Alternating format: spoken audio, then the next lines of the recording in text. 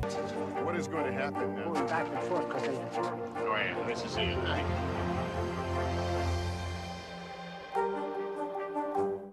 News for the generation of now is NBC News Now.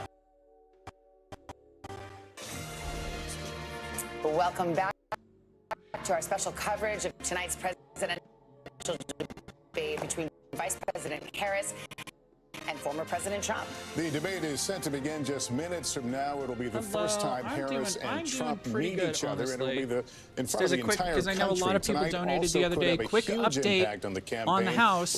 I've paid off the first chunk of debt, full sale, so I have now no debt remaining from my ex-marriage. Let's go back to the debate hall in Philadelphia. The spin a lot of room. that, Tom I am able to do that so We're just quickly about because of all the 6 minutes donations, away and I now from the appreciate start it a of this lot. debate, which we will carry in its entirety. Yeah, and so Tom, now you starting to feel that I'm buzz talking of to a bunch energy? of people about selling off a lot Oh, of my you do, toy and guys, I collection will tell you something just I've noticed that is collectibles I've different had over about the years. this debate. I think Usually I have the a spin dude room who gets wants to just wild like and crazy buy all of it post-debate. outright. So what I'm seeing for the first time is pre-debate and spin. lady You've seen says hi. surrogates Yes, on hello, both sides sort of flank all the I'm gonna go get her reporters, flank all situated, the then we'll sets dig from all the into this different news nightmare. organizations and try to get their message out. There was a ton of commotion about 10 minutes ago, and that's because RFK Jr. came into the spin room. Of course, he was the third-party candidate who has since endorsed former President Oscar, Trump. Jenny, you want to buy any Doom stuff? I don't think I'm selling any Doom stuff. All my like valuable Doom stuff would have been like a couple years ago. I had the replica classic Doomslayer helmet from Limited Run, but I wasn't able to. I needed to sell it because I needed like rent and shit. Like that's when I was like when I was poor. Limit And I abortion sold a bunch of access. stuff And then on the last time. Trump side, of course, they're hammering the issue Yeah, I used to be married. that Vice President Harris is All right, I'm gonna put untested. up She's only done one this big so we major can interview. watch She's that. doing no town halls, and also they want to hammer home that they want to put the Make sure this spotlight, is at and they lower hope the candidate does resolution so it on the doesn't issues of start buffering immigration, to the shit. economy, and the two wars overseas. What I'll be looking for, Okay, I guys, think tonight, 360 who is the can lowest we can truthfully go. answer the question that they are the change candidate coming out of this debate. Back to you. All right, Tom, thanks very much. Our Washington correspondent, Yamiche Alcindor, has been covering the Harris campaign and joins us now. Yamiche, your thoughts tonight as we're just minutes away. Raise my mic. Okay. Well, one of the biggest challenges for Vice President Harris, is I've been talking to a lot of sources that are familiar with her debate preparations, are how she's going to differentiate herself from President I kicked Biden. it up. Oh, President Trump I is think that gonna might be try a to little make bit her loud. own every single mistake Why that is he it? believes President Biden made, and there's been a lot of tension among the Harris team about whether or not she should throw President Biden, under the brush figuratively and say, I disagreed with some of the policies. I don't know how people are just now seeing Angel on the mic. She's going to say, I served Alrighty, I'll at the be right pleasure back. of the I'm gonna go president, and I put on agreed with something everything more that he did. comfortable, But she has to, in some ways, really carve out and what a we'll get Harris started while we're administration waiting. is going to look like, and why it's not going to just be a third term of the Biden administration, or the second term of the Biden administration, rather. And the other thing that she's really going to have to do is not get pulled into personal attacks by former President Trump. They expect him to, at some point, maybe lose it. They're going to try to bait him a bit to try to lash out at her. But she really wants to remain calm, because her biggest thing that she wants to do is really introduce herself to undecided voters and voters who might not be familiar with her background, her middle-class background, that she's a child of immigrants. They really want to, her team, really make sure that she defines herself. So that's also a big challenge that I'll be watching for, how she does that. Back to you. All right, Yamiche, thank you so much. And let's turn now to NBC's Dasha Burns, who covers the Trump campaign and joins us now. What are you hearing from the Trump campaign about the preparations tonight? Well, look, Savannah, you've heard the former president say time and again that he does not do traditional debate prep, that campaigning is his prep. But we are told by sources that over the last few days, he has been hunkered down at Mar-a-Lago. He's been doing extensive policy sessions, and watch for him to do two things tonight, two things that his campaign wants him to do. Number one, tie Vice President Harris to President Biden, make her own what's going on with the economy, what's going on with immigration. And number two, remind voters some of the positions she took back in 2020 when she was running for president that were left of center. Try to paint her as simply too liberal for those moderate swing voters in places like the suburbs of Philadelphia. Lady, of course, set. that is the plan. That is what the campaign wants. Oh. But it's all going to be about the execution in the moment, especially if Harris tries to bait the former Hype train president incoming into already. an Goodness outburst. gracious. M4DK14. Thank you so much. Let's bring back Kristen Welker and Hallie Jackson. I want to talk I'm gonna see C-SPAN, because C-SPAN only has 53K watching. And I don't give a fuck about NBC's people talking, so maybe that'll Are there limits do to that in something. this format, do you think, of Mothmom Jess, you're gay. Oh my gosh, so am I. Hi, gay, I'm laying.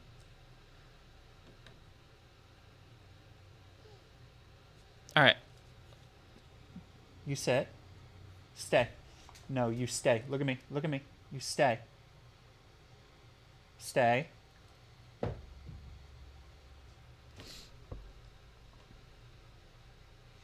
All right, come on. Come on, C-SPAN. Let's go, C-SPAN.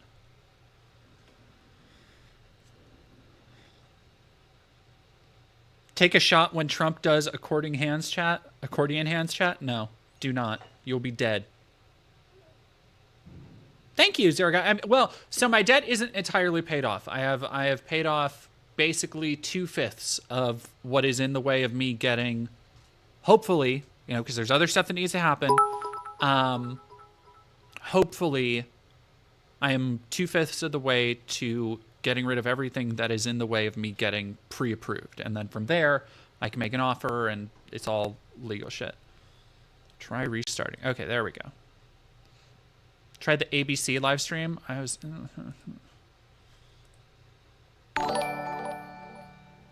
Everything is so slow. All right, give me a second. Oh, that's fucking why.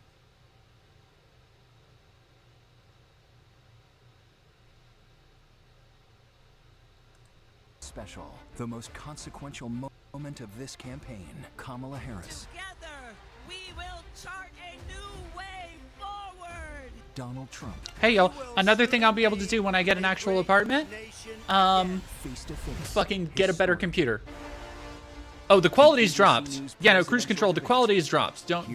Yeah. David Muir and Lindsay Davis. Good evening. I'm David Muir, and thank you for joining us for All right, give me 1 second. ABC News presidential debate. We want to welcome viewers watching on ABC and around the world tonight. Vice President Kamala Harris and President Donald Trump are just moments away from taking the stage in this unprecedented race for president. Come on.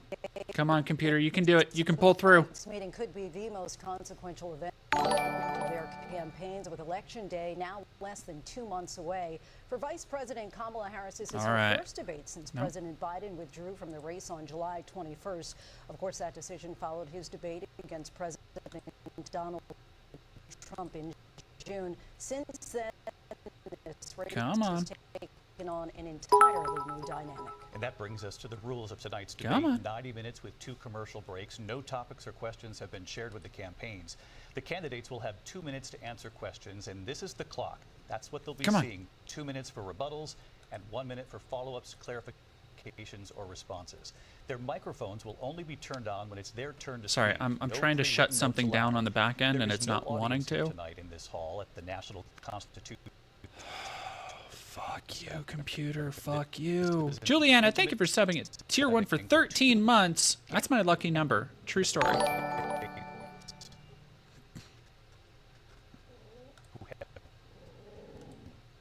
Never met. President Trump won the coin toss. He chose to deliver the final statement of the evening. Okay. Vice President Harris selected the podium. Good girl. Let's now.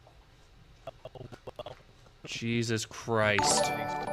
Stage. Vice President Kamala Harris and President Donald Trump.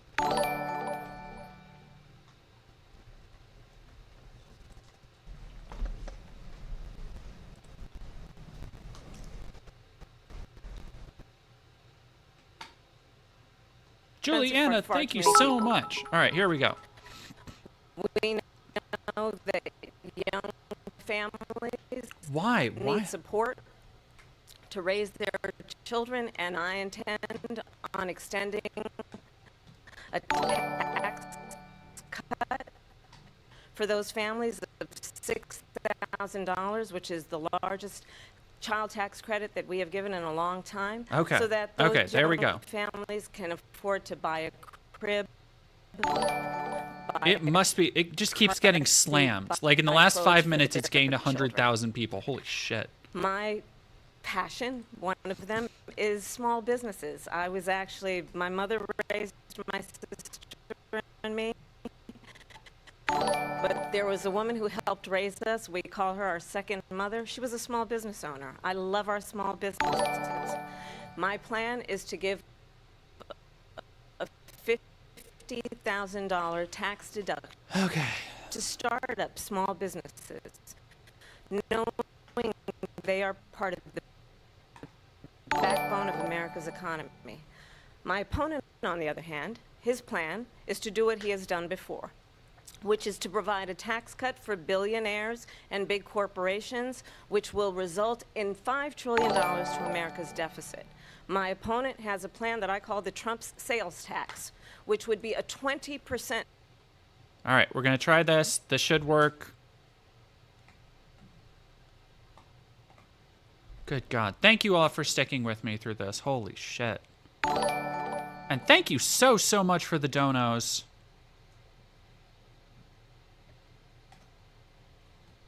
Little Trumpet the Second, thank you for following. Come on. Fuck, man. All right, let's try... Do I have to restart my... No, my router's fine. I have been having internet issues, but it's not the router, it's the computer for some reason. All right, this should work. We're watching at 140p. It's okay.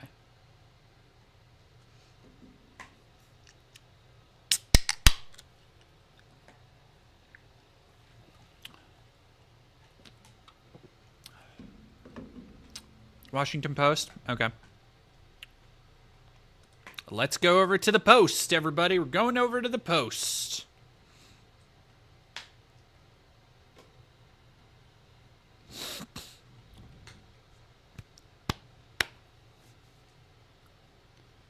Come on now.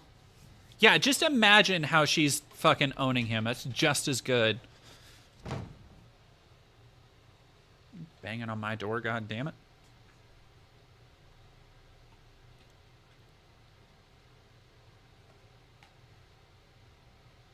I don't want to read it purposely. I'm not going to read it. This was a group of people that got together. They came up with some ideas. I guess some good, some bad.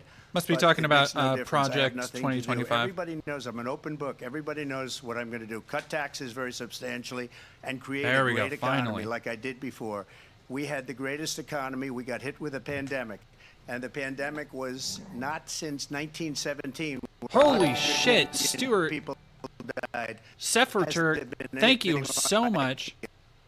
We did a phenomenal job with the pandemic.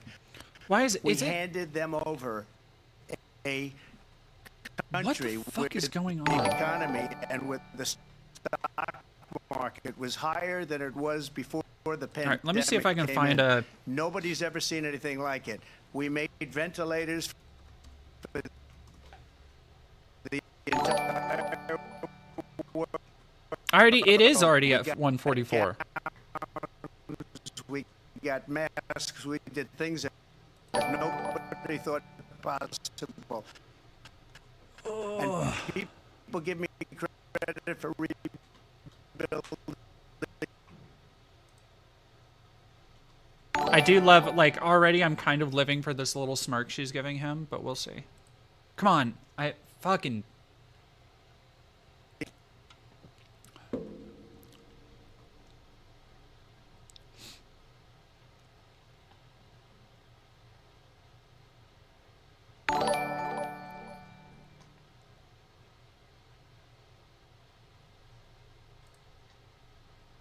The military, they give me credit for a lot of things, but not enough credit for the great job.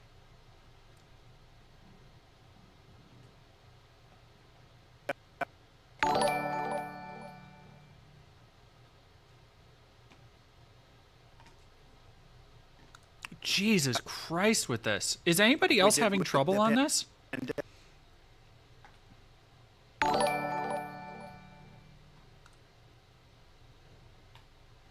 I'm gonna try closing this out. Fuck. Yeah,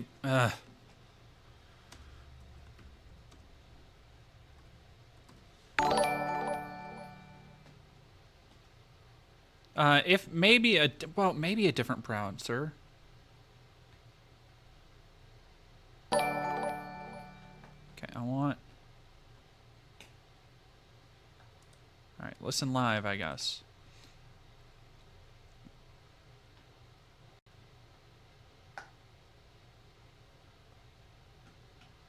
Okay, cruise control for Collide. I'll have to do that later, but if you could send me like a whisper or something to remind me, I'd appreciate it.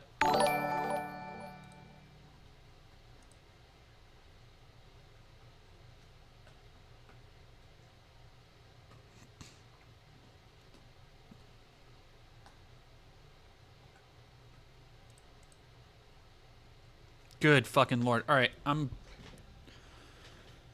trying a different browser. Good God. Thank you.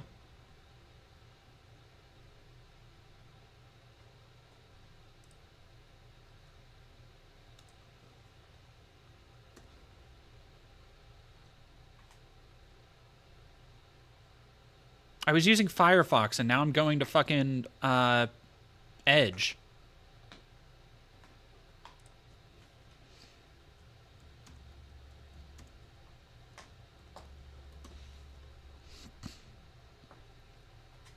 All right, 702K, 1.8 million K. Fuck me. Okay, let's do. All right, Washington Post only has 64.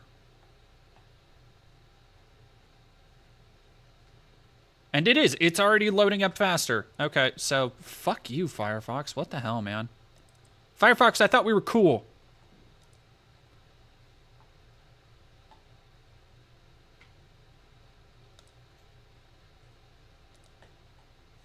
Economy was great, that their economy was terrible. Vice President Harris, I do want to ask for your response, and you heard what the president said there, because the Biden administration did keep a number of the Trump tariffs in place. So how do you respond?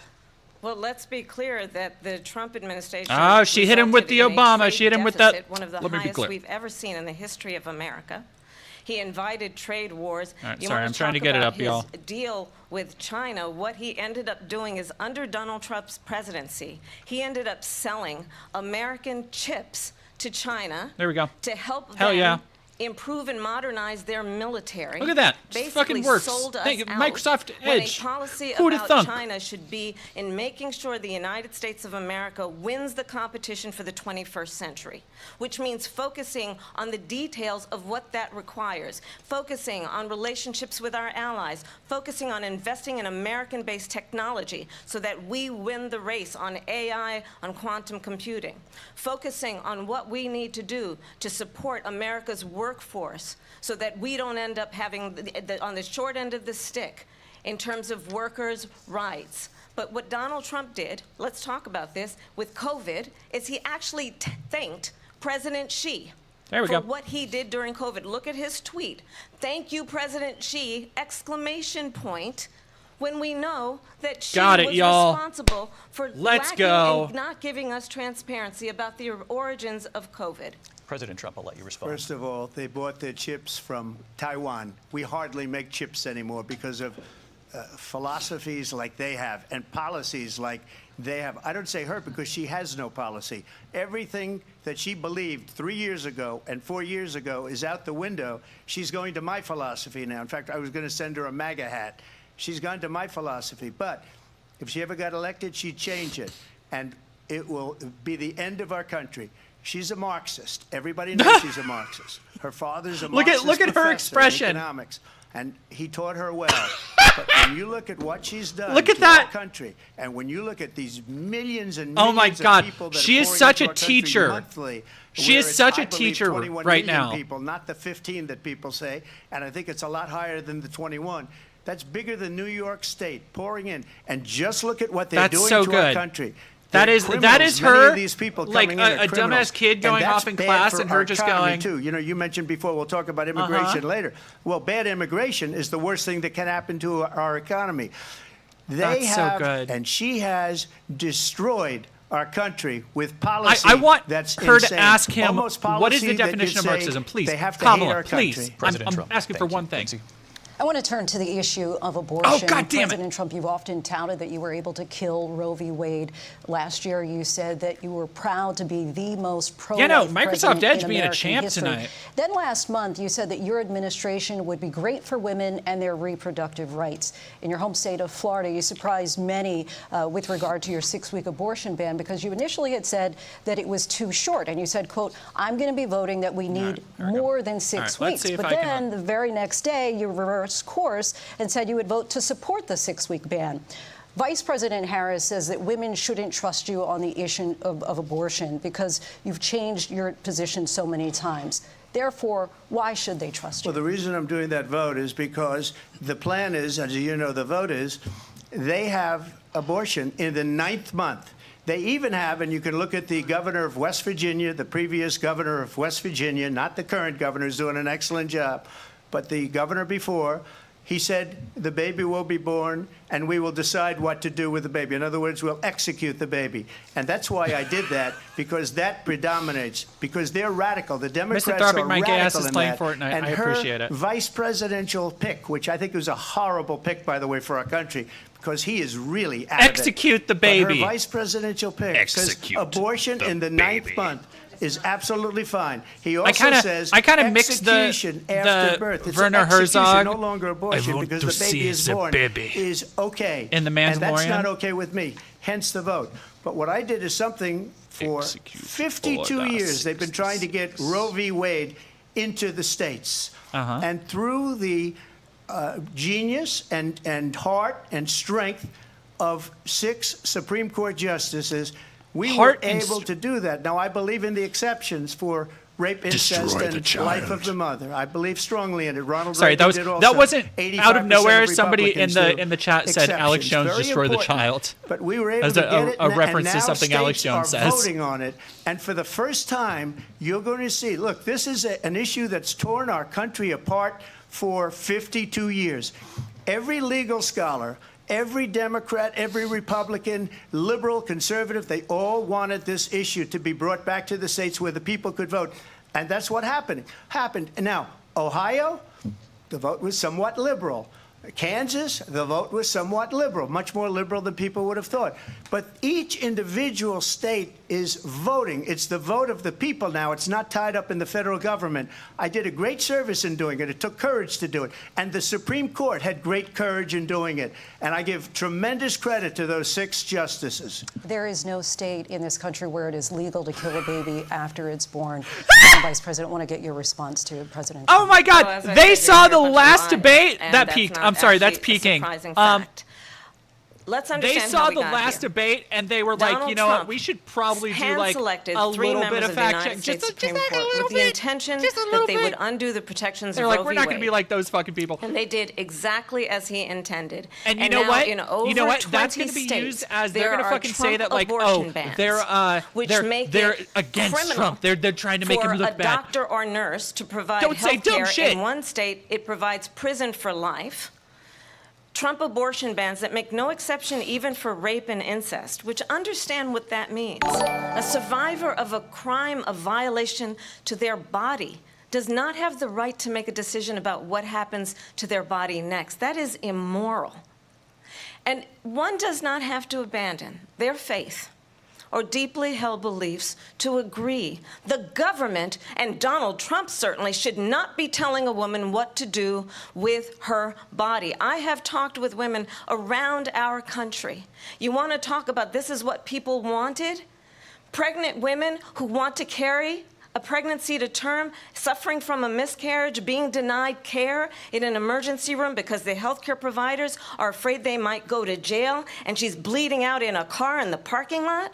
She didn't want that. Her husband didn't want that.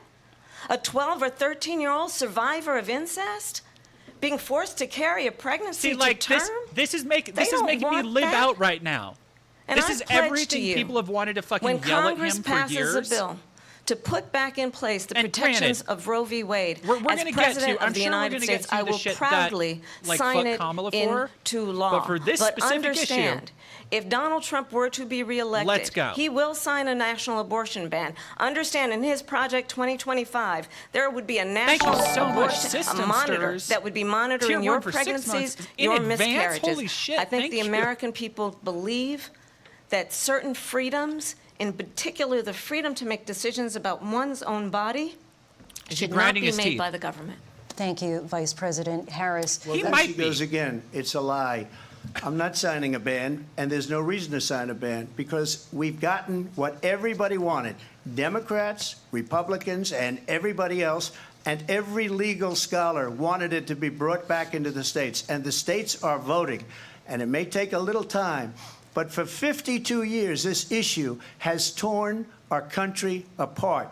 And they've wanted it back in the states. And I did something that nobody thought was possible. The states are now voting. What she says is an absolute lie.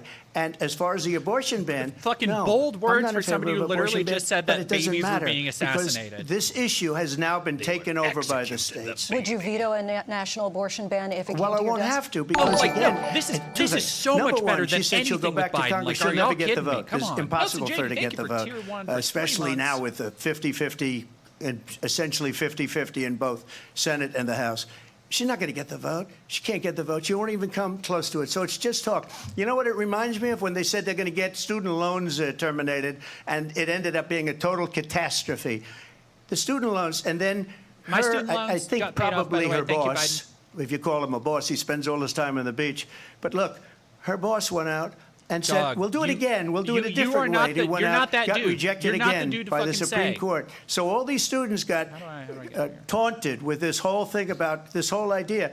And how unfair that would have been, part of the reason they lost, to the millions and millions of people that had to pay off their student loans. They didn't get it for free.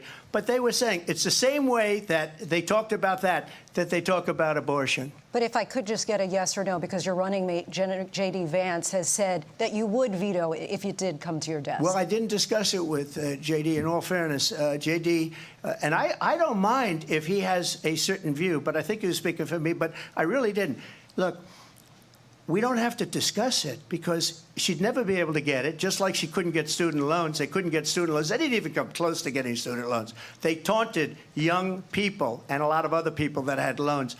They can never get this approved. Loans, so it doesn't matter what she says about going to Congress. So wonderful. Let's go to Congress, my loans do it. Off, so but the fact is that for years they wanted to get it out of Congress and out of the federal government. And we did something that everybody said couldn't be done. And now you have a vote of the people on abortion. You're poor. Vice President Harris, want to give you your time to respond, but I do want to ask, would you support any restrictions on a woman's right to an abortion? That is not universally true. I absolutely support reinstating the protections of Roe v. Wade.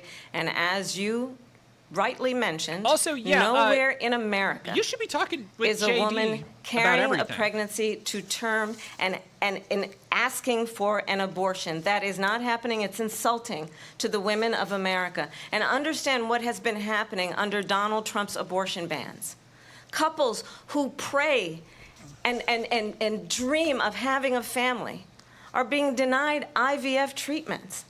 What is happening in our country?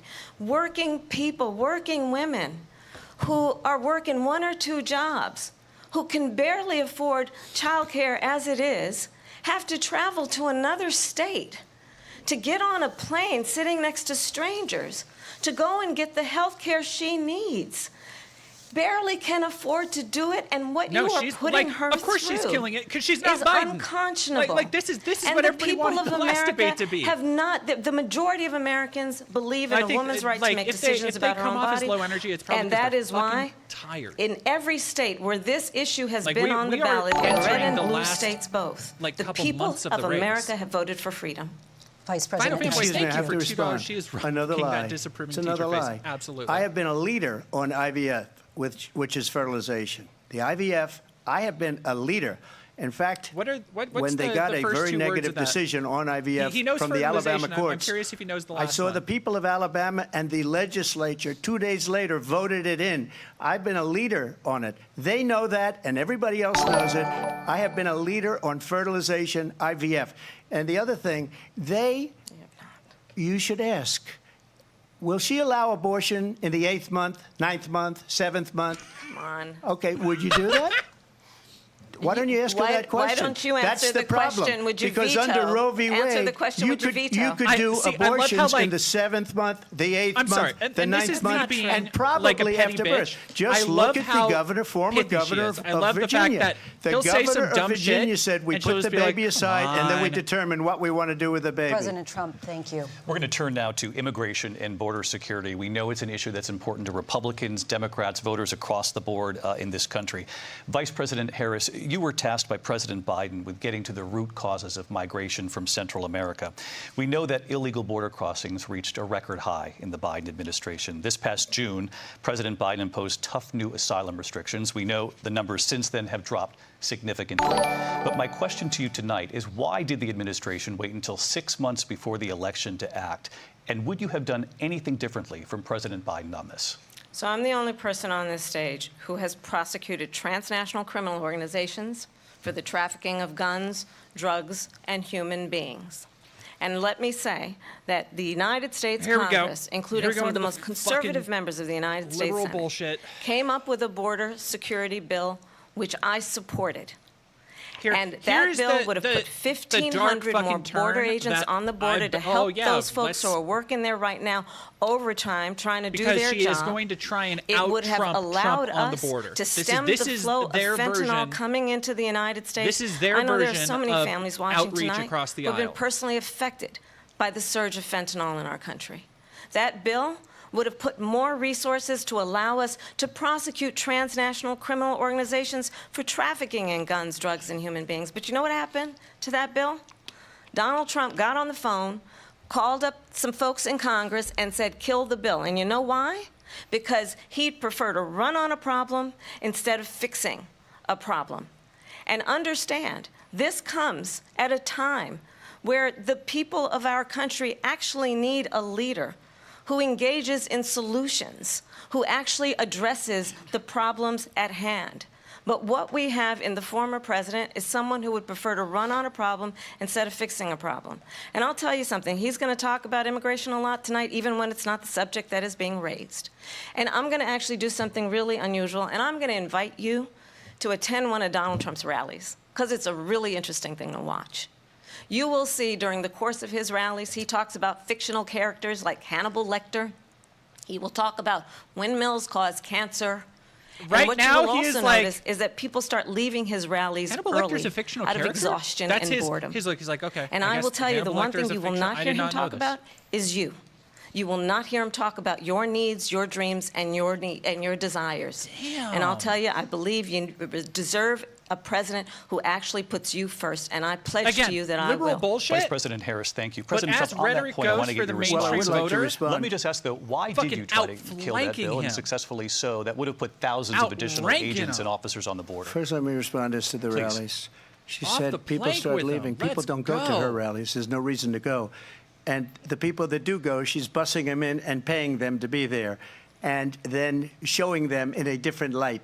So she can't talk about that. People don't leave my rallies. We have the biggest rallies, the most incredible rallies in the history of politics. Yeah, that's people because leave her people want rallies to when they're take over, their you country back. dipshit. Our country is being lost. We're a failing nation. And it happened 3.5 years ago.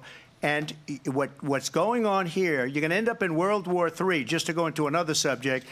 What they have done to our country by allowing these millions and millions of people to come into our country, and look at what's happening to the towns all over the United States. And a lot of towns don't want to talk about it. Not going to be Aurora or Please Springfield. talk about the Haiti thing. A lot of towns don't want to talk about it because they're so embarrassed by it. In Springfield, they're eating the dogs, the people that came in. They're eating the cats. They're eating... They're eating the pets of the people that live there. And this is what's happening in our country. At all. And it's a shame. Completely as far fucking as fake. Rallies are concerned, as He far is just as completely the reason they spreading go is they a like what I say. A they lie want that to has bring already our been country debunked. back. They want to make America great Oh again. my It's a very God. simple phrase. Make America great again. Let's go. She's destroying this country. And if she becomes president, this country doesn't have a chance of success. She has Not that, only success, she's got that we'll end bless up your being heart Venezuela look. Look at that. Just on like steroids. Oh, I just want to clarify here. You bring up Springfield, Ohio, and ABC News did reach out to the city manager there. He told us there have been no credible reports of specific claims of pets being harmed, injured, or abused by individuals within the immigrant community. Well, I've seen people on television. Let me just say here, this is the people on television say my dog was taken and used for food. So maybe he said that, and maybe that's a good thing to say for a city manager. I'm not taking this from but television. The people on television saying their dog was eaten by the people that went there. His response. Again, the Springfield city manager says there's no evidence of that. Vice President Harris, on television wouldn't lie to me. The people on television, they said their dog was eaten. You know, this is, I think, one of the reasons why in this election I actually have the endorsement of 200 Republicans who have formally worked with President Bush, Mitt Romney, and John McCain, including the endorsement of former Vice President Dick Cheney and Congressmember Liz Cheney. And if you want to really know the inside track on who the former president is, if he didn't make it clear already, just ask people who have worked with him. His former chief of staff, a 4-star general, has said he has contempt for the Constitution of the United States. His former national security advisor has said he is dangerous and unfit. His former Secretary of Defense has said the nation, the republic, would never survive another Trump term. And when we listen to this kind of rhetoric, when the issues that affect the American people are not being addressed, I think the choice is clear in this election. President Trump, I'll give you a quick minute to respond here. Thank you, because when I hear that, see, I'm a different kind of a person. I fired most of those people. Not so graciously. They did bad things or a bad job. I fired them. They never fired one person. They didn't fire anybody having to do with Afghanistan and the Taliban and the 13 people who here we go. Gotta go back to this. Were just killed, viciously and violently killed. And I got to know the parents and the family. They didn't fire. They should have fired all those generals, all those top people, because that was one of the most incompetently handled situations anybody has ever seen. Everybody's fucking tired of them. When somebody does a bad job, I fire him. And you take a guy like Esper, he was no good, I fired him, so he writes a book. Another one writes a book, because with me they can write books, with nobody else can they? But they have done such a poor job, and they never fire anybody. Look at the economy. Look at the inflation. They didn't fire any of their economists. They have the same people. That's a good way not to have books written about you. But just to finish, I got more votes than any Republican in history by far. In fact, I got more votes than any president, sitting president, in history by far. Let me continue on immigration. It was what you wanted to talk about earlier, so let's get back to your deportation honestly, the hosts are doing a way fucking better job as well. Way fucking better job. You call this the largest domestic deportation operation in the history of our country. You say you would use the National Guard. You say if things get out of control, you'd have no problem using the U.S. military. You also said you would use local police. How would you deport 11 million undocumented immigrants? I know you believe that number is much higher. Take us through this. What does this look like? Will authorities be going door to door in this country? The fact that they're asking for specifics on his plans already. Because of them. They allowed criminals, many millions of criminals. This is so good. They allowed terrorists. They allowed common street criminals. They allowed people to come in, drug dealers, to come into our country. And they're now in the United States and told by their countries like Venezuela, don't ever come back or we're going to kill you. Do you know that crime in Venezuela and crime in countries all over the world is way down? You know why? Because they've taken their criminals off the street and they've given them to her to put into our country. And this will be one of the greatest mistakes in history for them to allow. And I think they probably did it because they think they're going to get votes. But it's not worth it because they're destroying the fabric of our country by what they've done. There's never been anything done like this at all. They've destroyed the fabric of our country. Millions of people let in, and all over the world. It's all going to be bullshit. But all over the world except here. It's not crime here here is up and through the roof, despite their fraudulent statements that they made. Crime in this country is on public through the roof, and we have a new form of crime. It's called migrant crime, and it's happening at levels that nobody thought possible. President Trump, as you know, the FBI says overall violent crime is actually definitely coming down in this country. But Vice Excuse me, President the Harris, FBI defrauded. They were defrauding I want to play statements. Space Marine too, they didn't include the worst cities. They didn't include the cities with the worst crimes. It was a fraud. Right now, just like their number of 818,000 jobs that they said they created turned out to be a fraud. President Trump, thank you. I'll let you respond, Vice President. Well, I think this is so rich, coming from someone who has been prosecuted for national security crimes, economic crimes, election Look at him shaking his head. Has been found liable for sexual assault, and his next big court appearance is in November at his own criminal sentencing. On Dr. Phil and let's be clear, the Tennessee courthouse, where each person stands on the issue of what is important about respect for the rule of law and respect for law enforcement. He didn't make eye contact. The former vice president called for defunding federal he law is not even enforcement, acknowledging that she's there. Agents, and you better believe, again, this is living me out. I On the day after he was arraigned on 34 felony counts. You so better let's believe talk the fact that it's a woman talking shit to him it is pisses him off that even we more. move forward, that we turn the page on this same old tired rhetoric and address the needs of the American people, address what we need to do about the housing shortage, which I have a plan for, address what we must do to support our small businesses, address bringing down the price of groceries. But frankly, the American people are exhausted. I don't think he has looked at her.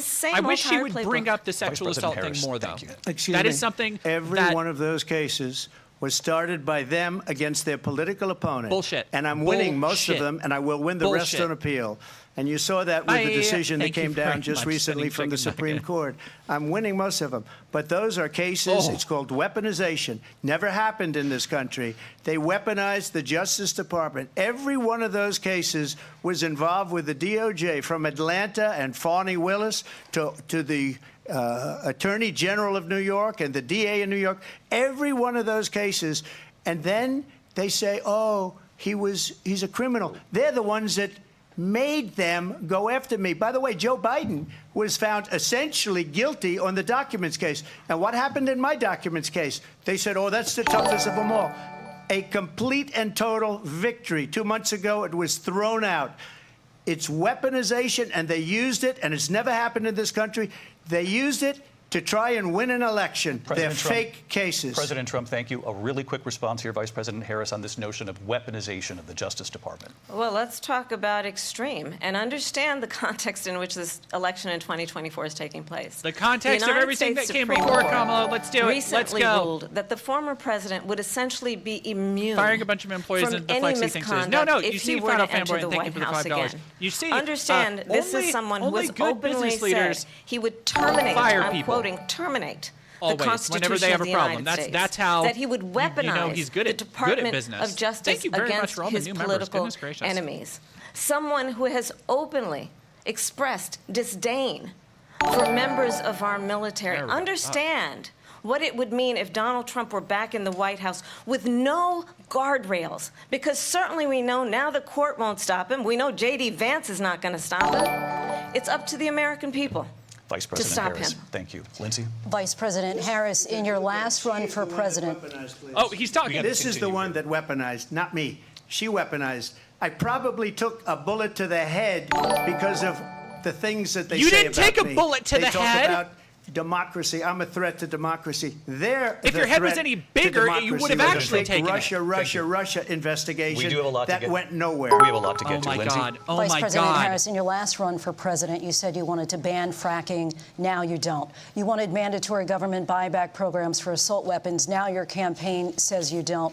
You supported decriminalizing border crossings. Now you're taking a harder line. I know you say that your values have not changed. Somebody just showed a picture of his ear. Have so many of your policy he doesn't even have any scarring changed? Or anything. So his ear is fucking my fine. values have not changed, and I'm going to discuss every one of the, at least every point that you've made. But in particular, let's talk about fracking because we're here in Pennsylvania. He is so mad nobody gives a fuck about the assassination attempt anymore. I have not banned fracking as Vice President of the United States. Scared. In fact, I was scared I when that shit was the happened. tie-breaking vote on the Inflation Reduction Act, which opened new leases for fracking.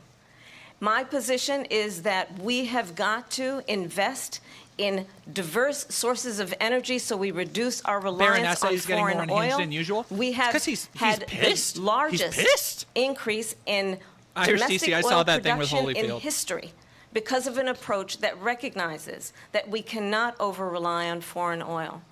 As it relates to my values, let me tell you, I grew up a middle-class kid raised by a hardworking mother who worked and saved and was able to buy our first home when I was a teenager. Wait, I can't wait. The values I bring to the importance of home ownership, knowing not everybody got handed like 2 hits. $400 million on a silver platter and then filed bankruptcy 6 times. Let's go. Is a value that I bring to my work to say we are going to work with the private sector. See, this and is home the builders down to and dirty increase shit talking 3 million none homes, of the other fucking increase Dems by would 3 do to million him. homes by the end of my first term. My work that Like, is related sling to some fucking having mud at a this friend asshole. when I was in high school who was sexually assaulted by her stepfather.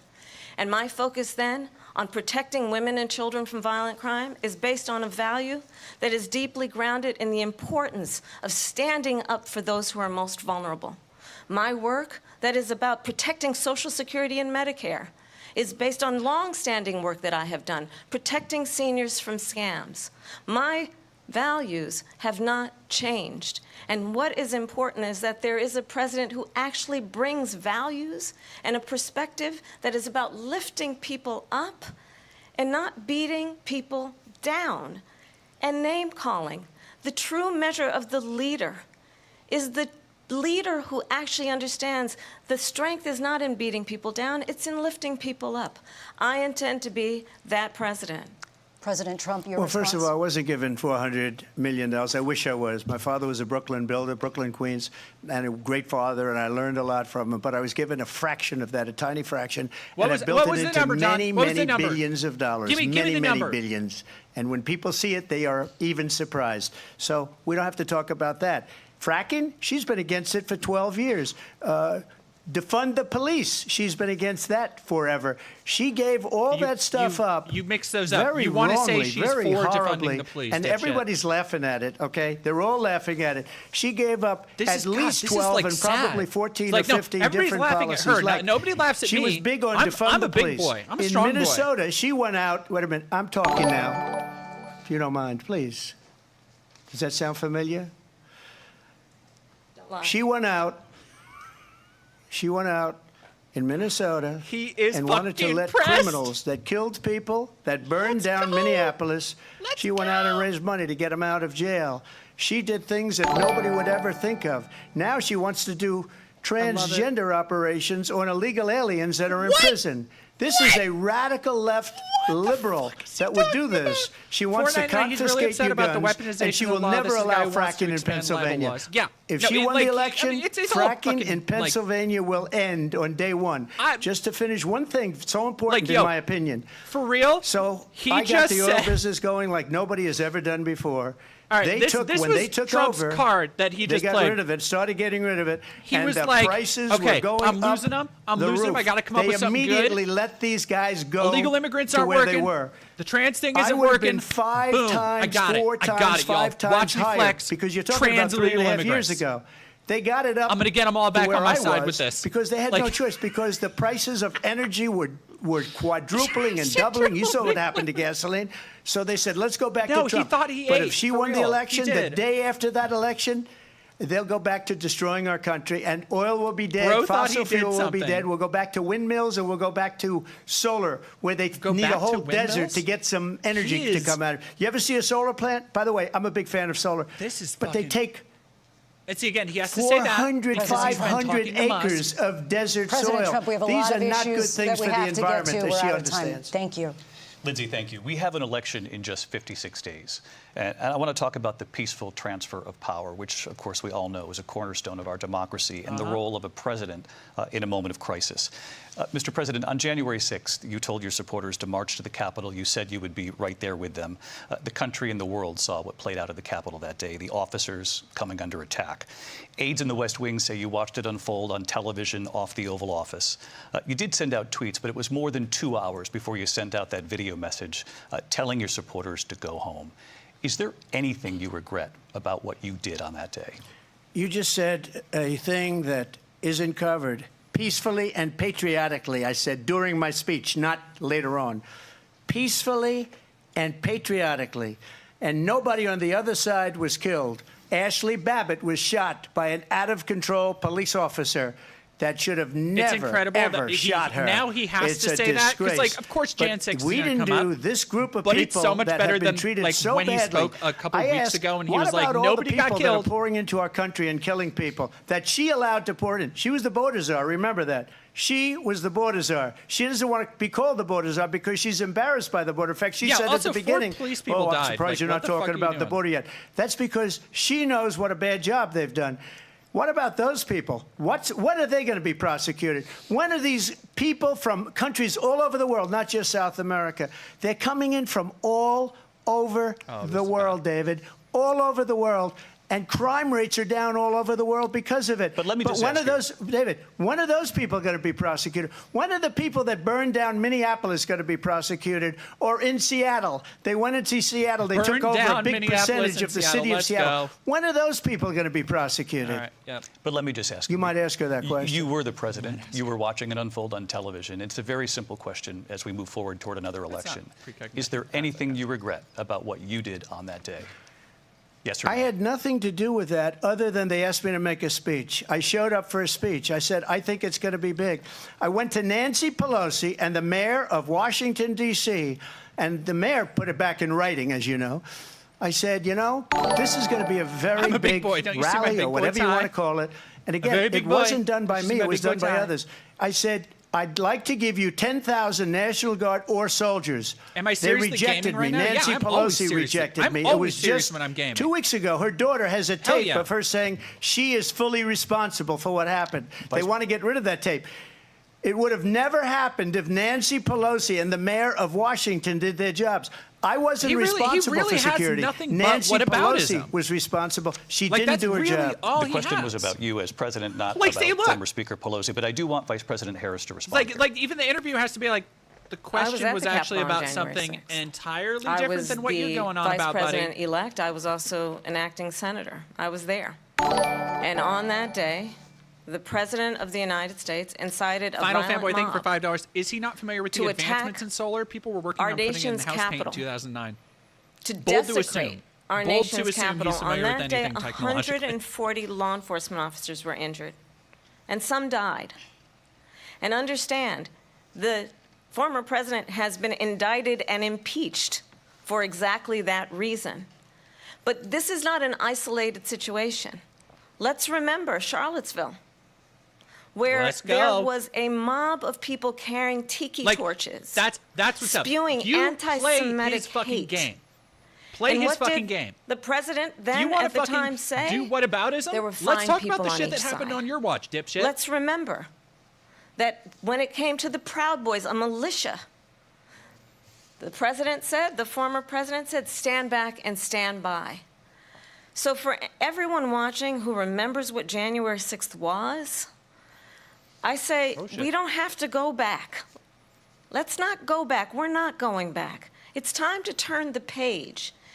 And if that was a bridge too far for you, well, there is a place in our campaign for you to stand for country, to stand for our democracy, to stand for rule of law, and to end the chaos, and to end the approach that is about attacking the foundations of our democracy because you don't like the outcome. And be clear on that point.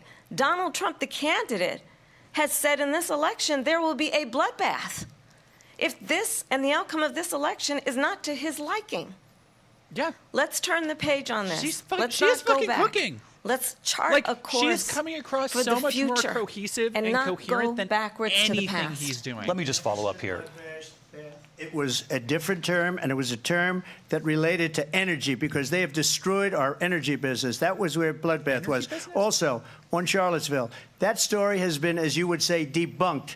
Laura Ingraham, Sean Hannity, Jesse, all of these people, they covered it. If they go an extra sentence, they will see it was perfect. It was debunked in almost every newspaper, but they still bring it up, just like they bring 2025 up. They bring all of this stuff up. I ask you this. You talk about the Capitol. I ask you this. Why are we allowing these millions of people to come through on the southern border? How come she's not doing anything? And I'll tell you what I would do. You talk about and the I would Capitol. be very proud to do ask you this. I would say we would both leave this He's debate right now. I'd like to see her go down to Washington, D.C. during this debate, because we're wasting a lot of time. He was go down to, because it's been so bad, it's so ridiculous. Go down to Washington, D.C. and let her sign a bill to close up the border, because they have the right to do it. They don't need bills. They have the right to do it. The President of the United States, you'll get him out of bed, you'll wake him up at 4 o'clock in the afternoon, you'll say, come on down to the office, let's sign a bill. If he signs a bill that the border is closed, all he has to do is say it to the Border Patrol, who are phenomenal. If they do that, the border is closed. Those people are killing many people, unlike J6. We talked immigration here tonight. I do want to focus on this next issue to both of you, because it really brings us this into focus, truth in these times that we're living in. Mr. President, for 3.5 years after you lost the 2020 election, you repeatedly falsely claimed that you won, many times saying you won in a landslide. I love the petty bitch. In the past couple of weeks leading up to this debate, as a reminder, for 3.5 years quote, after you lost by a whisker, you were a big that you, fucking quote, loser. didn't quite make it, that you came up a little bit short. Are you now acknowledging that you lost in 2020? No, I don't acknowledge that at all. But I said that sarcastically. You know that. It was said, oh, we lost by a whisker. That was said sarcastically. Look, there's so much proof. All you have to do is look at it. And they should have sent it back to the legislatures for approval. I got almost 75 million votes, the most votes any sitting president has ever gotten. I was told if I got 63, which was what I got in 2016, you can't be beaten.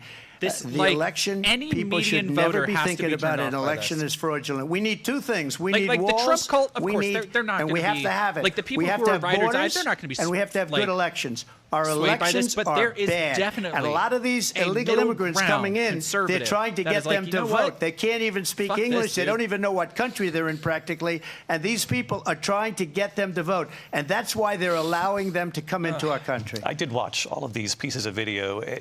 I didn't detect the sarcasm. Lost by a whisker. We didn't quite make it. And we should just point out here as clarification, and you know this, you and your allies, 60 cases in front of many judges, many of them No judge looked at it. And said they said no we didn't have widespread standing. That's the other thing. They said we didn't have standing, a technicality. Can you imagine a system where a person in an election doesn't have standing? The President of the United States doesn't have standing. That's how we lost. If you look at the facts, and I'd love to have you'll do a special on it. I'll show you Georgia, and I'll show you Wisconsin, and I'll show you Pennsylvania, and I'll show you. We have so many facts and statistics, but you know what? Oh, that all the matter. best. We got all the we have best to solve facts the problem and that we have right now. That's so many old facts news. and statistics. And the problem that we have right now is we have a nation in decline, and they have put it into decline. We have a nation that is dying, David. Mr. President, thank you. Vice President Harris, you heard the president there tonight. He said he didn't say you don't have any of those facts and statistics so he still on believes hand, do you? he did not lose the election that was won by President Biden and yourself.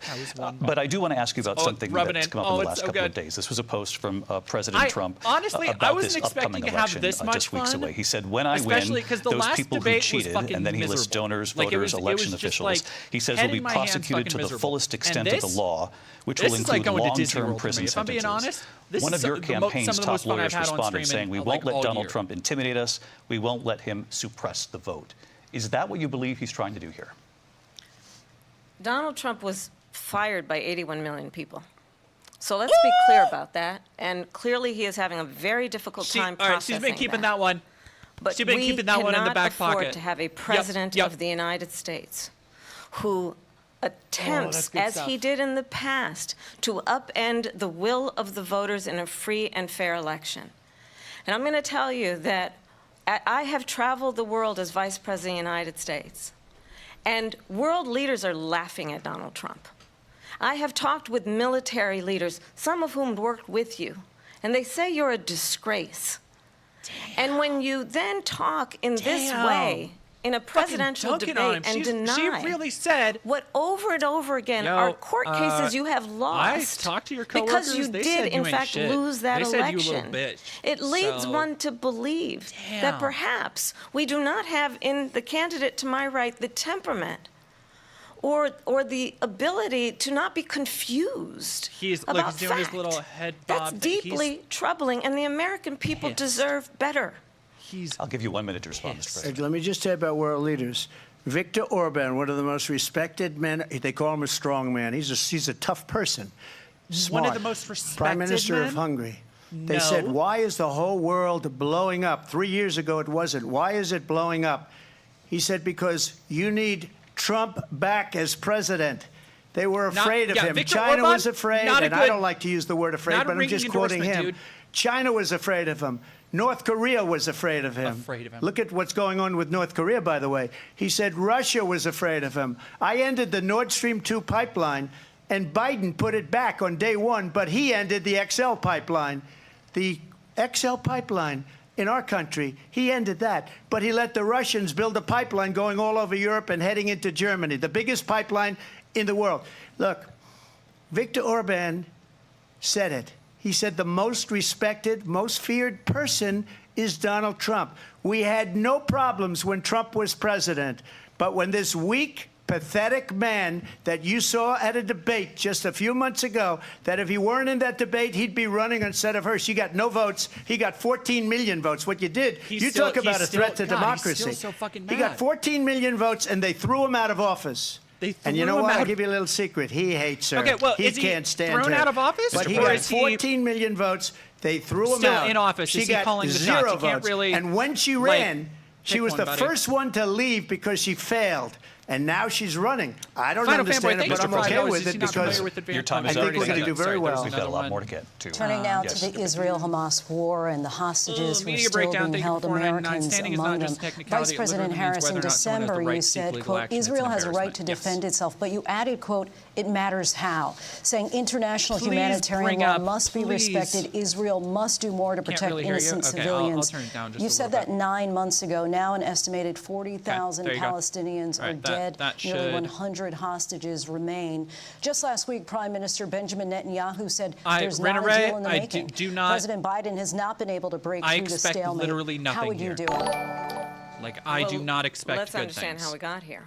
On October 7, Hamas, a terrorist organization, slaughtered 1,200 Israelis. Many of them young people who were simply Hey, remember when it was attending a 3,000? Remember when that was the number being thrown around? Because it was as bad as 9/11? I said then, I say now. Israel has a right to defend itself. We would. And how it does so matters. Because it is also true, far too many. When we had somebody attack us, we killed 1 million people. Palestinians That's have not been killed. defense. Children, mothers. What we know is that this war must end. It must end immediately, and the way it will end is we need a ceasefire deal and we need the hostages out. And so we will continue to work around the clock on that. Work around the clock, also understanding that we must chart a course for a two-state solution. Yeah, no, Valka's Naha. And in Once again, that history began on solution, October 7th. Yeah, there was nothing before that. Security for the led to Israeli it. people and Like, Israel, nothing and before an it. equal measure for the Palestinians. Equal but measure. the one thing I will assure you always, I will always give Israel the ability to defend itself, in particular as it relates to Iran and any threat that Iran and its proxies pose to Israel. Come on, man. But we must have a two-state solution where we can rebuild Gaza, Both sides where the fucking Palestinians bullshit. have security, who are you playing to with this? self-determination, and the dignity they so rightly deserve. President Trump, how would you negotiate with Netanyahu and also Hamas in order to get the hostages out and prevent the killing of more innocent civilians in Gaza? If I were president, it would have never started. If I were president, Russia would have never, ever, I know Putin very well, he would have never, and there was no threat of it either, by the way, for 4 years, have gone into Ukraine and killed millions of people when you add it up, far worse than people understand what's going on over there. But when she mentions about Israel, all of a sudden, she hates Israel. She wouldn't even What the meet fuck are you talking with about? Netanyahu when he went to Congress to make a very How do you important try and speech. spin that when she refused literally to be just there 'cause sat she there and was at a said, sorority no, party Israel should of be able to hers. kill She wanted to go to the kill sorority party. Palestinians. She what? hates Israel. If The she's fuck are you- president, what? I believe that Israel will not exist within 2 years from now. And I've been pretty good at predictions, and I hope I'm wrong about that one. She hates Israel. In what At the fucking same world? time, in her own way, she hates the Arab population because the whole place is going to get blown up. Arabs, Jewish people, Israel will be gone. It would have never happened. Iran was broke to even under think Donald of Trump. what the fuck Now Iran has $300 billion because they took off all the sanctions that I had. Iran had no money for Hamas or Hezbollah or any of the 28 different spheres of terror. Yep, and they find are that word, spheres buddy. of Find it. terror, horrible terror. They had no money. It was a big story, Horrible and you terror? know it. You covered it very well, actually. They had no money for terror. They were broke. Now they're a rich nation. Why can't he say terror? And now what they're doing is they're spreading that money around. Look at what's happening. Spheres of Terror, with name the of my favorite Houthis Magic the and Gathering Yemen. card. Look Leaders with Kim Jong-un. Let's go. And it is Let's go. absolutely well known that these dictators and autocrats are rooting for you to be president again because they're so clear they can manipulate you with flattery and favors. And that is why so many military leaders who you have worked with have told me you are a disgrace. That is why we understand that we have to have a president who is not consistently weak and wrong on Vice national President security, Harris. including the importance of upholding and respecting in highest regard our military. Vice President Harris, thank you. And she's the one that caused it. She's the one. That's Let's weak go. on national IRCC, security stick your by ear next to a allowing rhino with every diarrhea nation so won't last hear the month shit Trump spew. for the year. Thank you for the 168 IRCC. different countries sending people into our country. Their crime rates are way down. Putin endorsed her last week, said, I hope she wins. And I think he meant it, because what he's gotten away with is absolutely incredible. It wouldn't have happened with me. The leaders of other countries think that they're weak get along well and with Putin, incompetent, or does Putin and they hate are. you? Because They're you're kind grossly of incompetent. like And I just he asked was one talking about, no, question. Putin and I, we Why does understood Biden each go other, in and but kill also the Putin Keystone doesn't want me to pipeline win. But also and Putin approve the was single like, biggest we deal got that along really Russia's well, ever but made, also Nord Putin wants Stream her to 2, win. the What the biggest fuck? pipeline anywhere in the world, going to Germany and all over Europe, because they're weak and they're ineffective. And Biden, by the way, gets paid a lot of money. Thank you. We have a lot of issues to get to. We'll be right back with much more of this historic ABC News Let's presidential fucking debate from go. the National Oh my Constitution Center right God. here in Philadelphia. Back in a moment. Woo! This has been The ABC News presidential debate will kind of continue fucking living after for this. it, honestly. If I'm being real. If I'm being honest.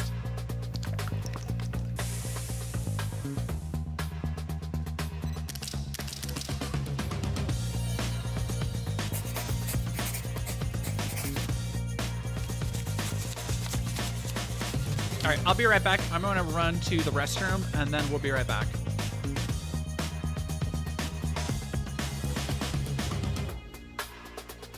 My name is Dylan Wells, and I'm a campaign reporter at The Washington Post. I wanted to join The Washington Post to work with the best political team in the business and cover the people who are actually going to determine who wins this election.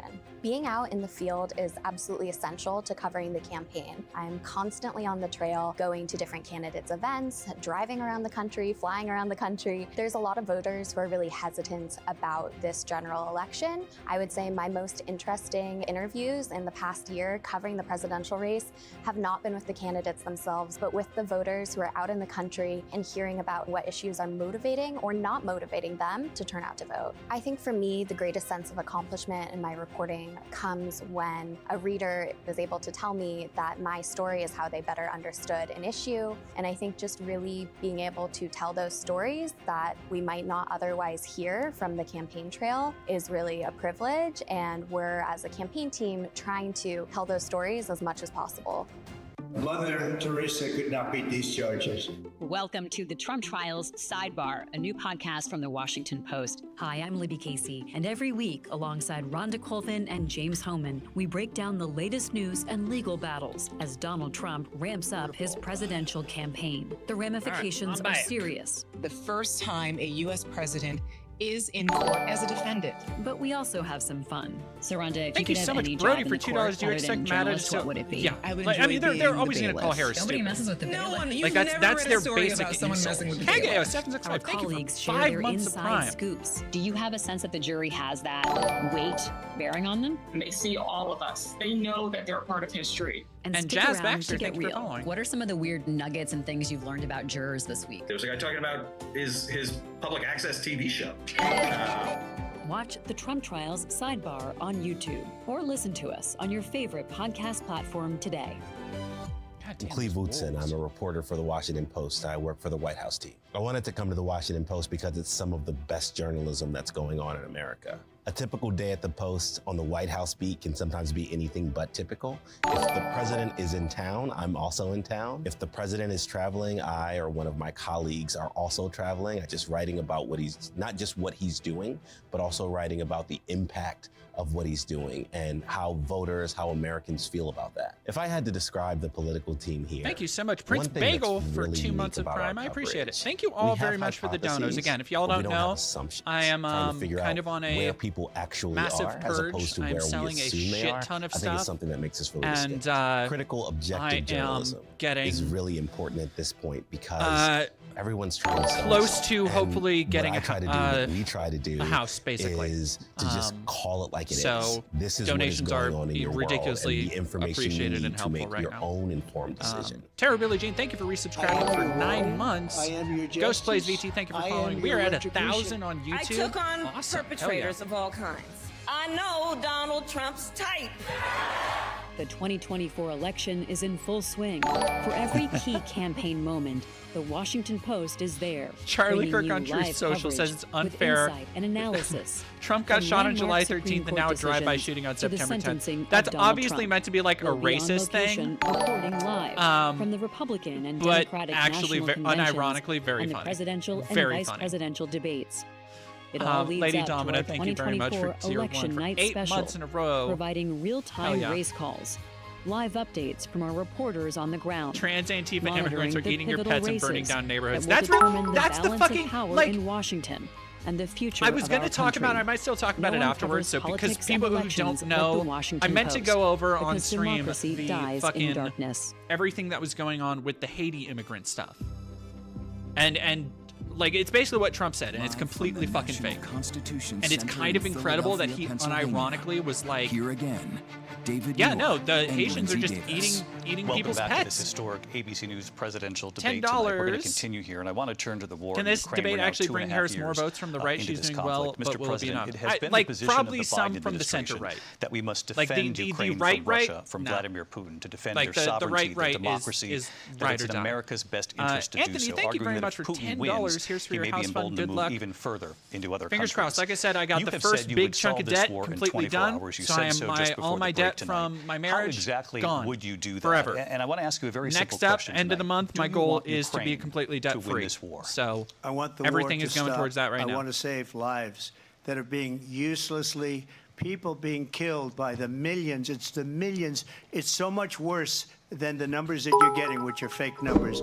Look. People, millions of people are being killed. Thank you, or more, Spaceboy98. Because Get that they house. don't Thank you ask so Europe, much. which is a much bigger beneficiary to getting this thing done than we are.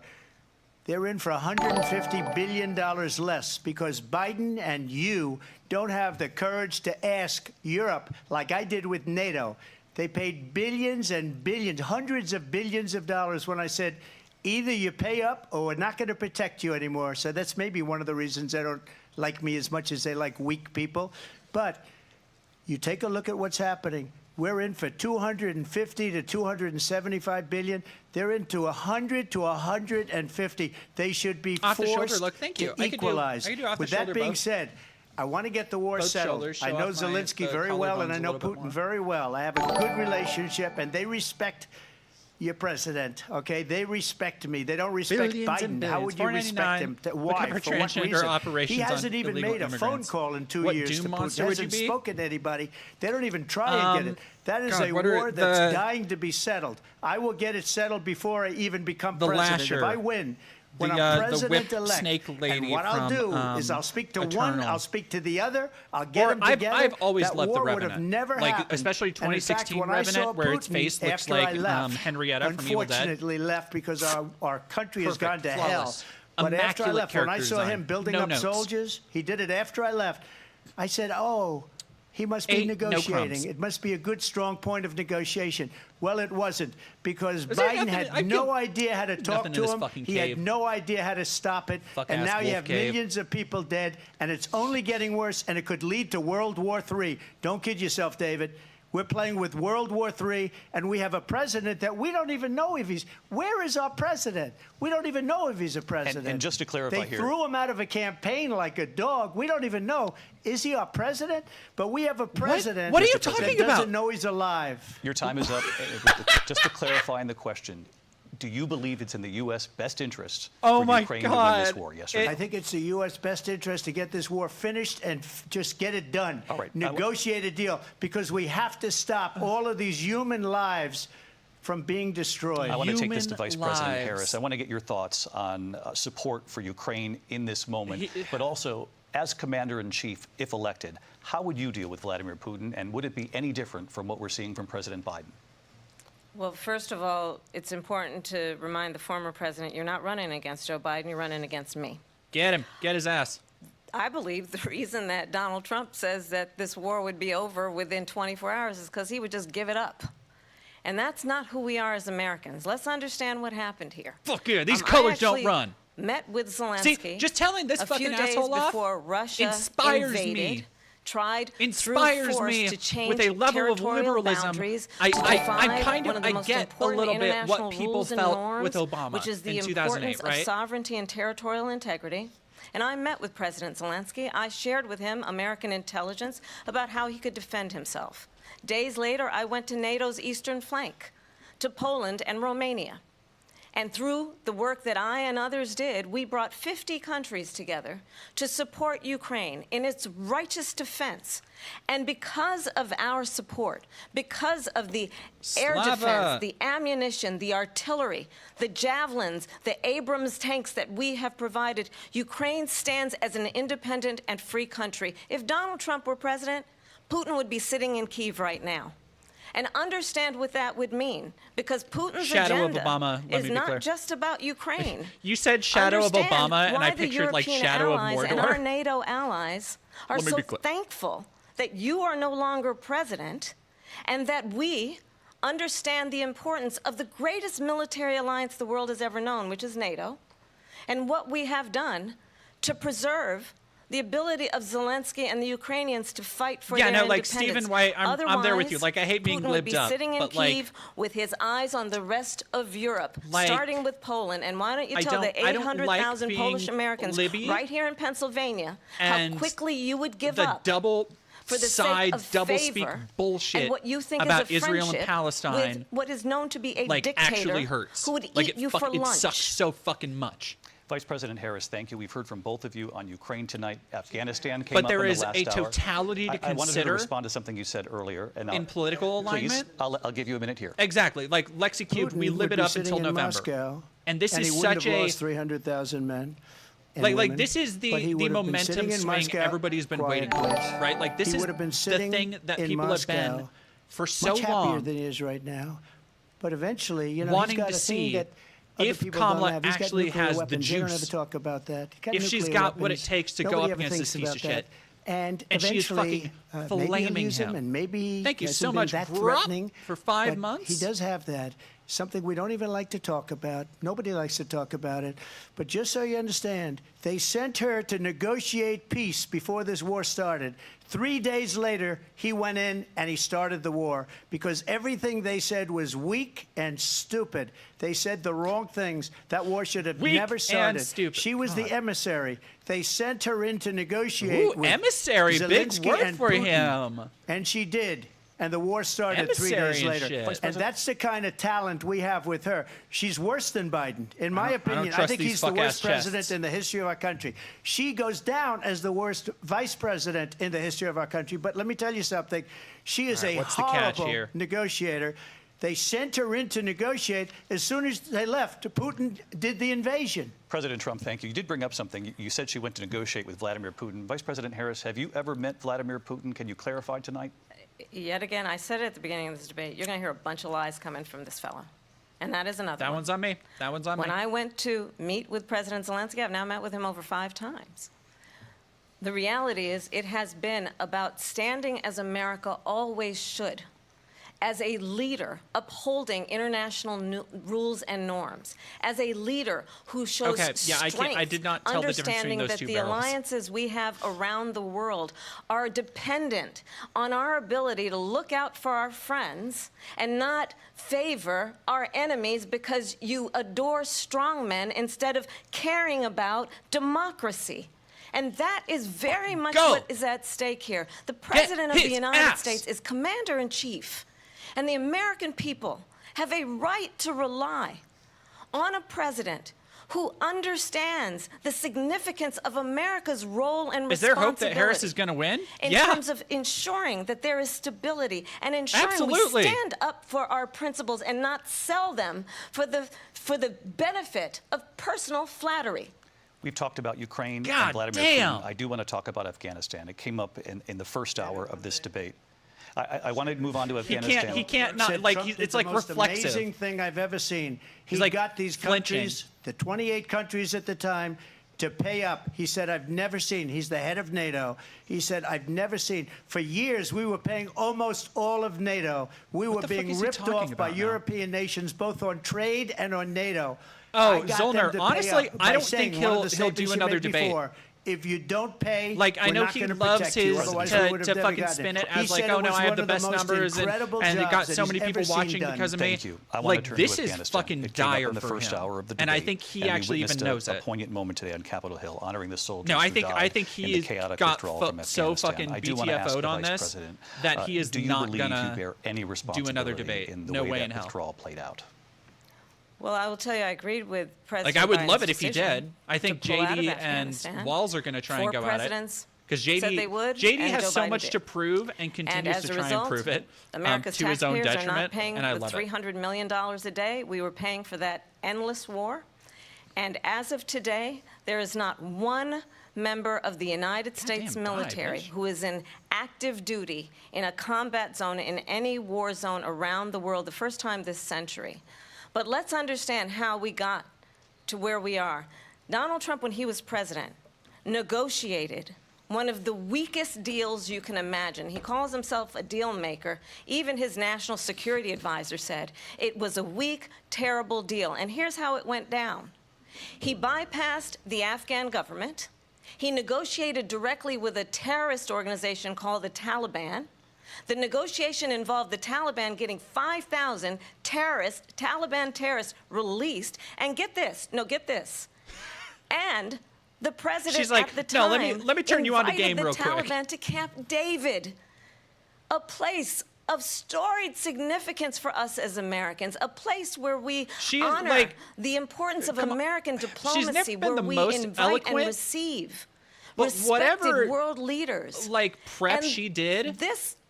Coming out with phrases like storied significance, like she's coming across as so much more eloquent than he ever has been. David, because he does not again appreciate the role and responsibility of the President of the United States to be Commander-in-Chief with a level of respect. And this gets back to the point of how he has consistently disparaged and demeaned members of our military, fallen soldiers, and the work that we must do to uphold the strength and the respect of the United States of America around the world. Vice President Harris, thank you. President Trump, your response to her saying that you began the negotiations with the Taliban. So, have a great rest of your night. If you take a look at that period of time, the Taliban was killing our soldiers, a lot of them. Zentronics, thank you, Industrial, and I got involved for with the $9.99. Taliban. Thanks for making this a bit more tolerable because the Taliban was doing the killing. That's the fighting force within Afghanistan. They don't bother doing that because they deal with the wrong people all the time.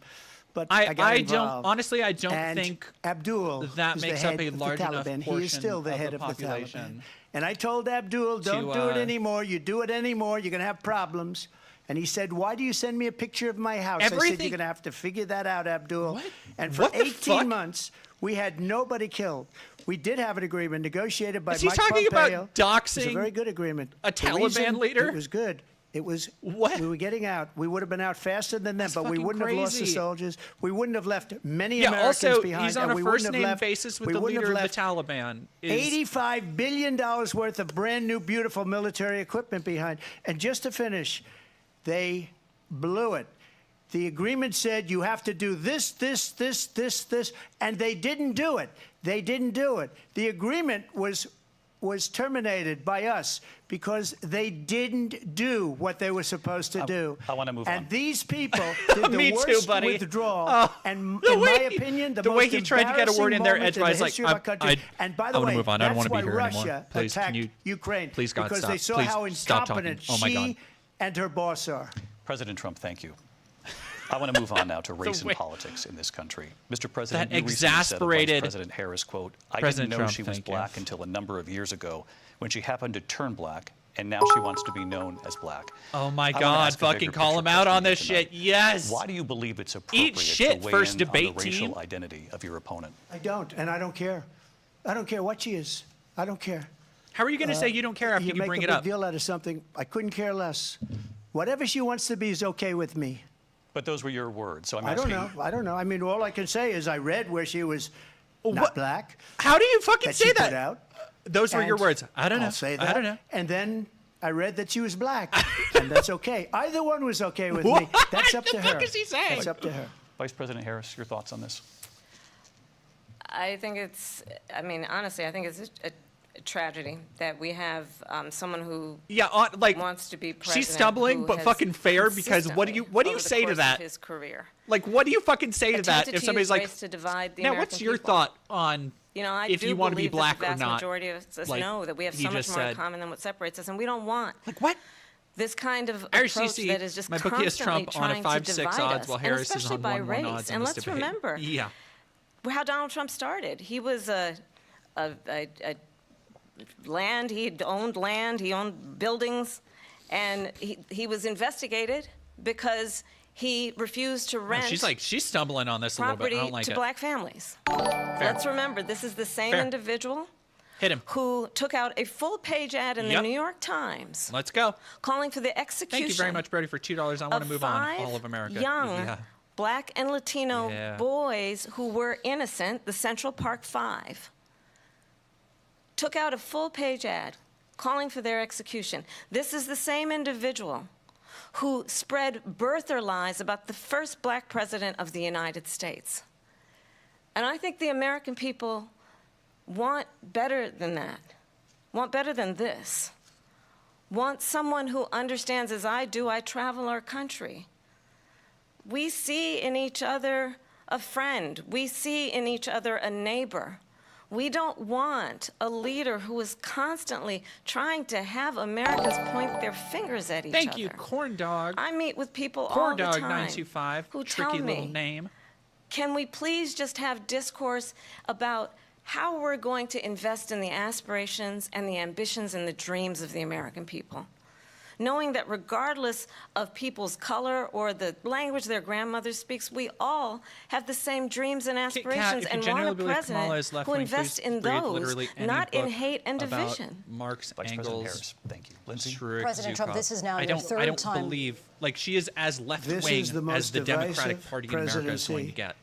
That is not left-wing in the truest sense. They're destroying But if you're going going to sit here and be like, oh no, and like they come Trump, up with like things like give me another option. What she just said, going back like many years. I got nothing better to do. Including Mayor Bloomberg agreed with me on the Central Park Five. They admitted, they said, they pled guilty.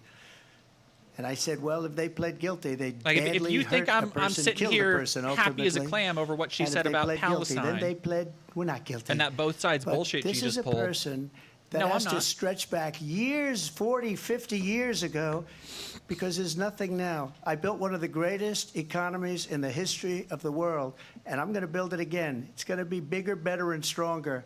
Stephen But White, they're she's a destroying sock our dev at best. economy. They have no idea what a good economy is. On her best day, I would still not call her a sock dev. Every single policy. And remember this. She is like Biden. The way that she's trying to get away from Biden. I don't know the gentleman. She says she continues is Biden. to like the worst inflation the structures we've of ever capital. Had. A horrible economy and because American inflation empire, has made it like, so bad, and she can't get away with that. Thank you. Your time is up. She is a neo-lib. Briefly. Clearly, I am not Joe Biden, and I am certainly not Donald Trump.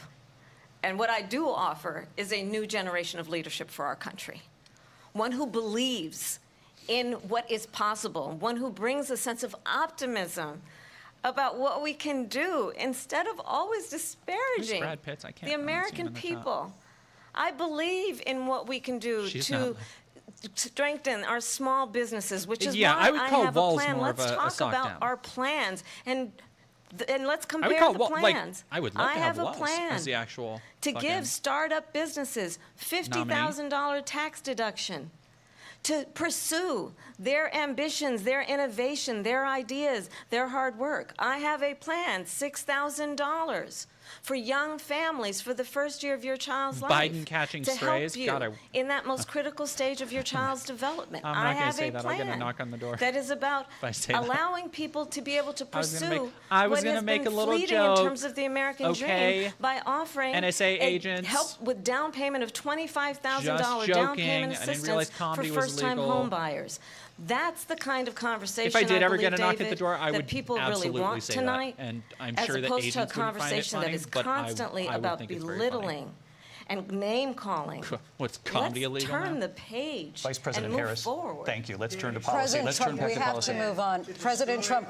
Let's turn to policy, please. She has a plan to defund the police. She has a plan to confiscate everybody's gun. President Trump, she has a plan to not other allow issues. fracking in Pennsylvania or anywhere else. Okay, that's what her plan is until just recently. I just need Lindsay, to go ahead. respond. President Trump, No, the President former Trump, president has said something twice that I need to respond to. I'm sorry. We're going to move on, Vice President Harris. President Trump, this is now your third time running for president. You have long vowed to repeal and replace the Affordable Care Act, also known as Obamacare. You have failed to accomplish that. You now say you're going to keep Obamacare, quote, unless we can do something much better. Correct. Last month, you said, quote, we're working on it. So tonight, 9 years after you first started running, do you have a plan? And can you tell us what it is? Obamacare was lousy health care. Always was. It's not very good today. And what I said, that if we come up with something, and we are working on things, we're going to do it, and we're going to replace it. But remember this. Okay. I inherited Obamacare because Democrats wouldn't listen to what change she it. said. They wouldn't vote It's been for it. 9 years, and the best that you have. If they would have done the that, best we would that have you had have a much after also better being plan president than for 4 years. Obamacare. But the Democrats the came best up, you they have wouldn't vote for it. I had a choice to make when I was president. It's fucking. Do I save it and coming make up it with as good something? as it can be? Never going to be great. Or do I let it rot? And I felt I had an obligation, even though politically it would have been good to just let it rot and let it go away. I decided, and I told my people, the top people, and they're very good people. I have a lot of good people in that administration. Top people, very good people. We read about the bad ones. We had some real bad ones, too, and so do they. They have really bad ones. The difference is they don't get rid of them. But let me just explain. I had a choice to make. Do I save it and make it as good as it can be, or do I let it rot? And I saved it. I did the right thing. But it's still never going to be great, and it's too expensive for people.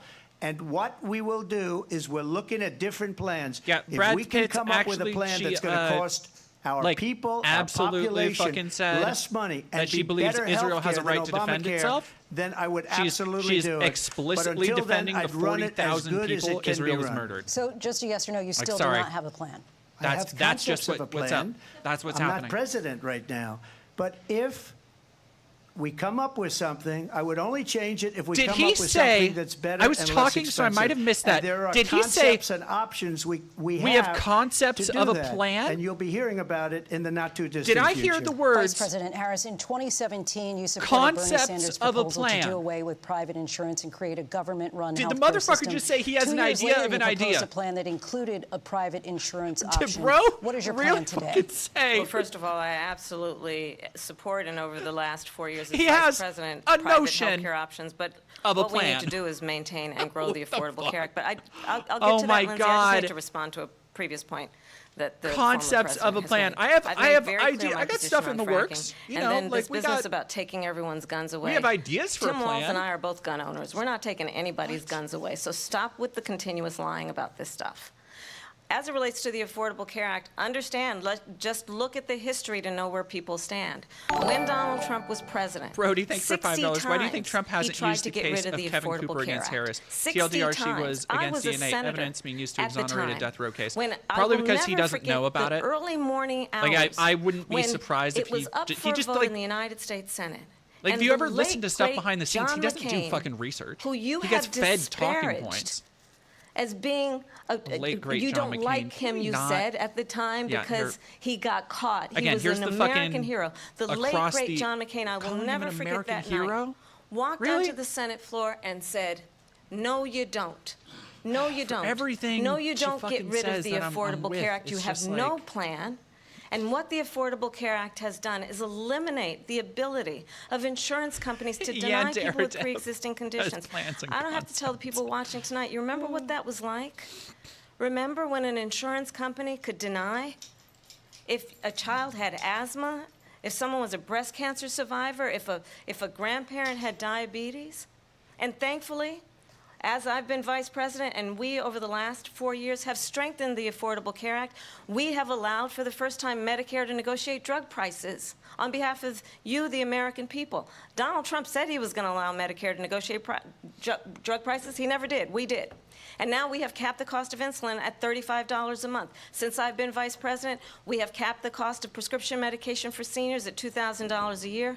And when I am president, we will do that for all people, understanding that the value I bring to this is that access to health care should be a right and not just a privilege of those who can afford it. And the plan has to be to strengthen the Affordable Care Act, not get rid of it, Vice President Harris, in terms of where Donald Trump stands on that. I want to move to an issue That is fucking better than important for a lot anything of Biden said. At number one, John McCain fought Obamacare for 10 years. But it wasn't only him. It were all of the Democrats that kept it going. And you know what? We can do much better than Obamacare, much less money.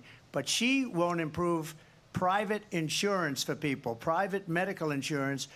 That's another thing she doesn't want to give. People are paying privately for insurance that have worked hard and made money, and they want to have private. She wants everybody to be on government insurance where you wait 6 months for an operation that you need immediately. President Trump, thank you. We have another issue that we'd like to get to that's important for a number of Americans, in particular younger voters, and that's climate change. President Trump, with regard to the environment, you say that we have to have clean air and clean water.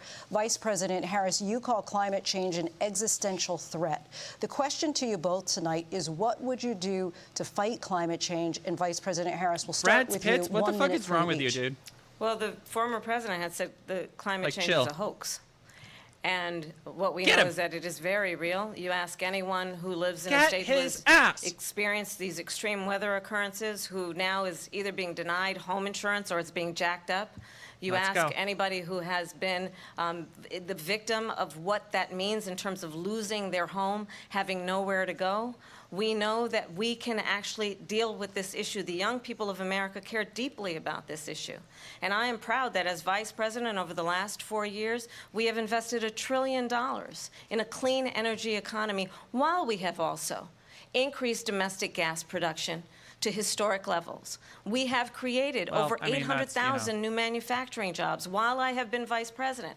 We have invested in clean energy to the point that we are opening up factories around the world. Donald Trump said he was going to create manufacturing jobs. He lost manufacturing like you're just staving off and I'm also eventual proud extinction to have with the that shit. endorsement And of the United Auto Workers and Sean Fain, who also know that part of building a clean energy economy includes investing in American-made products, American automobiles. It includes growing what we can do around American manufacturing and opening up auto plants, not closing them like happened under Donald Trump. Vice President Harris, thank you. It didn't happen under Donald Trump. Let me just tell you, they lost 10,000 manufacturing jobs this last month.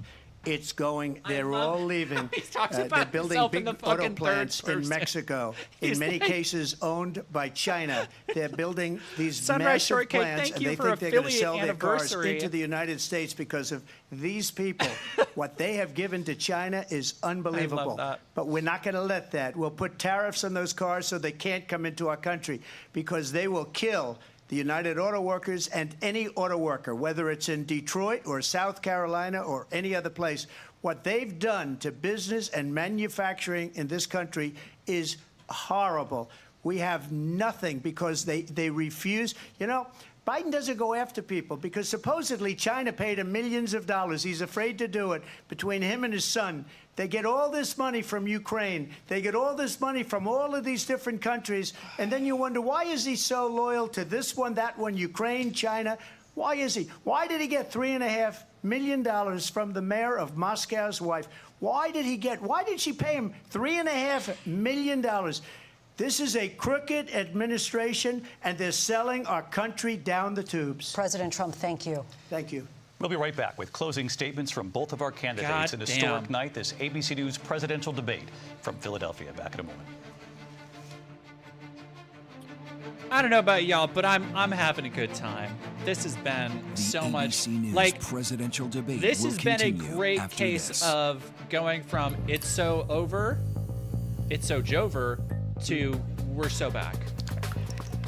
Like peak going from it's so over to we're so back.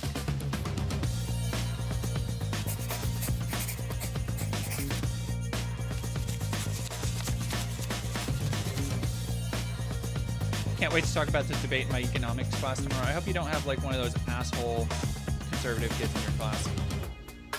There's always an economics. My name is Dylan Wells, and I'm a campaign reporter at the Washington Post. I wanted to join the Washington Post to work with the best political team in the business and cover the people who are actually going to determine who wins this election. Being out in the field is absolutely essential to covering the campaign. I'm constantly on the trail, going to different candidates' events. Dominic Mazzik, I think we got like maybe 10 minutes. It's basically closing statements. Who are really hesitant and I really hope. I wonder who's going to go first. I hope say Trump my goes most last. I hope he gets the last word in the past year covering the presidential race have not been with the candidates themselves, but with the voters who are out in the country and hearing about what issues are motivating or not motivating them to turn out to vote. Yeah, Benny Julius, we've been doing this. It's going to be about 2 hours by the time we get to the end. Comes when a reader is able to we've been having so much fun together. They better understood an like, issue, and I think just really all 1,400 of us, by the way, thank you very much. And if you're a new viewer, be sure to from the campaign trail is really a privilege, and we're as a campaign keep team up with streams, trying to and I do a tell lot those of stories videos as much and stuff. as possible. I have, for those who don't know, later this week I will be putting up reviews of God's Not Dead 5, Sidebar, a new podcast from the and the Washington new Post. documentary from and every Matt week, Walsh. alongside Rhonda Colvin and James Homan, I'm we break seeing down both the of those latest back news to and back legal battles as on, Donald Trump ramps up his presidential campaign. Thursday, the ramifications are serious. The first time a U.S. president is in court as a defendant. But we also have some fun. So Rhonda, if you could have any Fuck job off. in the court other than journalist, what would it be? I would enjoy being the bailiff. Nobody messes with the No bailiff. one, you've never read a story about someone messing with the bailiff. Our colleagues share their inside scoops. Do you have a sense that the jury has that weight bearing on them? And they see all of us. They know that they're part of history. And stick around to get real. What are some of the weird nuggets and things you've learned about jurors this week? There was a guy talking about his public access TV show. Watch the Trump trials sidebar on Nathan, YouTube. Matt Walsh's new movie, Am I Racist? I'm Cleve Wootson. I'm a reporter for the Washington Post. I work for the White House team. I wanted to come to the Washington we have Post because it's some of the 1.2K best watchers, but not journalism that's 1.2K going on likes. in America. Curious. A typical day at the Post on the White House beat can sometimes be anything but typical. If the president is in town, I'm also in town. If the president is traveling, I or one of my colleagues are also How many times did he traveling, just lie? writing about what he's not just what he's doing, but also here's the writing thing. about the impact of what he's doing Until, and how voters, how Americans feel about This that. is the If I had first to time I've describe seen the him political really team called out here, to his face one in thing real that's time on really his lies, unique and I about our fucking love it. coverage, Final we Fanboy, have thank you. You've given a lot hypotheses, tonight. but Thank we you don't very have much, Final assumptions. Fanboy. Trying For to figure out $5, admittedly, where some of her people approach on the climate actually change are, question as could have been opposed to better, but where we overall, that was assume pretty they good. are. I think it's something that Yeah, makes I us mean, really like distinct. overall, Critical, it was pretty objective good, but it is journalism still is nowhere really near important at this enough. point because Like the everyone's reality trying to of sell you climate change is something. that we need what somebody I try to do, what like we try to do at this point is truly to just call extremist it like it is. This to is what is make going the on in tangible your difference world, and the that information would you need to be make made your own before informed decision. like mass disaster strikes in the next couple of years. I am your justice. That's where we're I at am right your now. retribution. And I took on no perpetrators mainstream of all political kinds. candidate is going I to do know that. Donald Trump's They're just not, especially somebody like Kamala, who is obsessed with reaching across the aisle, appealing to both sides, or appealing as much as she can to the American center. Live coverage with insight and analysis, from landmark Supreme Court decisions to the sentencing of Donald Trump. We'll be on location reporting live from the Republican and Democratic national conventions and the presidential and vice presidential debates. Oh yeah, Johnny Viral. There's so many things she could snap back at him for. Providing real-time race calls. Because if he's like, oh, you know, live updates from our reporters on the ground. What about Biden getting paid off? It's like, dude, what about emoluments clause? What about all the fucking? What about all that shit in goddamn Russia? And you trying to set up like penthouses and stuff? And elections like the Washington Post. Yeah, Amber Grace, this isn't so much a great performance by Harris, but more of a dumpster fire from Trump. I'd say that's true. I think from the it is National a Constitution solid Center in performance from Harris Philadelphia, Pennsylvania. with moments of brilliance. Here again, David Muir I think she did. and She Lindsay overall Davis. did pretty good. Welcome back tonight. The time has come for closing statements, and Vice President Harris. The time has come. So I think you've heard tonight two very different visions for our country. One that is focused on the future. See, that and the sounds other that like is some focused Biden on the shit. past. Biden, I feel like Biden said that shit exactly. But we're not going back. Like I remember this. And I do okay, there we go. believe Now we're that getting the the American slogan. people know we all have so much more in common than what separates us. And we can chart a new way forward. And a vision of that includes having a plan, understanding the aspirations, the dreams, the hopes, the ambition of the American people, which is why I intend to create an opportunity economy, investing in small businesses, in new families, in what we can do around protecting seniors, what we can do that is about You honestly giving think I'm hardworking delusional? folks a break and bringing This is down the first time cost Trump of has had a living. real opponent in years. I And he's believe no, he's not used to in somebody what who we will can fucking do push together back against that his is bullshit about with sustaining actual America's force. standing Let in alone the world a woman. and ensuring that we have the respect that we so rightly deserve, including respecting our military and ensuring we have the most lethal fighting force in the world. I will be a president that will protect our fundamental rights and freedoms, including the right of a woman to make decisions about her own body and not have her government tell her what to do. I'll tell you, I started my career as a prosecutor. I was a DA, I was an attorney general, a United States senator, and now vice president. I've only had one client, the people. And I'll tell you, as a prosecutor, I never asked a victim or a witness, are you a Republican or a Democrat? The only thing I ever asked them, are you okay? And that's the kind of president we need right now.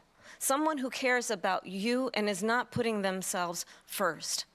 I intend to be a president for all Americans and focus on what we can do over the next 10 and 20 years to build back up our country by investing right now in you, the American people. Vice President Harris, thank you. President Trump? So Billy the Kid. Nobody wants a dumb bitch in charge of the most powerful country in the world. Nobody. Hey, Billy the Kid, you're right. That's why you shouldn't vote for Trump. Hasn't she done it? She's been there for 3.5 Boom, years. bitch. They've had 3.5 years Fuck to out of here, fix Billy the the border. Kid. They've had 3.5 years to create jobs and all the things we talked about. Why hasn't she done it? She should leave right now, go down to that beautiful White House, go to the Capitol, get everyone together and do the things you want to do, but you haven't done it, and you won't do it.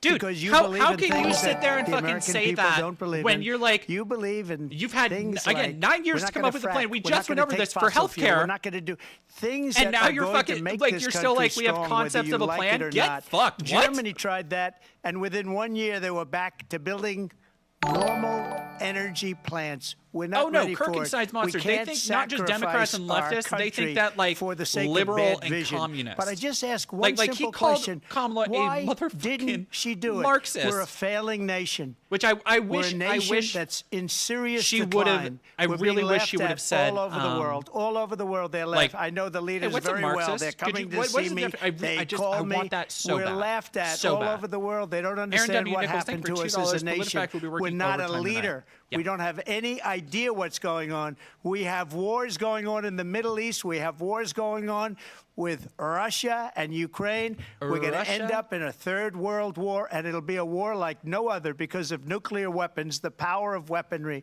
I rebuilt our entire military. What? She gave a lot of it away to the Taliban. What? She gave it to Afghanistan. What these people have done to our country, and maybe toughest of all, is allowing millions of people to come into our country. Many of them are criminals, and they're destroying our country. The worst president, the worst vice president in the history of our country.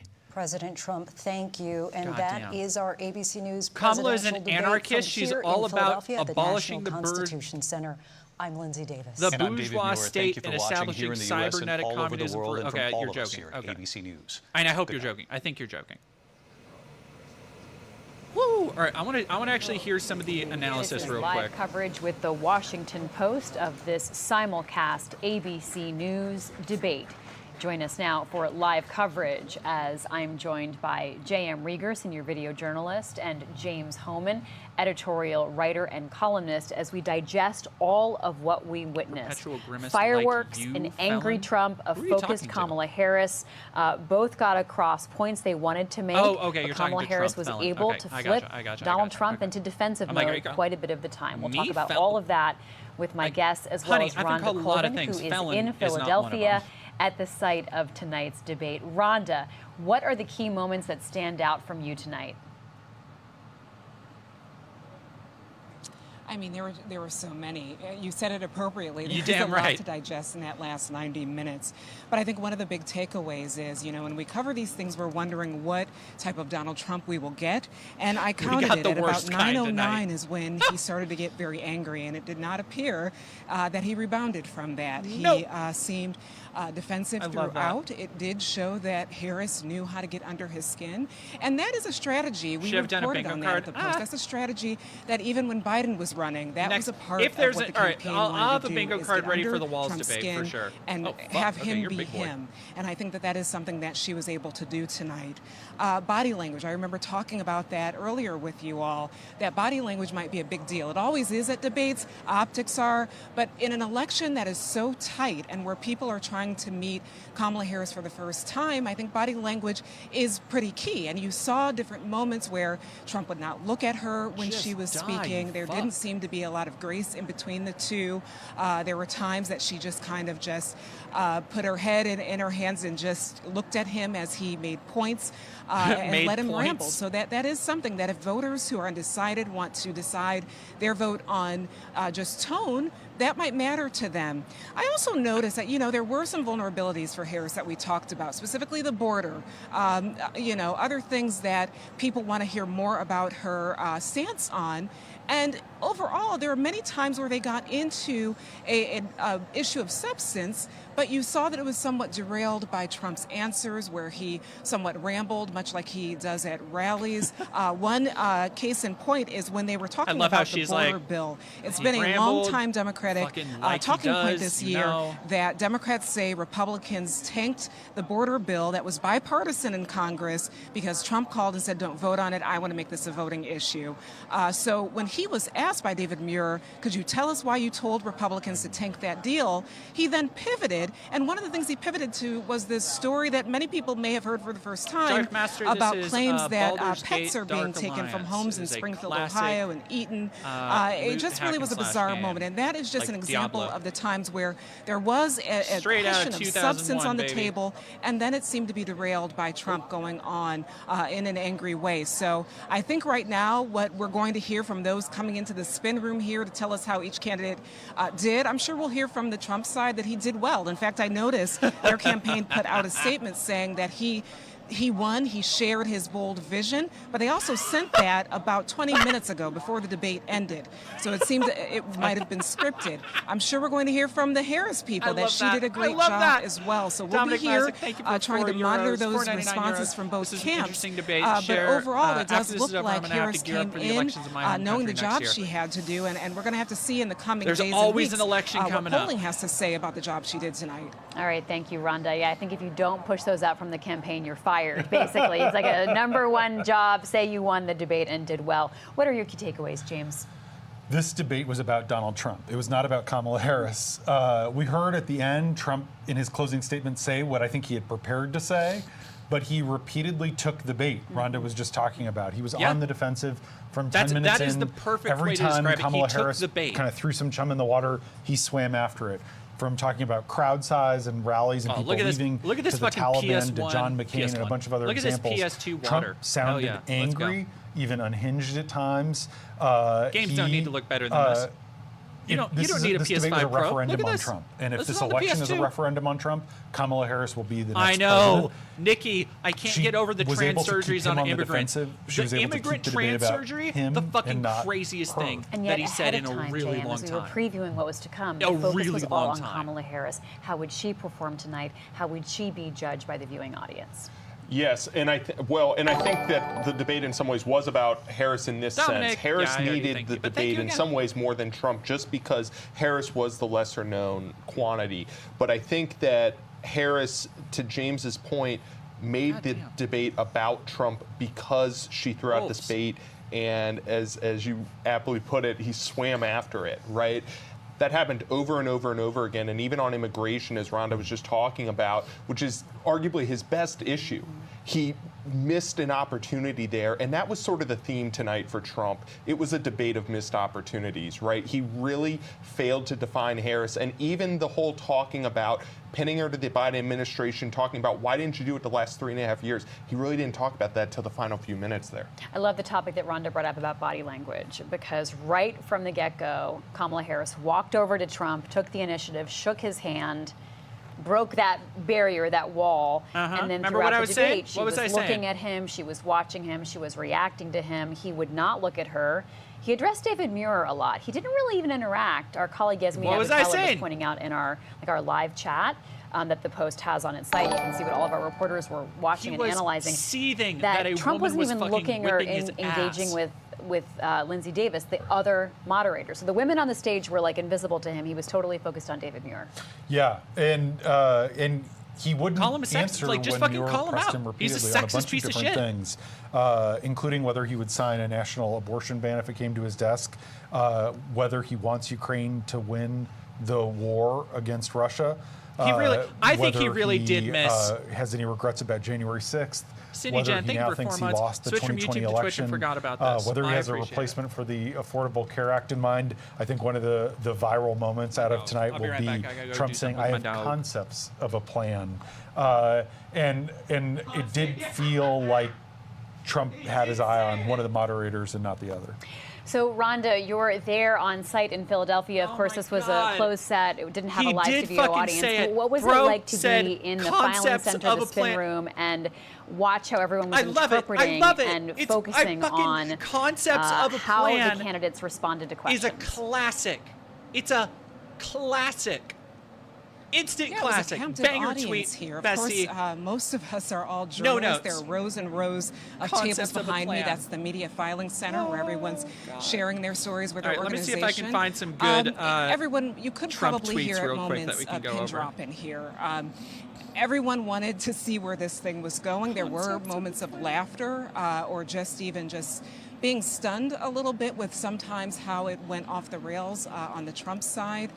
It almost felt like a movie theater, honestly, because there are several screens, movie-sized screens in this room. It's surround sound. So again, we were all sort of captive audiences trying to take this in. But that does raise another point, too, that might also make Trump and how he came across a little more angrier than maybe his campaign would have liked.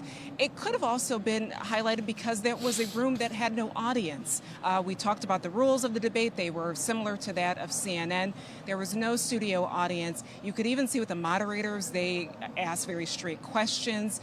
They were subdued. So to have him raise his voice may have made him look even angrier. So optics, again, are really important and key in debates. And I know, as we all are, we're going to be waiting for these poll numbers to see if anything changes slightly, because even after Biden decided to step aside, the polling has pretty much been the same. It's been tight. Even here in Pennsylvania, it is neck and neck. And you have to wonder, are Trump's side just going to be baked in votes, or does anything change? Goofy with the banger tonight? tweet. Transgender the operations yelling, on so illegal right, really aliens does that are in stand out prison when is it's a like woke quiet Mad Libs. set and the other three people are keeping their that's so voices good. modulated, and there's not that crowd to reinforce it or You're laughing. They're doing support it or transgender applaud it. operations Rhonda, I want to play on a illegal clip from aliens earlier who are in this prison, evening. You were and you're talking about how Donald Trump was sort of pinging all over the place with immigration, and this was supposed to be an area that he was hoping to have some really that's strong pretty points much on. all people At are one point talking this about, evening, honestly. Donald Trump pushed the false and dehumanizing claim that immigrants in Springfield, Ohio, are killing and They're eating the people's dogs, pets. execute the baby. Let's take a listen. Trending. concepts of a what they have plan. done to our country by allowing these millions and millions of people to come into our country. Like, and this look fucking at what's cooks him, happening to dude. the towns All we're going to be hearing for the next States. week. And a lot of towns don't want to talk. It's not going to be Aurora or like they're Springfield. going to be fucking. A lot of towns don't want to talk just about playing it because interference they're so for embarrassed Trump. by it. In Springfield, they're eating the dogs. The people Let's that go. came in. Let's talk about the they're Springfield eating thing. the Come on. cats. They're eating the pets. Misanthropic, the Taliban leader house was his way of saying that, like, oh, I was a tough guy. Okay, I told, fact check, that is I not told true, the Taliban. And JM, I'm going to get you to respond, but let's also note that Kamala Harris is watching there and reacting in real time. It's just basically him telling a Taliban leader, I know where you live, and I could kill you if I wanted to. And I'm sure it absolutely didn't. The fact that she was laughing sort of gives the game away there, right? She was sort of like chuckling at this absurd claim. It's not true. It's nonsense. The city of Springfield itself has said that this is not true, right? It is sort of this othering theme that we've heard from Trump over and over again. We heard it at the convention and Vance. repeatedly. We'll talk about othering of after we're immigrants, done with this. othering of migrants, right? So I think that that's notable. Yeah, okay, I will say that I noticed popped up. Here's the on thing. X, It's only popped up in the last Twitter, like 2 or 3 that one of the days. people who was clinging on to this claim that was pushing it further was Alex Jones. This is not where Trump. One thing we sort of observed as we were sitting here watching the debate was how little Trump talked about the future, right? It was very grievance-filled. It was very backwards-looking for the most part. There were a couple moments, right, where like, why didn't you do that the last 3.5 years while you were in office? But for the most part, again, this was a real missed opportunity, and it was falsehood after falsehood after falsehood from Trump, whether it was talking about January 6th, whether it was talking about the Springfield, Ohio thing, whether it was him talking about the impact of tariffs, and economists broadly disagree with how he was characterizing that sort of at the top of the debate. So that was a theme kind of throughout. Okay. One of the issues we were watching tonight to come up was abortion, and it was front and center. Both candidates weighed in. Let's listen. Good night, Dominic. Her vice presidential pick says abortion in the 9th month is absolutely fine. He also says execution after birth. It's execution, no longer abortion, because the baby is born, is okay. And that's not okay with me. I absolutely support reinstating the protections of Roe v. Wade. No, I'm not emulating and it. as I'm playing you it on. I'm rightly playing the mentioned, PS5, PS4 nowhere version. in America is a woman carrying a pregnancy to term and in asking for an abortion. That is not happening. It's insulting to the women of America. And understand what has been happening under Donald Trump's abortion bans. All right, that's an exchange from earlier on the simulcast ABC News presidential debate. James. This is a winning issue for Kamala Harris. Yeah, Donald Trump is trying to go on the offensive, trying, as his consultants tell him, to portray Democrats as the one who are extreme. Kill the giant, Kamala corrupt Harris them all. rebutted that by saying that she would See, Cambothesia, I can just say that because Knowledge Fight has it in their in one of their like promo reels, so I know that Alex Jones clip so well. One of the most striking elements of the abortion exchange wasn't just that Trump wouldn't say whether he would sign a national abortion ban if it came to his desk. J.D. Vance, who was been very strongly anti-abortion. Oh yeah, no, Trump would y'all. If y'all didn't hear the fucking trail. execution after birth thing, again, another thing that fucking Biden like didn't push back on, but Trump has been saying for so long. So somebody to literally go, and this is what I say all the fucking time, is that you could just like, it is good and worthwhile to take time to debunk and prove things wrong. But for this dumb shit that goes around in conservative spheres that they cling to as being actually true, Joe Biden was the one who showed his age. He's 78. Haitian immigrant eating dog thing the oldest is a perfect older example. Than Biden if he gets you can elected just at the end of the say second straight term. to their and face. There was some confusion and that's not true. Up and, you're just lying. And that's what Kamala did. And that's what I fucking love to see. That's what I need more to see. He was jumping all over the place. You saw that in the abortion exchange early in the night, but you saw Andy from Kansas, you're on the air. Thanks for calling. The program went on. So, Rhonda, one of the things that Kamala Harris did was invite Alex people Jones to attend bites. Donald Trump's rallies. Obviously, something that she had prepared to say in advance. But she was trying to point out that the nature of how he talks and how he rambles at times. And if you do go to his rallies, and listen to him, as we often do, that's just par for the course. How does it matter? This is all going to be fucking in nonsense to anybody who doesn't listen to Knowledge Fight. But my other wonks out there, a captive and interested audience trying to get a sense of these candidates. Maddie the Immortal just finished watching the debate. Yeah, it's. Yeah, you know, that exchange where she was talking about his rallies and the old playbook that he keeps using. Like, I'm okay keeping watching this because I just want to keep. She also said that like, people are leaving I want to keep reliving some of these moments. There were so many highlights. That was one of those moments Jar Jar where, Binks it was a shots fired has moment a on her Caribbean part, black knowing accent. That crowd size is something that he cares deeply about. I'll also tell you all that sounded like Beetlejuice. Outside of this convention center, I noticed Jar Jar yesterday Binks that there's a huge billboard that says crowd size matters.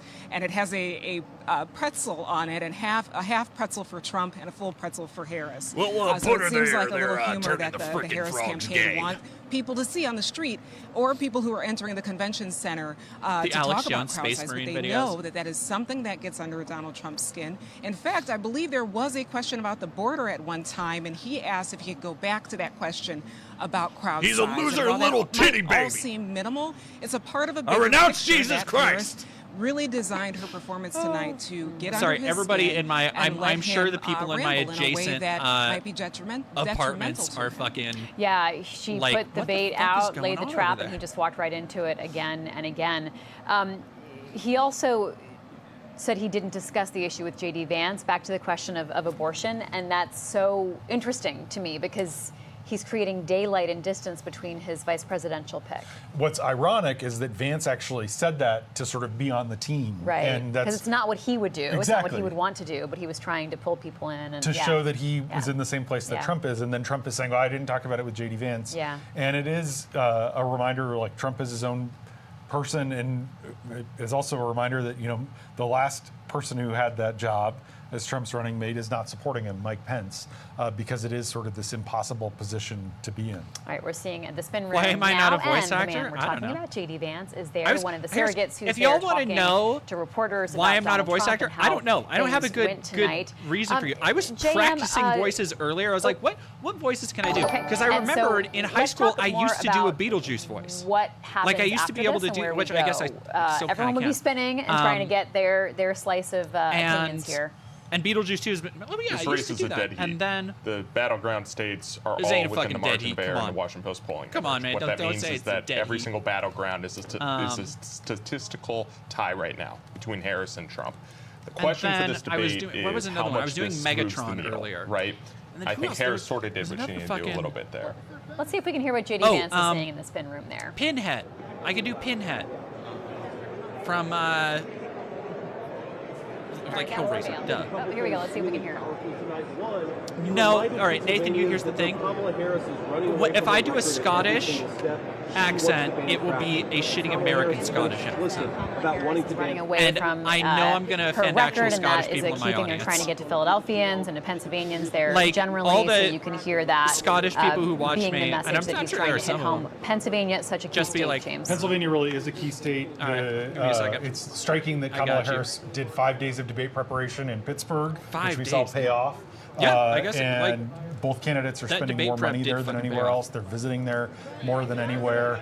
And it's one of the reasons they're keen to talk about fracking is that vote in Western Pennsylvania is going to be critical. Of course, Biden won Pennsylvania with Harris by about 100,000 votes 4 years ago. Yeah, this, again, I think Trump missed an opportunity here to really pin Harris down on hey, some Tractor of this, right? Man, you wanted me to do He low sort tier of talked God? a little bit about Get her that ass flip-flops, banned, her bitch. past positions on things, but he didn't talk at length about it. He did get bogged down talking You straight up about opened things yourself in the up for that past, one. What is that? That's especially like your things that 9th he account.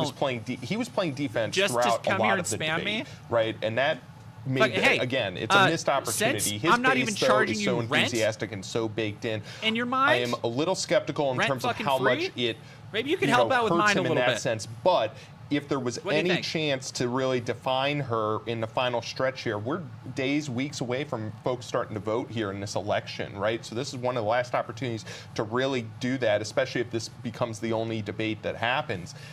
I don't know if Trump really needed to do what he Marshall needed to do. Bradshaw, And no, it's Harris, not on the other hand, was pivoting repeatedly to future stuff, talking MSNBC? about how All Trump right, let's doesn't go have a see- plan. I do wanna have see a plan. MSNBC. Talking about, we need to talk about your future, addressing the American people directly to camera multiple times throughout the Are they not live anymore?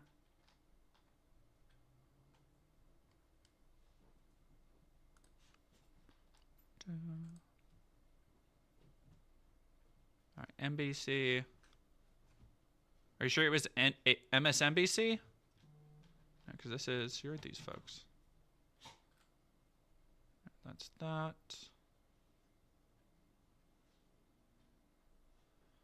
I wish they had covered anything on LGBTQ rights. Yeah, fucking me too. I mean, like, that is probably the least surprising aspect. The fact that, like, literally trans people, the only time they were mentioned, and this is a hot button issue for conservatives, only time they were mentioned was fucking when Trump did it. The illegal transgender prison aliens. So good. Excuse me. Hiccup. Okay, NBC News. Yeah, I want to see. I guess does MSNBC? Let me check the other.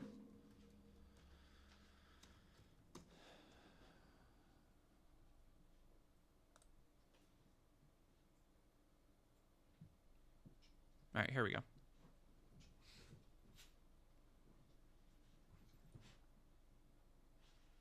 No.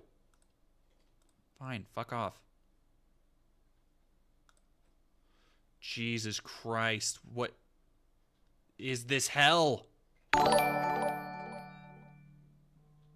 Fuck off. Fuck you.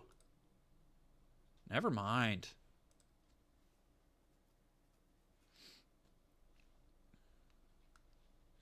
Thank you, Breachy, for subscribing. Thank you, Weird Like Me, for following. If you aren't liking, subscribing, and following, please do that. It, as always, helps me out.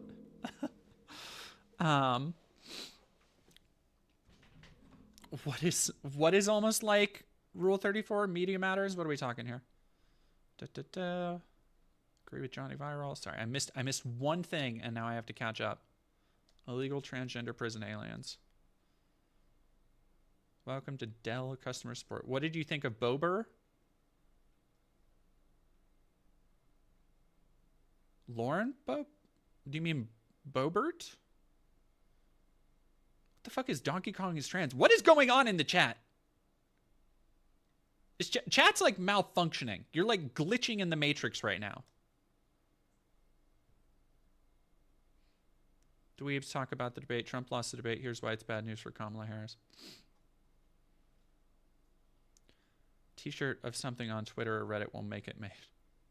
Yeah, but they're not good. They're not good quality T-shirts is the thing. All right, I have to...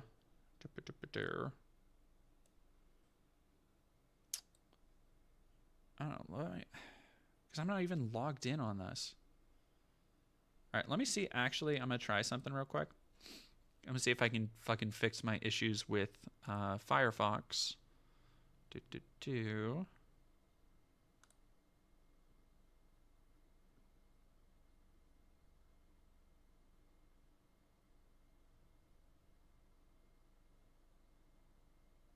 Download, blah, blah, blah. Performance. Let's see if I can try and clear my cache.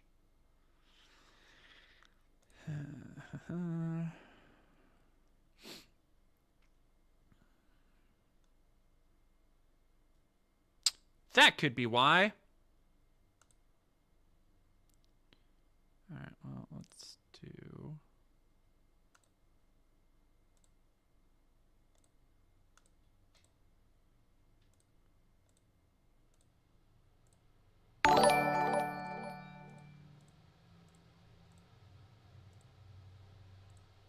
Okay, give me a second, y'all. We got...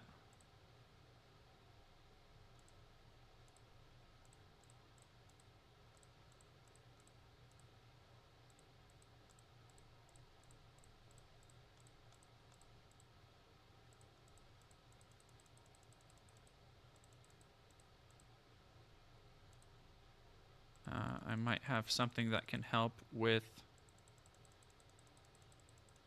clearing up my... Jesus Christ. Okay. Alright, this is going to take a minute, but I'm clearing out the cache. Samuel Bright, I'm almost sad I missed the debate. Last one was miserable. This sounds more entertaining. It was really funny. Like, Because of this debate, I'm so excited for Friday's episode. Knowledge fight and, like, fucking, yeah, among others. Taylor Swift just endorsed Kamala Harris. Well, honestly, that's not too surprising given fucking the shitstorm that she just walked into for whatever the person she just hugged that was a right-winger. I don't even know who it was that people weren't happy about.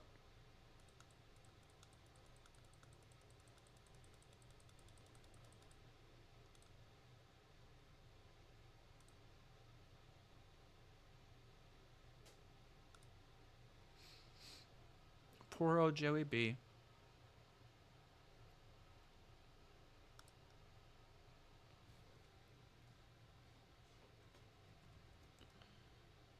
No, I want always or never.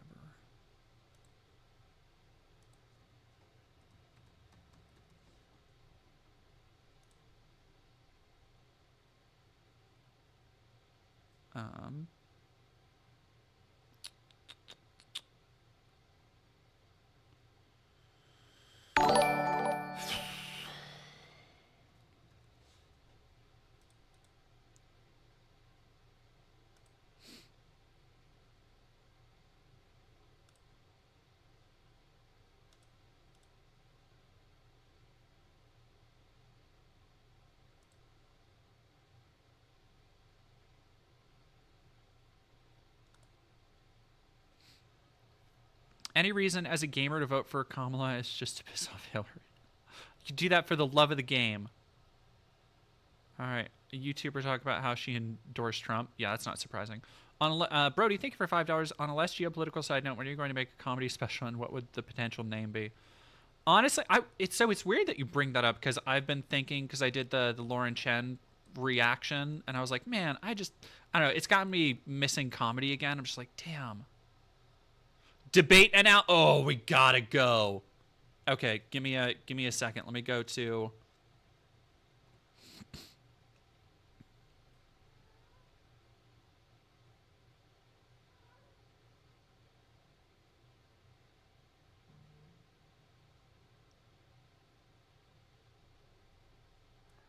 Come on now.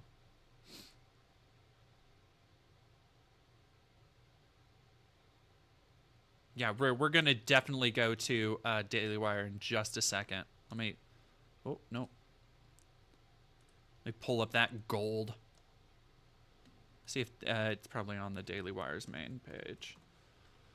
Can't go without knowing what... yeah, the fight for 47. Let's go. This fucking fake down homesy bullshit they do. All right, I'm gonna be... And by the way, the split screen for her, I don't think was particularly flattering. I mean, she's making a lot of faces tonight. The one thing that she has studiously avoided, I'll give her credit for this, the crazy laugh is gone. Yeah. Have you seen the crazy laugh on the campaign trail? Yeah. That was like the most indicative tick of every time she was lying for her entire vice presidency. Yeah. And this is a woman who takes stage direction really well. Like, I mean, they told her, do not laugh ever again for the rest of your life. And you will be president. And you'll be president. And she's doing it. I will give that to her. It did remind me a little bit of her mugging on this split screen. Reminded me a little bit of Al Gore. Remember when Al Gore did that? I'll be just a minute. I got to feed my cat. Yeah, it was distracting and ugly. It was unattractive and unappealing as an emotional thing. You know, just watching it. I don't know how much. I do wonder if they, you process these things sort of as you think about them. I do wonder how it appeared to people who, may not be in our financial position. What I mean by that is if you're a blue-collar worker in the Rust Belt and you're watching Kamala Harris speaking about the vibes and about Donald Trump and January 6th and all this kind of stuff, and at no point does she ever acknowledge anywhere in the debate that there's any problem for anyone in America. She laughed at inflation. She did put her little smile on it. I do wonder if that is a point that needs to be drawn out by the Trump campaign, which is you at no point assumed, you say, come to us if you're not okay. There are a lot of people in the country who are not okay. And if I were going to cut an ad based on that debate, I would say, Kamala Harris, use that clip of her saying, what I'm asking is, are you okay? And then say, America's not okay. America is not okay. And it's not okay because of you. But here's the thing. If you do want to be okay, then you need to be healthier. You know, let me talk about something else I'm passionate about aside from political debate. And that, of course, is fitness. I've been regularly exercising for years now, as you can see, from this chiseled, godlike physique. It's become a major part of my daily routine. We should see the shockingly defined biceps. And you will if you become a Daily Wire subscriber, by the way. Recently, though, I started to hit a wall in terms of the progress that I was seeing. I do work out a lot, but I realized there was a missing piece. The fact is I eat like an idiot. You can see me doing it literally on the set right now. I'm having like jelly beans and popcorn all night long as I nerve eat and all of the rest of this. You can exercise all you want, but if you eat like crap, if you don't have the information to eat right, you're making it way harder on yourself. So let me show you this device right here. This is called a Lumen. Okay? Now, what's cool about this thing right here, this Lumen, is that it's going to help you achieve your health and fitness goals. It's actually really cool. You breathe into it, it analyzes your metabolism. It lets you know if you're burning more fats or more carbs at any given time. You can do it in the morning, before or after workouts, whatever works for you. And then it designs a nutrition program for you. I used the Lumen right before the show. It told me I'm at a level 3, which means I'm equally burning fats and carbs. So for today, it recommends a lower carb meal plan because I haven't been able to exercise. So naturally, I immediately started, defying it, but I won't do that tomorrow. It even gave me a personalized nutrition plan for the day based on those measurements. Michael, on the other hand, might use Lumen to discover that 97% of the calories he burns come from cured Italian meats. It's important information to have. Yeah. Lumen is going to help you reach your fitness goals. It makes weight management a lot easier. It can help you improve your sleep and your energy levels. If you want to take the next step in improving your health, go to lumen.me/backstage. Get 15% off your Lumen. That is lumen.me/backstage Wow, what a value. for 15% off your purchase. Can I say, on a completely non-political topic, you're in really good shape and nobody knows it. I know, right? It is one of the real. It is truly one of the. It is truly one of the downsides of your religious belief. This is getting kind of gay now, I'm sorry. It's only a little Walsh. gay. I'm like, what, is Matt not there here? are other downsides of your religious beliefs, which we should talk about off air. But the ever-present flaming. It's Jeremy Boring. In any case, But living the up to his fact name that as you usual. people are modest really works against you because you actually do work out as much as anybody I know. Yeah, no, and, I clock in at a hefty 11% body fat. Which, I don't know what that means. I don't know if that was good or bad. It means basically I'm an Olympian. That's what I'm telling you right now. I am somewhat curious to learn more. Right, let me, I'll turn we haven't even mentioned the fact no, that Matt I Walsh still walk. is present. That's the best thing you can say. You're also incredibly physically fit. I work I don't know about the best thing you work could out a lot, say. and That you is something you walk can say about him. Yeah. He is physically present. Push-up contest for there we years go. now, so it's got to happen one of these days. I mean, the other day we did the pull-up thing, We did right? do a pull-up contest. Pull-ups are hard, man. Can we talk about how sexy I am? Why are we just talking We about did do a pull-up This is the contest. Right. and I will tell you there were this. doubts. all right. Ben First works out off, all the time. Drew works out all the time. Noel's and not I used to beating work out the with homo Michael. allegations. We did Krav Maga second for off, about a year. And you're I have crumbling in our man, system. I have taken a punch from Michael Knowles. Yep. Have you really? We called it Somehow Krav you Maga. did. they expect people to pay money to watch them sit and do Why this, was I not by invited the to way. the pull-up contest? Media first of all? breakdown. I mean, what's Thank your- you for what's your becoming a member. what's your Did top Ben number? Wap his medical was your conditions second? fair really just claim to have an Adonis-like body? And Jeremy We actually agrees. have a pull-up I bar think right off of the I set. think Ben It is was being set up by Pavel. Way better than the debate. a little bit. Yes. Well, Anyway, I'm just jokey. saying. I appreciate that. I'm like an old slightly. fat guy, but if I worked out as much as you, I would look into religions that involve less modesty. That's all I'm saying. Well, here's another question from our dailywire.com subscribers, people who have availed themselves perhaps of the 47% off discount using promo code FIGHT at dailywire.com. Do you think this is all baked into the cake at this point, or is it all just theater? I think that it's like, I'll say 80% baked into the cake and maybe 20% not baked into the cake at this point. It's not 100%.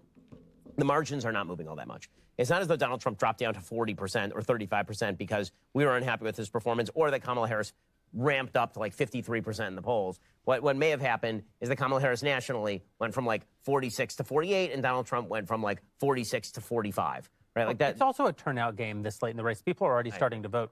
And so a lot of what's happening now is also just about motivation. Like the fact that we don't feel great today, and we may, to your point, Why we is may Daily feel better Wire about all overtaking of the this debate tomorrow. room? You need Because to leave we're tonight with a watching good their feeling. You need your base. incisive, not just your base, but you need all of inspired your potential commentary. voters to Don't actually you do want to something go about it to and vote. these Right. I mean, I think that five this is one of the fucking white one of the dudes sitting in a problems that Trump has had, circle, and this is true basically since smoking 2016. ciggies In 2016, and drinking whiskey? Republicans felt like this is a magical opportunity not only to get Trump elected, but also to absolutely crush being Hillary Clinton's vaguely dreams. homoerotic I mean, that's about really so each much other's of 2016 bodies was and how we just hate hot Hillary and Clinton. buff She's they're been around looking. for 20 plus years. She's the It's worst like person in completely American normally. politics. I will walk over broken glass to vote against that human being. And because Kamala Harris is kind of undefined, let Matt talk. I think that there's a little bit Let's see what dumb bullshit he has to say. How's your passion level on Donald Trump? I think that's the biggest problem. And so because of that, again, I think that he needs to ramp up the passion level for him or against her. And that's why, again, I just keep coming back to, when are we going to get the full takedown of Kamala Harris we so richly deserve? When is that going to happen? He started it tonight. I actually want to interrupt because I have something.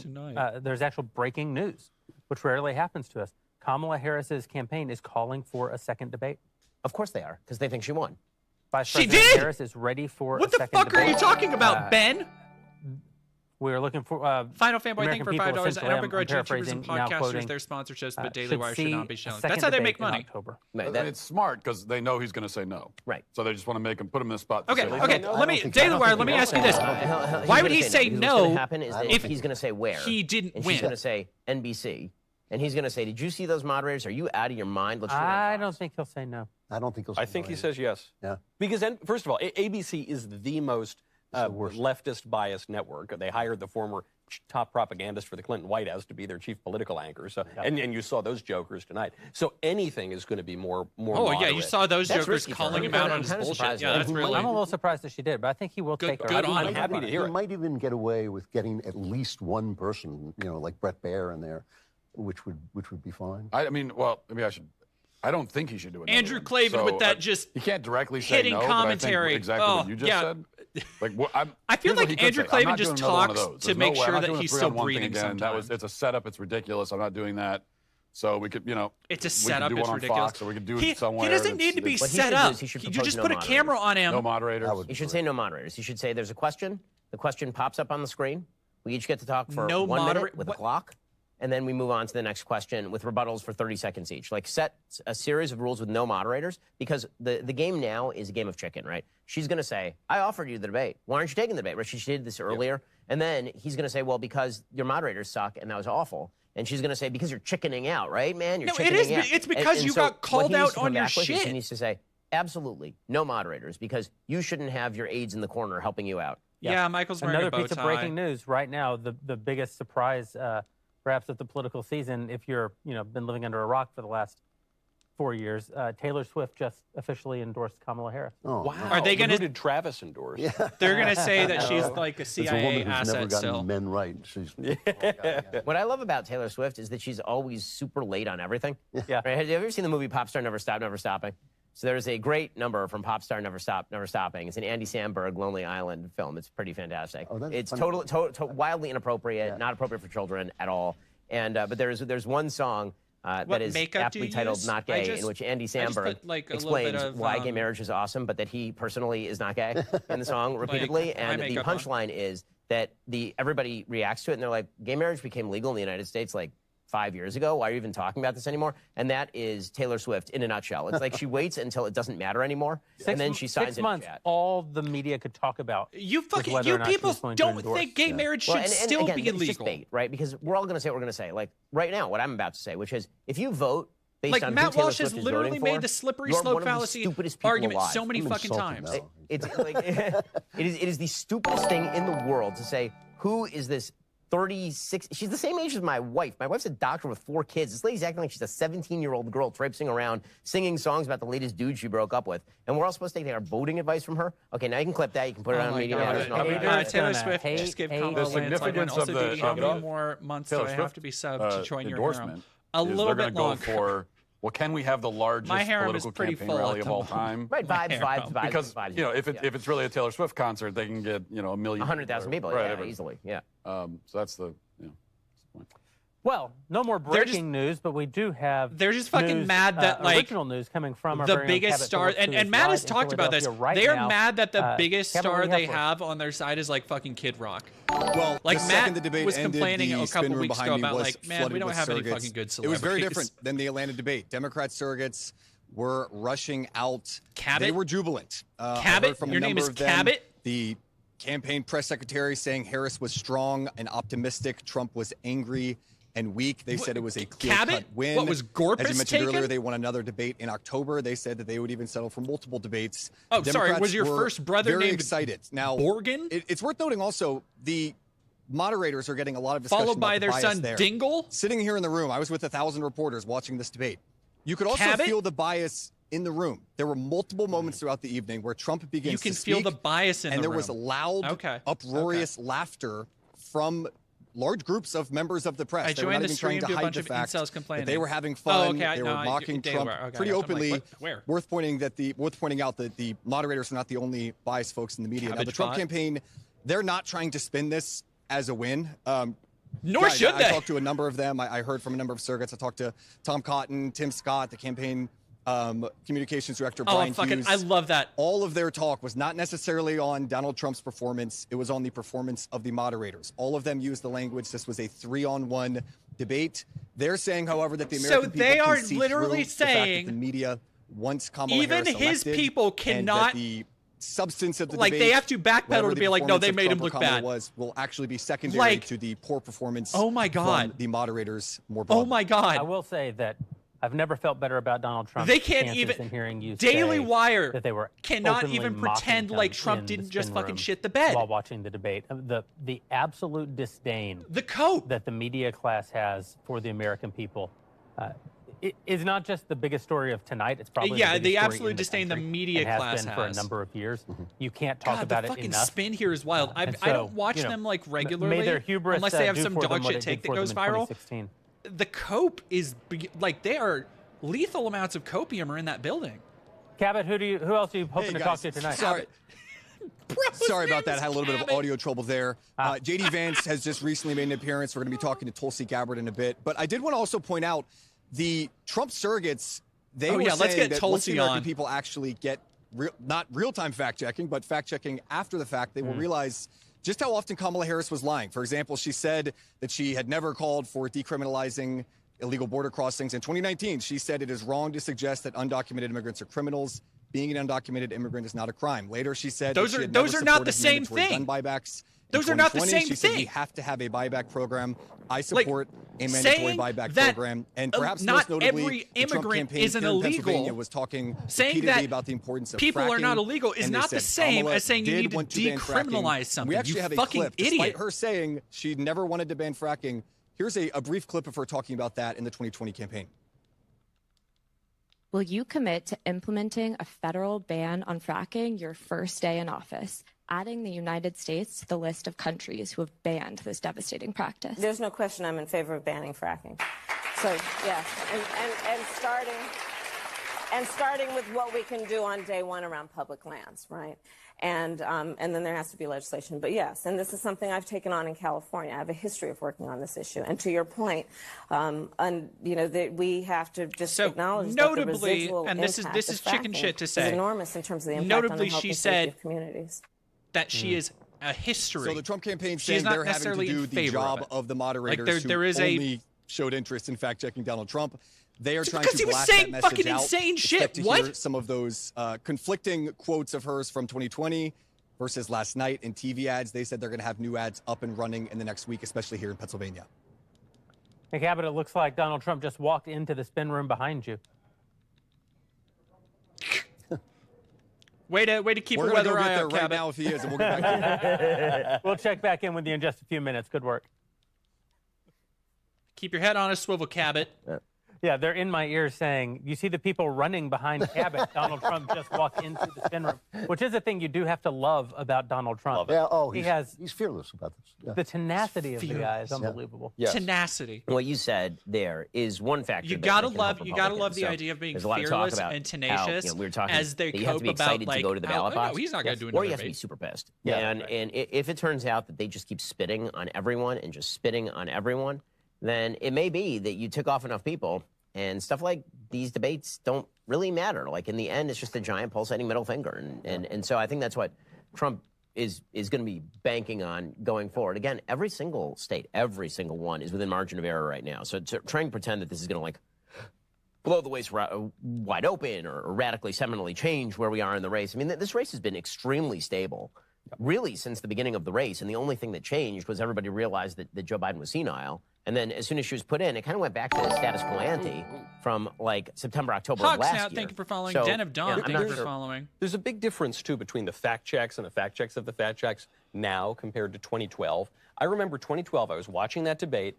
Romney said, Obama, you did not refer to the Benghazi attack as a terror attack for a day or two or several days after. And Candy Crowley lied and said, yes, he did. And then way after the debate was over, at the end of the broadcast, she said, oh, by the way, I got it wrong. And everyone had tuned out at that point. That's right. Because everyone in 2012 was watching that debate on TV, myself included. Now, my father doesn't always watch this stuff on TV. People are watching this on the internet. The media landscape is very different than it was 12 years ago. And so, sure, the real-time fact checks were frustrating. We were going to pull our hair out here. But when you get those montages, listen to that clip. That's all you need to know. The real-time fact checks were frustrating. Gosh, we hate fucking being fact-checked in real time. Like spliced with Kamala saying that. I don't know. Then to Drew's point, the debate settling in the days afterward, I'm not sure that this is so great for Kamala. I'm not sure that this is so bad for Trump. You know, the thing you said before is really important, because if I have a concern, it is that the vibes for Harris are very powerful. The enthusiasm for her is very powerful because she's not Joe Biden, because she's a fresh coat of paint. And Trump has been around a long time now. He was a breath of fresh air when he started. We all were like shocked by him. We didn't see him coming. It was like a train just bowling over the opposition. But anger is also a kind of enthusiasm, and I think, you know, if you're not angry, I really fucking hate skinhead Doc Brown here. So huge, so dominant, so powerful that hates your guts. If you're not angry about that, you're just not paying any attention at all. And getting back to the fact that, look, Democrats aren't going to change their vote, Republicans aren't going to change their vote, it's all in the hands of independents.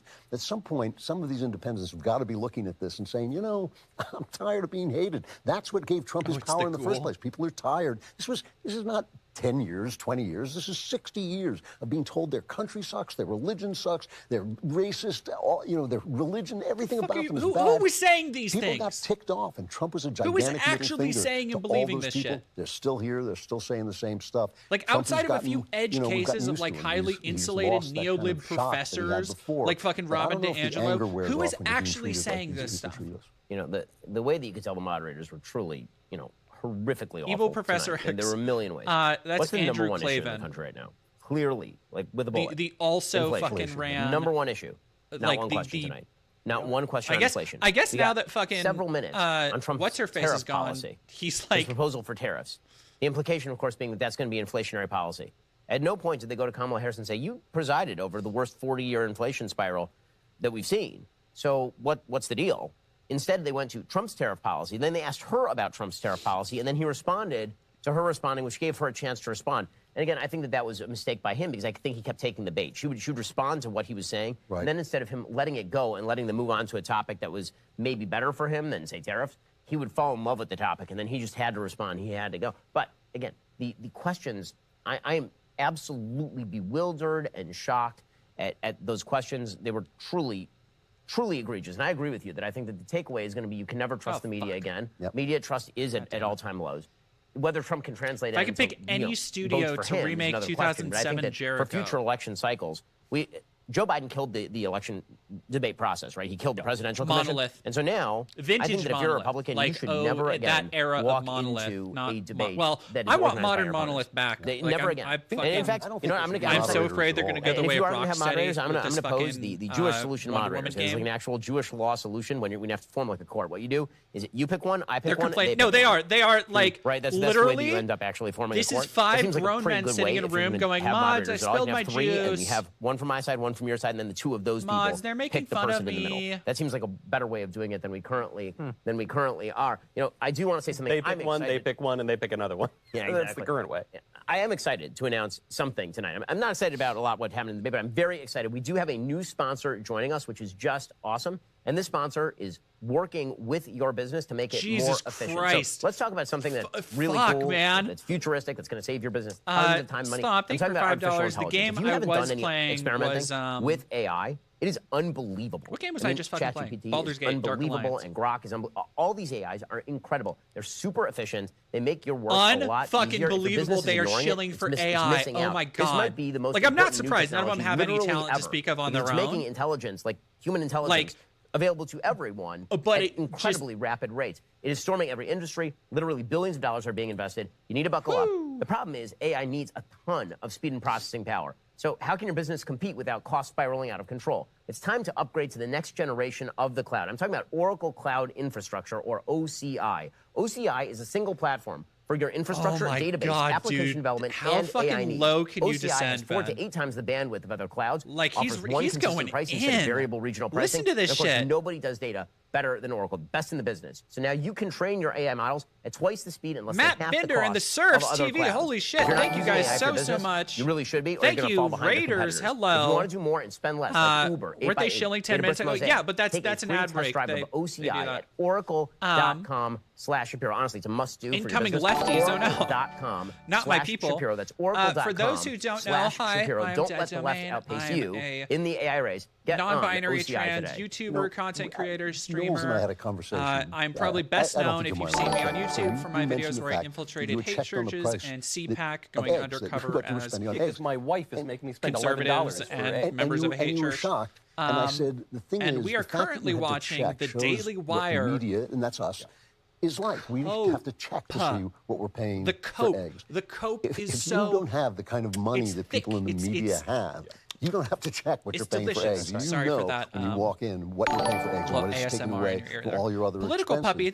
puppy. Arf, thank you for following. That's the gap. That's the big gap. That's why people don't see what a disastrous administration this has been in the press, and why Trump. You know, Trump is the first president who narrowed the gap between rich and poor, narrowed the gap between black and white.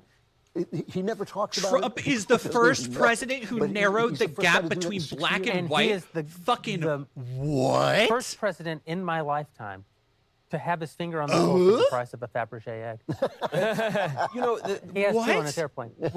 One issue that, right on this point, Drew, that didn't come up tonight, and it's a scandal it didn't come up, pertains to mass migration, which should have been the lion's share of the debate, and the moderators tried to gloss over that. But what especially they could have focused on was the drug crisis and fentanyl deaths, because this is something that actually does affect people, even in the media, even in the fancy clubs, who know somebody, or at least know somebody who knows somebody who has died of a fentanyl overdose. Thank you so much. The kilograms half dinosaur, half dinosaur. Thank you for $1.99 Coke, Griff, Circle Jerk, report that came out just today. So this has been actually Kamala, a lot more in fun to. If it was like just one of them, like if it was just like Matt Walsh or something, boring, snooze not fest, marijuana, not cocaine. But all of them here bouncing off each other is a lot funnier than I thought it would be. Mostly because of the coke, like 90% because of the coke. I'm not going to lie. I'm not going to lie. Again. I don't think you should categorize fentanyl as an overdose. It's a poison. Yeah. It's a poison. It's a poison. Yes. Not an overdose. And so the numbers are ticking up again. This is the poisoning. The what do you mean it's not an overdose? Negligent and intentional killing of Americans doesn't come up. But here's the thing. In the end, the magical power that Donald Trump has above all else, and this has been true since 2015, is he's a camera magnet. He does look like a waiter. Right? I've seen he goes, a lot of people in chat talking about Transformers and what that means so let's get it. The only person who can really prosecute the case is going to have to be Donald Trump. It cannot be J.D. Vance. It can't. Right. I mean, we're all watching J.D., and J.D.'s doing a great job in a lot of these interviews. You watch him in these rallies. He's doing media. And it doesn't even make a dent. And the reason it doesn't make a dent is because the cameras can just ignore J.D. Vance. Unless he's saying something about Tucker Carlson and his friendly relations with Tucker or something, in which case they can use it against J.D. You know, they're not going to talk about J.D. Vance. He's just not going to break through. The thing that Trump had that I think is the underrated superpower of Donald Trump is that he had broken through before he was ever running, right? He was one of the most famous people in the country before he ever declared for the presidency. And because of that, it meant that he had layers of insulation against whatever the media could throw at him, because everybody already had a preconceived notion of who Donald Trump was. He still has the capacity to do that, but it means that no surrogate can do the thing. Surrogates can do the thing for Kamala. She can send surrogates out there because she's a nothing. She's a nebbish. She really is. She's just an empty suit. She's a nebbish. She's nothing. And what that means is that she can send out surrogates to go change her positions willy-nilly,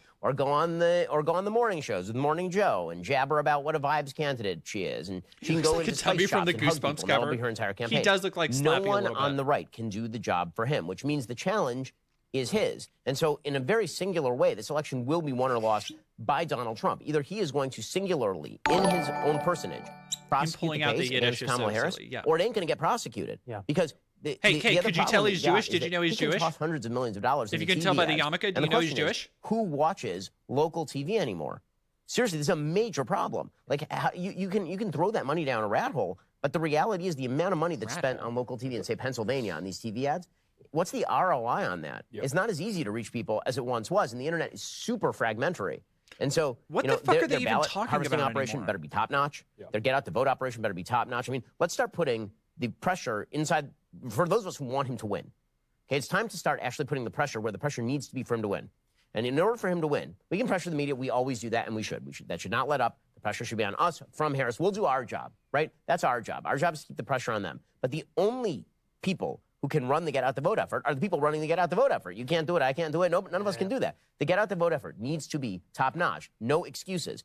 Donald Trump needs to personally prosecute the case. No excuses. Because in the end, ain't going to be excuses. Because if she's elected, she's going to wreck the country. She really will. It's actually one of the questions from one of our DailyWire.com subscribers is, will the VP debate have a significant impact? And it sounds like you're saying no. Nope. Not one iota. Does anybody remember Kamala Harris from the Mike Pence debate? They remember the She was fly. talking. They remember the fly in that debate more than they remember more than they remember He Kamala. was great on the fly. The fly was one of the big stars of our modern politics. I mean, J.D. Vance will do very, very well in He'll the do debate. He'll be spectacular, and it won't matter at all. Not one iota. Not one iota. The one thing that'll be hard J.D. for Vance, him now is that I Tucker's want created a decision everybody for him, right? to fucking Tim Walz will for burn sure that into your hit him brain. on his friendship with Tucker. Matt because Tucker Walsh, had this schmuck political commentator. He does it for a living. Matt Walsh, was the villain of the J.D. Vance will do very well in the debate. Easy hit for Tim Walz. He'll go out of his way to do it. Let's It was go. a dumb move by Tucker. It was damaging to the Republican cause for whatever that matters. And you know, J.D. will be asked about that without a doubt during that VP debate. Is that going to make any difference? Not really. He's the VP candidate. Who cares? Yep. Another question from a DailyWire.com Again, like, that's just preemptive subscriber, and you can become a subscriber at DailyWire.com using promo code FIGHT for 47% off. That's 47% off. Obviously, we want Donald Trump to be the 47th president. Simple yes or no from the entire group. Do you think that the people of the United States actually believe her lies? What lies? What lie? You know, they believe she wants to kill babies. She wants to kill babies. They believe that she'll adjust her policies based on whatever's convenient. She will do that. I don't think she cares that much about fracking. I think she just says what she thinks she needs to say. So power. Yeah, and so I've played this game. She says that, they believe it, and they're all right, I guess. I think that they don't believe her lies because they don't care.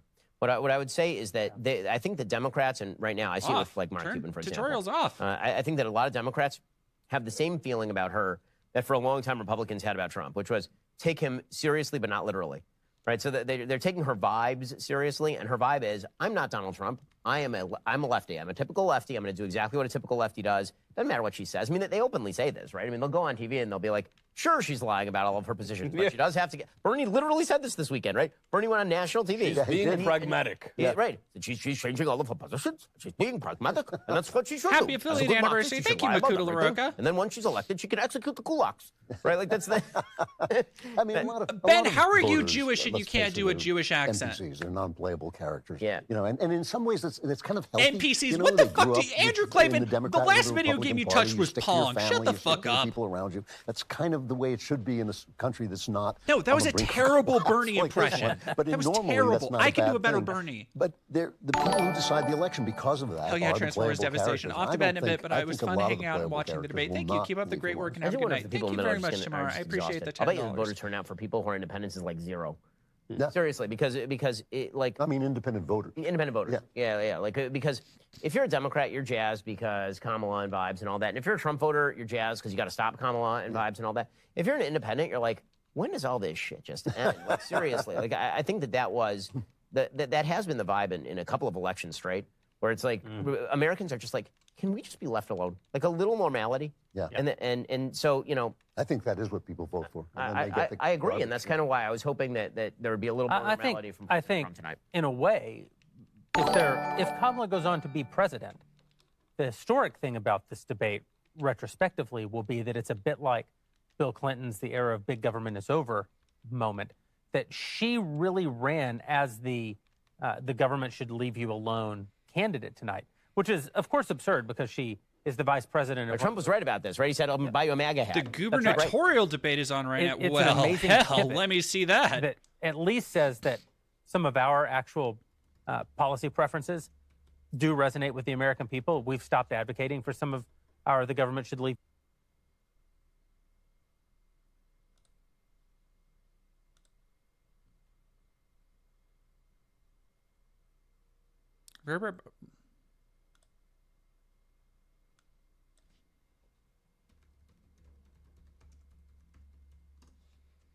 Washington? Washington gubernatorial. Okay. All right. Here we go. Team for this, great. Okay, just want to make sure. Thank you so much for that question. Actually putting together a group to address this specific issue, working with tribal leaders and tribal members. Putting together a group to address this specific issue, working with tribal leaders and tribal members, just like in other states, is a true tragedy. And I've heard that loud and clear from tribal leaders and tribal members. I'm the only candidate running for governor that's actually endorsed by tribe, more than dozens. I might also add, this issue is critically important. We're going to follow up on it. But also an issue that impacts tribes disproportionately is the issue of missing and murdered Indigenous women. My team put together a task force. We went to legislature and got funding for a team in my office. Yes, Dave, additional lawyers. And guess what they're doing? They're standing up for tribes, bringing cases, bringing accountability, and solving cold cases of missing and murdered Indigenous women all across the state. That's what leadership looks like, right? Is reaching out, communicating with those folks. And sometimes, yes, you need additional resources to bring justice to survivors and bring accountability for folks who violate the law. We're going to move to the topic now of gun control in Washington. Jim? Oh, boy. Here we go.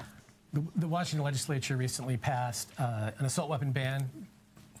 Mr. Ferguson, you supported that and I think promoted it for many years. The state has enacted a raft of gun control. Have a good night, Johnny Viral. In recent years. I'm going to watch this for a little bit, see what's up. For further gun safety restrictions. Or maybe it'll buffer. Things like that. At the same time, people who value the Second Amendment and some of the gun stores that are operating under the current restrictions say it's just going to drive them out of business.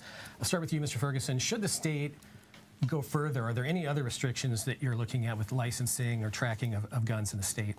I think we're always keeping an open mind, but I think it's important to start from a place of, I'm someone who supports the Second Amendment. But just like I can't yell fire in this place right now when there's not a fire, even though I have a First Amendment speech, there are restrictions on all of our constitutional rights, including the Second Amendment. So I believe in responsible limitations. That's why I didn't support the ban on the sale of assault weapons and the ban on the sale of high-capacity magazines. You should repeat that. It apparently started right after. Final Fanboy, thank for $5 the audacity of that guy to call anyone else out. For fucking real. But I felt this issue was so important. I'm enraptured by this. I advocated for years and got it across the finish line without a single Republican legislature voting for it. My opponent opposes the ban on the sale of assault weapons. My opponent opposes the ban on the sale of high-capacity magazines. My opponent even opposes universal background checks, supported by more than 60% of Washingtonians.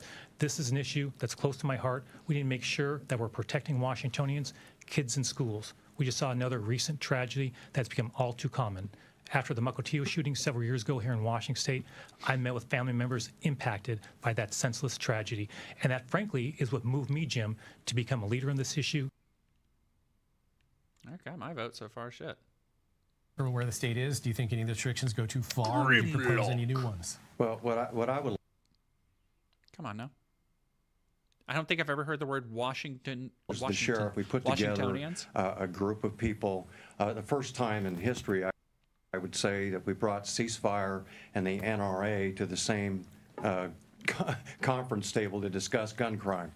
So we came up with the King County Firearms Coalition, which was very successful in reducing gun crime and gang violence. That was actually moved to the Safe Cities Initiative, which was a Clinton-Gore initiative. We were one of the 10 safe cities recognized across the country. We're the only county sheriff's office that was recognized as reducing gun crime. And again, that's an example of bringing people together, looking at the problem, looking at facts, finding solutions, and actually having... Why is it buffering like that? Which was a Bush-Cheney initiative. I would look forward to implementing programs similar to Safe Cities, similar to Project Safe Neighborhoods, and bringing people together to address the issue of gun crime. Again, you have to hold people accountable and responsible, those people that are committing crimes. Wait, who's beefing with Nick Fuentes? We have 45 seconds each for one more question from Mark. Yeah, staying on the same topic. We'll start with you, Mr. Ferguson. According to the CDC, okay, I got it. All right, we're going to have to check that out. Car crashes as the leading cause of death for children 18 and younger. What can we do to reduce that number while still respecting the Second Amendment? Yeah, I think one more thing I would add to my leadership on this issue now for many, many years on one of the more challenging issues facing our state and not being afraid to lead on that in contrast to my opponent. But one thing I hear when I talk, to example, for teachers and educators all across our state. Have you played the other Platinum Games license games? I have played, I have Legend of Korra, and I never got around to. I always wanted to play the TMNT game because I heard it was like not great, health issues. but they see like kind of mid, for more which mental health counselors kind of in fuck the with mid classrooms, sometimes. in the schools, to help kids. I love the designs, but also to improve the learning environment for all kids in the classroom. So as Attorney General, that is an issue that I've led on, and as a governor, would be a priority in my budgets as well. Why do people think Mr. Reichert, how do we bring that number down? Well, first of all, is she live right now or no? Candace Owens. I guess this is the other one. And responsible. Hiring 800 attorneys is not the way to go about solving juvenile crime. No, I guess Most not. juvenile crime is committed by 13 and 15-year-olds. Our teachers don't even feel. I want to see. Uh-oh, I got fired by YouTube. God, you little snake.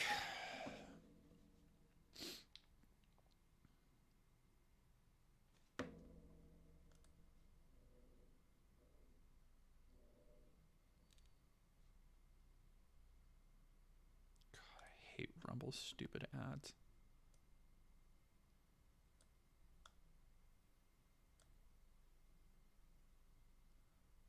There we go. I don't know what is going on. So we're going to talk about that. We're going to talk about the reasons why I've been kicked off of YouTube and demonetized on YouTube. I think we all know. So we're going to have to say that out loud. And we're also going to get into just talking about. Is she going to say the fucking JQ? Is now firing back at his critics in the media. Oh my God! I think she's going to fucking say it. Quote, Hitler apologists. Now we're talking about Hitler apologetics. I don't know what we're even saying anymore. Yeah, I think what they meant to say was he hosted a historian and he had some information that most of the public is not aware of on his show last week. So there's a lot going on, and it seems like a lot is getting exposed. I'm super happy, remarkably happy and positive about it. And we're going to cover it all today on Candace. Jesus Christ. Adorable how she thinks that, like, without YouTube, she's going to be able to, like, keep going. That was, like, her biggest... people in my comments were telling me last week, they were like, oh, no, she's not washed. She has millions of subs. All right, so here's the deal. We knew it was coming. Everybody knew it was coming. Everyone said it was coming, except for the people who are just so far down in conspiracy rabbit hole. They were like, Candace Owens is definitely an op, and why hasn't her account been banned yet? I'm like, I just started my account in June. Maybe it hasn't been banned yet because I wasn't given a chance. Give me like 2 months before you start demanding that I get strikes to prove that I'm a real one. It's so ridiculous when I see this stuff. But anyways, so the energy was building, is what I would say. The energy was building because I think back after October 7th, obviously, there was sort of this command that everybody had to suddenly align themselves with Israel in a way that certainly became uncomfortable for a lot of people when they just kept dropping bombs and the death count just kept coming up. You do not give a fuck about any of that. Once you get to 18,000 plus children being murdered, people are going to have some questions. Honestly, long before 18,000 children were murdered, people start having questions. Is that why you started talking about World War II? Is that why you started talking about questioning history? Those questions yep, here we go. Here we go. American society, if you're in politics, because we know, as a fact, the AIPAC spends, I think, this election cycle over $100 million in our elections, and that money is well spent. It's to make sure that journalists and politicians stay in line or else.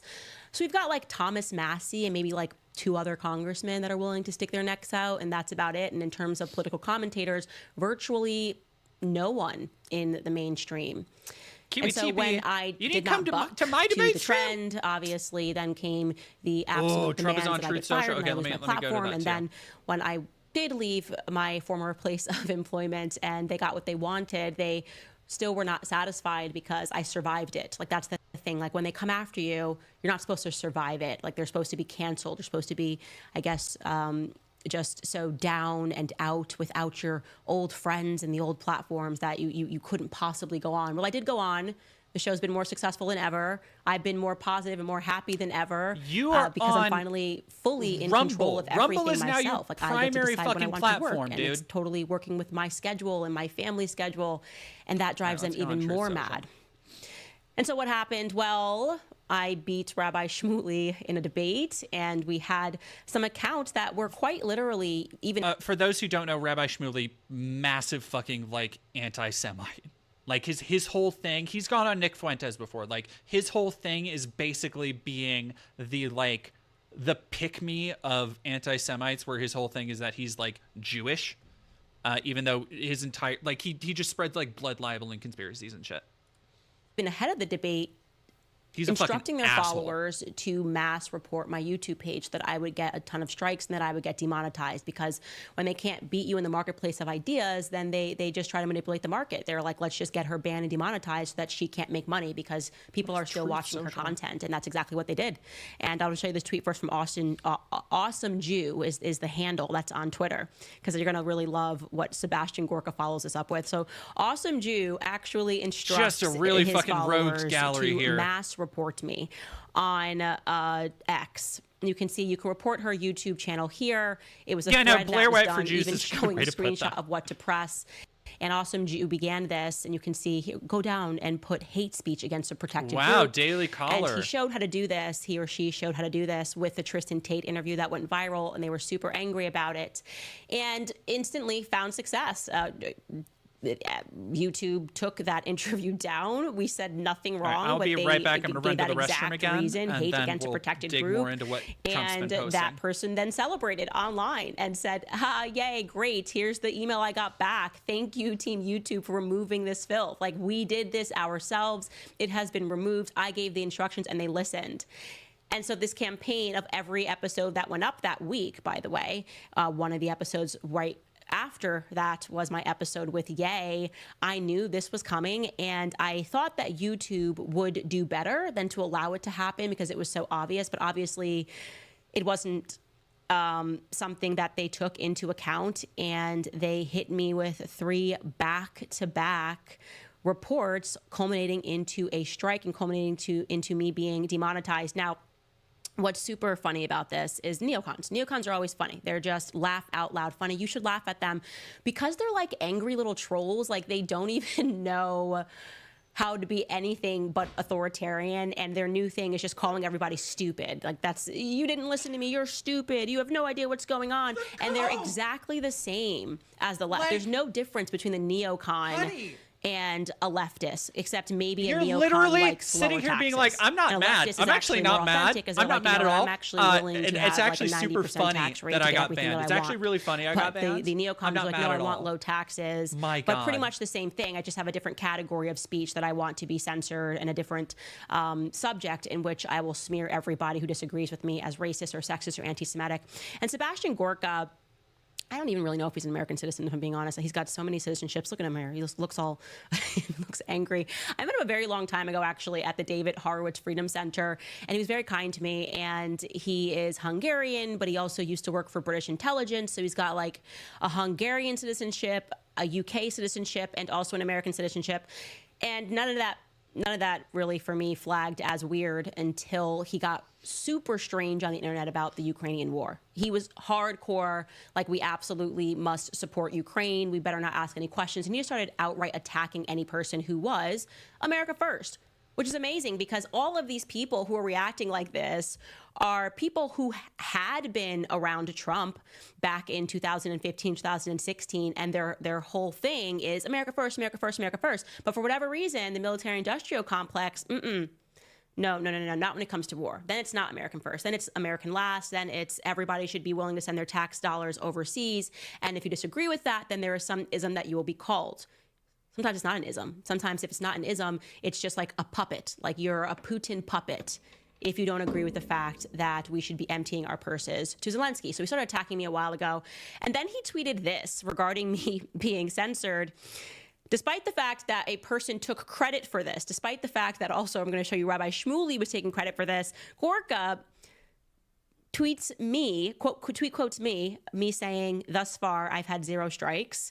And now I have been inundated you're literally with saying back-to-back content hits within minutes. We all know exactly like, why are you being like, I don't know why? You want to know why we all know who's behind this and why? Because they literally told us like, they were fucking behind just it, and they're own proud up to of it. this. You fucking But ding-dong. Worker ignores that, and he tweets at me, and he accuses me of being a Jew hater. Yeah, I'm not kidding. It's just his exact tweet. Quote, we all know exactly who's behind I hate this like anti-Semite bullshit where they're like, who doesn't have the courage of their convictions to say it out loud. I'm just asking questions. Why are you calling believer Christ is king shtick, he says. I don't know why they just can't stay away from Christ. I just don't get it. Like, why there's no reason to just introduce a Christ is king narrative here, and it went about just as expected. But 800 comments attacking she has He's quite embarrassed about this. Now he's realizing that she's maybe moving the like she's in a Jordan really Peele are American movie. first. It's very shocking. Like, look and at the way she right looks into the this camera. She like has like a of smearing somebody as a Jew hater. So these are just some of the comments under his post. Unfollowed. Sebastian Gorka evidently approves of social media platforms censoring wrongthink. This person writes, can you prove her wrong without attacking her with illogical fallacies? This person says, one of the smartest high IQ people out there. We love Candace. Sebastian, in case you're not aware, Jesus railed against the Jewish controllers too. Stephanie says unfollowed. Carrie says, wow, calling Candace Owens a Jew hater simply because she has a different opinion than you about what Israel is doing. This is BLM 2.0. You're going to call someone a black hater because they don't support BLM? Do better, Sebastian. Candace is America first. Stop name calling of people who don't want war and dead children. R.K. Miller writes, and you've exposed yourself, Candace, all the way. Sir Stephen writes, so you defame Candace Owens as a Jew hater. Wonder if she will sue. Then you go on a bigoted Christian-hating attack against Christ is King. Wow. Wow is correct. So nobody's falling for this. It's weird for me that they can't see the problems that all of us are predicting down the line. Like, the party is shifting. It's not shifting. It's actually just becoming more emblematic of what it was that we were told we were supposed to stand for as conservatives within the MAGA party. We were told that what we were rallying around was an American first message. And now that message is being routinely dismissed as Jew hater, as Jew hatred, as anti-Semitism, as Vladimir Putin puppetry, whatever it is. And it's just begging the question, what direction is the party going into? Now we're seeing a situation where people who aren't adapting to this more neocon messaging are just getting screamed at. Like, why aren't you guys getting on board with more pro-choice messaging? Why aren't you guys getting more on board with censorship? Why aren't you guys getting more on board with war? Why aren't you guys getting more on board with children and Palestinian children being blown up? What's wrong with you? Don't you see that Trump needs to win? I hope that he does win, of course, because we're looking at two different options here, and there is very clearly a better option, which is Donald Trump. But if he doesn't win, are there going to be some people that regret not addressing this sort of obvious split that's happening right now? Not addressing the fact that all of the people who positively hated Trump, were very anti-Trump, now really love him and are being brought in, while the people who were hardcore Trump are asking questions about this particular messaging and essentially being told, like, you guys can go out into the cold. We don't really care. November's around the corner. We'll see. We'll see who's right. We'll see who's wrong. But yeah, I just don't have a great feeling about it, is what I'll say. All right, guys, before we get into some of these stories, I really can't wait to get into this Tucker story. I just want to tell you guys about Beam. So I'm going to do my ads here over on Rumble. Beam. The thing about sleep is we all know it's the foundation of whole body health. When we sleep well, our minds and bodies perform at their best. Are all her Sleep is videos both like that mental where she and kind of physical, just and our like daily performance depends on it. does Beam's it- science-backed dream like, powder is tested for high does it quality blink? efficacy and formulated to ease your body into rest. Look at her. supporting all 4 stages of sleep cycle to help you fall asleep faster and stay She, like, asleep barely longer. blinks. Other sleep aids can cause next day grogginess, but Dream contains a powerful all-natural blend of 5 key ingredients: reishi, I've magnesium, never noticed, like, the L-theanine, piercing look in apigenin, her and eyes. melatonin. This blend helps you I don't fall like it. asleep, stay asleep, and wake Now up that I've seen refreshed. it, I can't unsee Right now, it, my and I'm listeners get a special not discount a on their fan, not healthy into hot it. cocoa for sleep with no added sugar. You just mix Dream into hot water or milk, you froth it, and you get to enjoy it before bed. So if you want to try Beam's best-selling Dream Powder, get up to 40% off for a limited time when you go to shopbeam.com/Candace and you use code Candace at checkout. That's shopbeam.com/Candace and use code Candace. No, for up to she 40% definitely is off. staring at a Better sleep has teleprompter. never She does tasted not better. have good- All right, Tucker Carlson. This is like the interview that Better no one will stop sleep talking has about. never I do not tasted know. better? Well, actually, I do know exactly the reasons why the neocons are up in a tizzy, because no one can touch the World War II narrative, because World War II has now become a religion. There we go. I don't even know what else you to say. spend the It's first just a religion. fucking thing it's very performative. in your video you can't being like, ask I don't any know why questions, people are. You can't interject any Here we go. alternative facts. You can't strap in, everybody. Prod the narrative apparently in any you way. can't fucking. Otherwise, you are going to get hit really hard and called a litany of names. You can get called a Holocaust denier. You can be called a Hitler I don't know, Candace. apologist. You can be called a Nazi Holocaust? or a Nazi apologist. And there's very little fact in there. They're just calling you names. And usually when people do that, when they employ that sort of psychology, it's because they're lying about something, right? There would be no other reason to do it. I mean, if you gave yourself like a different situation and you were not allowed to prod the narrative, you would suddenly, Yeah, Karis, exactly. What Supporting am I Palestine missing doesn't make her a here? Jew If hater. you were All the just, if you had to pro-Nazi stuff Sherlock does. Holmes it, and you were actually a detective and you get the phone call and a woman's like, my husband beat me, and you go and you see her and she's got black eyes and she's got children in the corner that are looking scared, and you go, oh, okay. And she's like, are you going to arrest him? And you'd go, yeah, of course I'm going to arrest him. I'm just going to take a report. I'm going to talk to the kids. And then she's like, no, you can't talk to the kids. We passed speech laws. What do you mean I can't talk to the kids and see what they saw? No. We passed speech laws. I can't tell you what's happened. And then you can't also ask the neighbors what they saw. You can't introduce any other facts other than what exactly I'm telling you. Otherwise, you're a person that supports domestic abuse.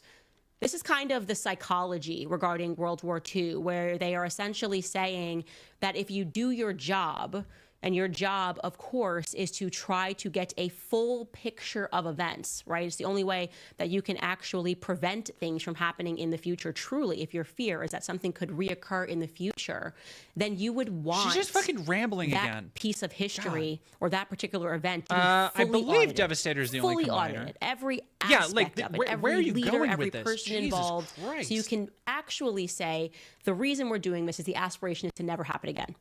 When you start saying don't speak about it, that is not going to prevent things from happening again. Okay, it's actually honey, just Candace, going to the make fact that people you have to arrive preface at their own it this conclusions and much they're naturally going to be suspicious of you. Kind of fucking sus. So when Tucker Carlson hosted Daryl Cooper on his show, a historian, and he began introducing some alternative facts about alternative Winston Churchill, facts, which were fascinating. And by the way, it's not something that is new. I obviously got in trouble for the same thing by telling you guys to watch a documentary that I didn't produce. The BBC a documentary PBS, that was they fucking shared this lies, dude. documentary. It was shared with me actually by a priest, and it shocked me, called The Savage Peace. I never knew that we genocided the Germans in peacetime. And by we, I mean the Allies. Because we did. fucking It's a fact. didn't. I'm sorry. We if talked that about fact this. upsets We talked people. about I'm so this. sorry that I am In sharing the with video, you guys the truth about an ethnic cleansing on my that channel, took there's place a with stream 12 million highlights. Germans. I'm sorry that I know that. That's the crime. They don't want people even knowing the horrific things Because that it the didn't Allies took fucking place happen. in, like Dresden, right? They don't want you talking about Dresden. And you go, why is that? And Tucker Carlson has the right idea about why that might be. So he went on to Charlie Kirk's show, and here's what he had to say about the blowback that he received. Take a listen.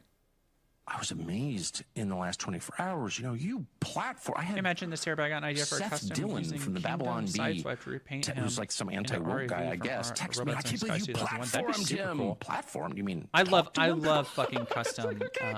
I thought you were the anti-woke guy, but anyway, jobs. People are very upset. And look, it's okay to be upset about a difference of opinion. I totally get God, it. his I'm fucking frequently upset about laugh differences of freaks opinion. me out. Oh, speaking But of I which, can't help but I know what detect else in we the got to do. hysteria We got to over watch the all of Charlie this, Kirk video, everybody. Trying to turn Daryl Cooper, maybe he's got eccentric views or not, but into some sort of Nazi, and me into a platformer of Nazis. I detect in that something much bigger, which is God, a he's kind fucking unhinged, dude.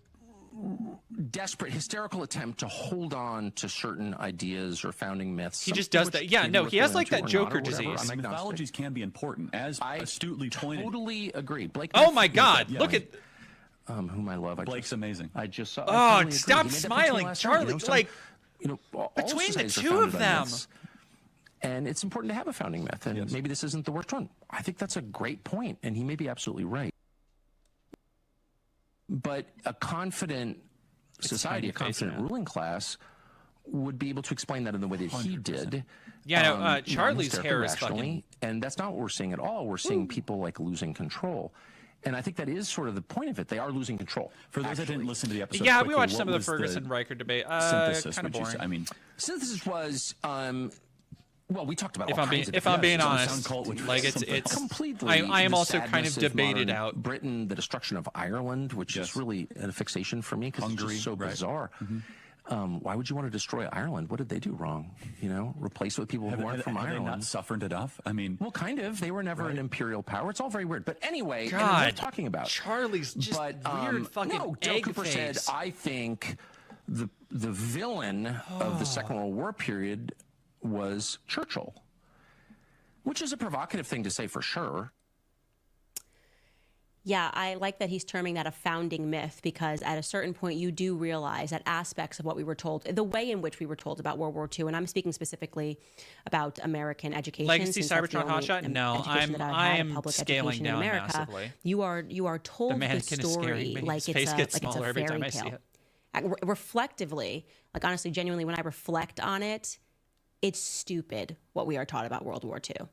It's so black and white. There's no in between. It doesn't even answer questions. Like when you have a question, there's random, well, we just had to drop an atomic bomb to end the war. And we were amazing, and they were awful, and the Germans were doing this to the Jews.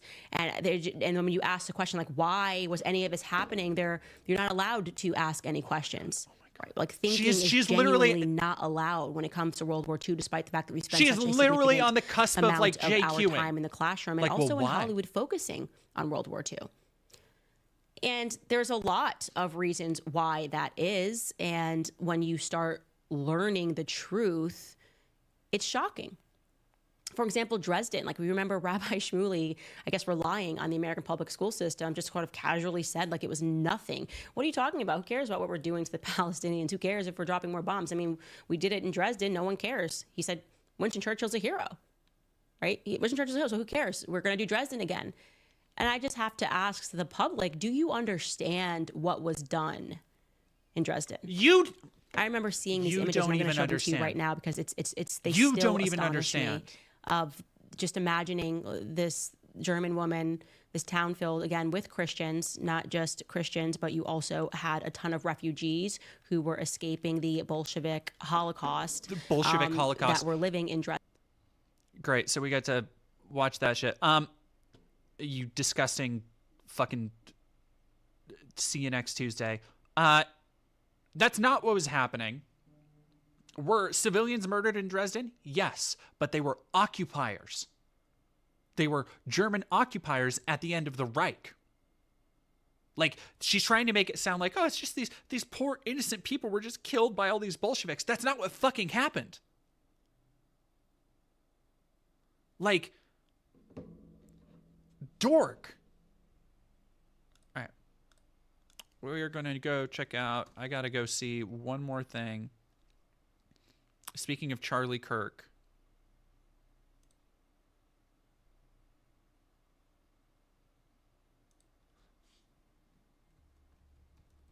There we go. Charles. Don't fucking call him Charles Kirk. That's like when people say Chuck E. Cheese and they call him Charles Entertainment Cheese. Hey, Bobby. All right. Can 25 liberal college students outsmart one conservative? Goddamn, 4 hours, Hassan? Goddamn. I thought it was like a 20-minute video. I know I have a fucking hour and a half. We're gonna watch a little bit of it. Do you think men can give birth? I think that yes or no question. I think that a person who is assigned male at birth, I don't think they assigned male at birth, so people are not male at birth? I think God, he's fucking it actually look at his Look, okay, I get there are certain physical qualities and attributes that some people, you can't change them about yourself, right? I get that. That's fine.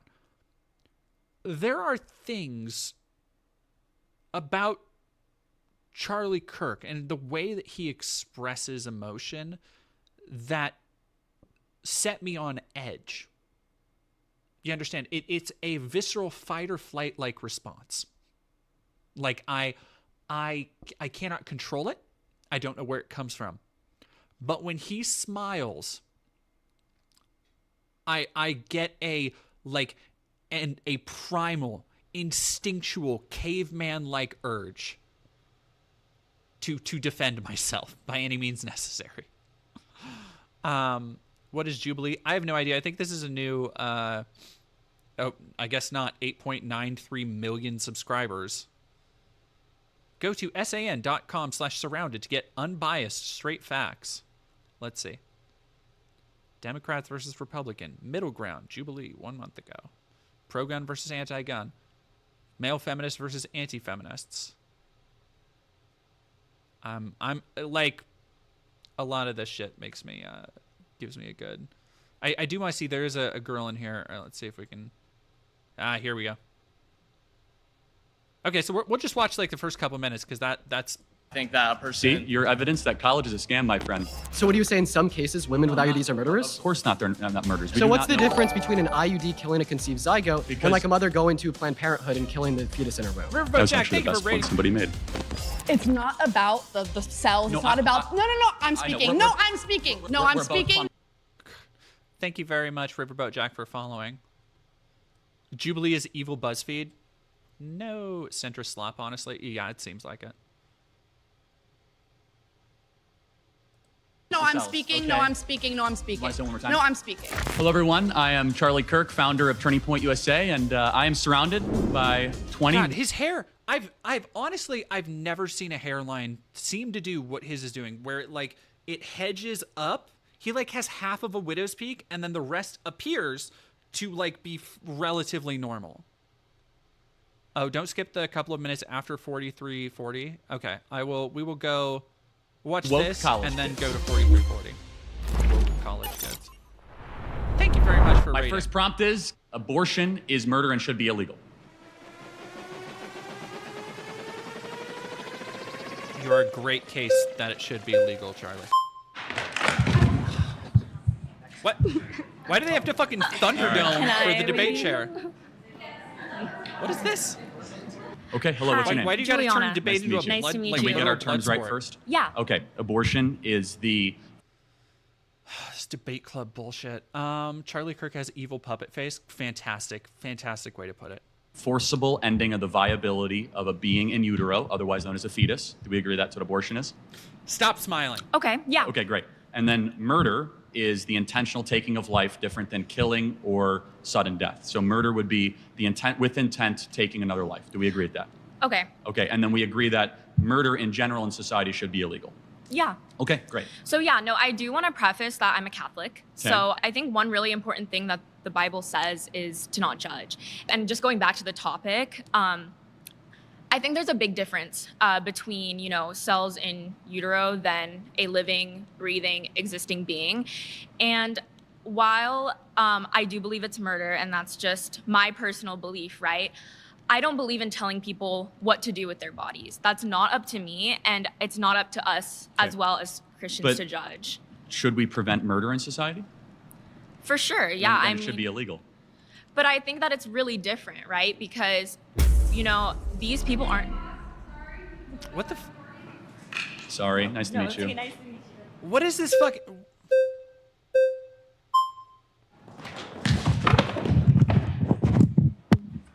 Okay, what's your name? Naima. Nice to meet you. Okay, can I just ask, at how many weeks do you think that a Here we fetus go. is This is the viable? one I saw a little bit. Well, viability and moral worth are two different things. No, but I'm asking you, at how many weeks do Well, you think at about a fetus 20 is viable? weeks, a baby can survive outside of utero. So it's actually 24 to 26 Well, it's weeks? 20. The youngest ever in a NICU unit actually happened in San Diego, not far from here, and survived at 20 weeks. Okay, so under Roe v. Wade, 93% of abortions happened in the first 13 weeks of pregnancy. That's 93% of the abortions happened well before a fetus is technically viable For as sure. a form so of life. Let's go into viability. So what is it about, let's say, a 6-week baby that has a heartbeat, its own DNA, fingerprint, brain waves, that is less moral worth No, than this an is 88-year-old right now with dementia in a home down the street? That person requires assistance, what requires is the help. fucking? Why is that even a talking point? Everything about this man's appearance offends me, honestly. Yeah, I guess it is like John Bainbridge. I guess it is like speed debating. Is it that the 6-week baby is of less moral worth? Well, first of all, it's not a baby, it's a fetus. Well, what does fetus mean? A fetus. God, I hate that. I hate that debate bro bullshit so fucking much. You are being purposefully obtuse. You are obfuscating what you're actually talking about by being like, what does the Latin root of this mean? Like, what does the Latin root of this mean? It's like, okay, but what do people actually mean when they fucking say it, ding dong? No baby Nobody born outside of a womb is called a fetus. You don't say, oh my gosh, hey, my sister just had a fetus. Everybody come look at the fetus. Oh my gosh, what a cute fetus. Nobody fucking says that. When people say it, colloquially, you can gather the definition they're going for. God. Is in utero. What does fetus mean in Latin? What the f? I'm sorry, is this It means little human being.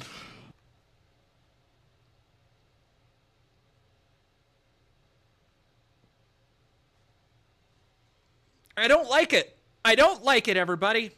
I don't. Look at that. Look at his visage. Gaze upon it and be sad.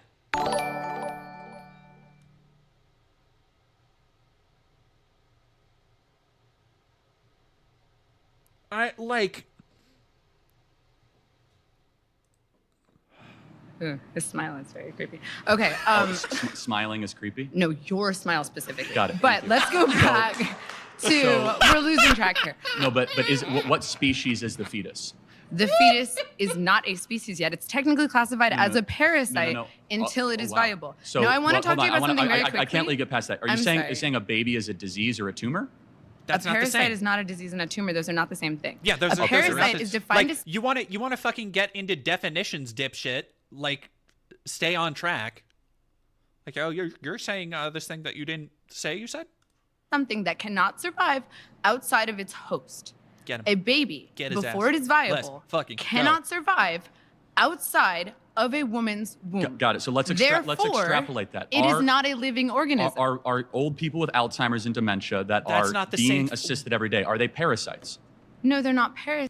Because they can survive outside of the womb. That is not at all the same thing. There's a massive difference between a clump of cells that has not even begun, and as she mentioned, talking about the viability of a fetus, like the point at which 90+% of abortions are had is before that viability point, right? That's what she was just talking about. There is in no way is that morally equivalent, which is what he said. He's like, oh, let's talk about the moral of this. No way is that morally equivalent. A clump of cells that is not viable, that cannot survive on its own, is not comparable to somebody in their 80s, 90s, who have lived a full life, who have a lifetime of human connection and value and family that they have built up. In no way are those two things. If he wants to get philosophical, which he so very obviously wants to at least give the appearance of doing, there's no fucking way that those two things can be considered the same. Like straight up. You just can't. One of those things, the old person, has inherent meaning on a moral level, right? If you were talking about what people mean to one another, how we interact, whoever it is, has meaning to somebody, right? As a person, as another living being, as somebody who has had experiences and had impact on other people's lives. A clump of cells, outside of what that might mean to the mother, outside of the hormones that the mother is going through, which, I am not discounting, it does not have anywhere near the same fucking meaning. So him trying to turn it into this moralizing argument over the value and sanctity of life, it's like, okay, yeah, let's be really fucking pedantic, Charlie, since you want to be so pedantic, and actually break it down to what these lives mean. One of them has meaning. The other one is a clump of cells that's not viable. And yeah, you're right, KBTP, it's just trying to muddle the waters. Parasites. They're human beings who are on the brink of death. Got it. So they're not going to be able to survive. My 4-month-old. Your 4-month-old. See, okay, your 4-month-old is now a feeling human being. It now has relationships. That is not the same as an unviable clump of cells. Again, it is this constant goalpost shifting. Seal Zebra, thank you for $5. Charlie's stance on fetus as a baby is such flawed logic. An egg isn't a chicken, a pine cone isn't a tree, a grape isn't wine. Yeah, it's the same fucking thing. It's like if you go, it's like, well, what's the moral difference between like you were just saying, like a bushel of grapes come in a bushel, right? Bushel of grapes, sprig of grapes, or whatever the fuck, and a bottle of wine. It's like, those are not the same thing. Like, it's almost the same level of pedantic that they like to get about, like, well, what is a woman? Like, well, a woman has this, that, and the other. And or you know what? It's the thing that TERFs did with the recent trend of I was going to talk about this on the stream. The recent trend of, like, the white girl OnlyFans. They're mostly white girls. OnlyFans girls on Twitter stuffing like zucchinis down their pants and then pretending to be trans to get people to sub to their OnlyFans. And a bunch of TERFs are like, well, if you know, of course, TERF logic, if men can be women, why can't women pretend to be men pretending to be women? And it's like, that's not like how definitions work, right? Like, it's the old argument of, like, you know, all trans women are women, not all women are trans women, right? Thank you for that, whoever did that. Yeah, Seal Zebra, thank you very much. Your 4-month-old isn't a pawn in an argument. It's a whole-ass human being. A baby stops being a fetus the way a chicken stops being an egg. But Leo, you see, it is actually a pawn in an argument because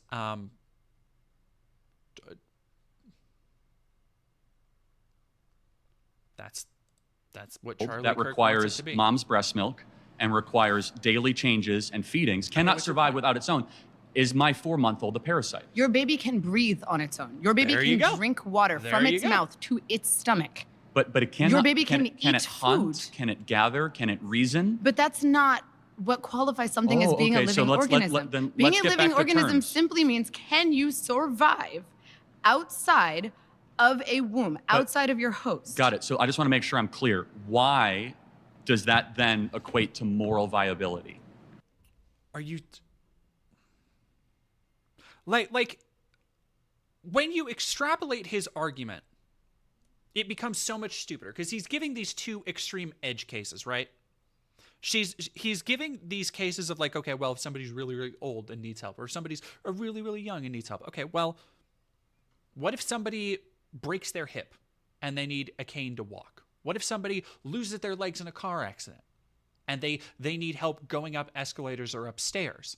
And it's like, okay, well, by your definitions, because somebody needs help to do something, since you're creating this continuum, apparently, like, that makes them some kind of parasite that is morally equivalent to a bundle of cells. Except that's not true. Like, the old person and the baby, even from those examples, are not the same level of helpless as each other. Like, he's creating this incredibly broad framing that is so fucking stupid. Oh my God. Okay. I do want to see, somebody said around 45. Was it 45? 46. Watch. Oh, she's back. Okay, I like her. What is that? I don't know what they're talking about. So women are better people? She's a better woman than I am. I'm not saying women are better people. But what makes a woman? Because you said she's more of a woman than you are. Christ. So I want to know what that definition is. Right, okay. I'm going to let somebody else go. That's all good. Thank you. Okay, well, never mind. Okay. All right, Parker, what is a woman? A woman is an adult human person that has a desire to be in accordance with a particular set of social and cultural norms that are typically associated with the female sex. Now, define a man. Define a man. You're looking at one. XY chromosomes in a okay, but does God the Father have XY chromosomes? Okay. Got him. Fuck. My boy, Parker, let's go. Let's go, Parker. Prior to incarnation? We literally... Fucking, let's go, Parker. Really have a religious he's topic a father, and he You can't fucking deny that shit, dude. Him, but he's not a man. We have a religious. Wait, so a man is someone with XY. Oh, but now you can't argue. Okay, now, but you have to wait for later. Okay. Chromosomes, but he doesn't have XY chromosomes. Yet he's still a man. He still uses preferred pronouns. It's actually very interesting. In the original Hebrew, Adonai. Do you know what Adonai is? It's the Hebrew word for God. It's actually genderless. Oh my God, that was fucking great. Parker did his fucking homework. Charlie thought for a second he was gonna pull out that fucking Trivial Pursuit bullshit. He's like, actually, do you know what Adonai mean? Parker's like, yeah, it means God. Unfazed. Let's fucking go. But actually in the scriptures, they use he, right? And they use the masculine. Jesus Christ came to earth as a man, not as a woman, not as genderqueer. But let's go back to the... But God the Father's a man, right? Well, because all fathers are men. Well, first of all, there's a trinity. So God the Father is neither man nor woman. He is omniscient, omnipotent. He is all being on top. So why do you use he? Well, I did not. The scriptures do. Okay, buddy, you're missing the entire point. Like, this is actually a fucking phenomenal argument because it perfectly gets at the ideas around why people adopt gender and the structures around gender. Like, Charlie is literally admitting right now, he is literally admitting to the framework of gender being arbitrary, being accepted through social norms. He is saying, well, I call him a he, not because he's born with a chromosome, not because he has any inherent genitalia, which, as Parker pointed out, and as Charlie pointed out in the triumvirate, they don't. Charlie just admitted, basically fucking lost the argument that he's trying to make here. Because he's trying to say, well, gender is an innate thing. Yet he refers to a being that he does not know exists as male, as a father, simply because the structures around the Bible and the scriptures say it so. Simply because it was decided at some point that that is what he should be identified as, despite not having chromosomes, despite not having genitalia at all that would align with that, which, according to Charlie, should be the only factors that matter. Incredible fucking work, Parker. Outflanked. Hell yeah. You could use woman. You could say... Seal Zebra, thank you for $2. 100 years ago, Charlie would say the moon is heaven. Her. You could use him. But the way that the language is structured, again, it is so... God the Father is so above gender. It is so above any of our understanding. Then why use him? I love that cat. I love that dude who's just like fucking rolling his eyes. This motherfucker. God is above gender. Fucking... glory and understanding. That's again because you have to make a choice, either he or him or her in the original scriptures. Let's go back to. I'm happy some to get fathers that. aren't men and boys. So I'm. So some fathers are not men and boys. Well, not men. He came prepared. You love to see it, folks. Men or boys. Well, I'm sorry. Some fathers are not male.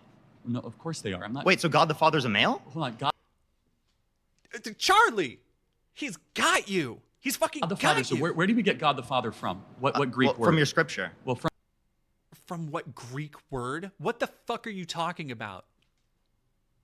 From what Greek word?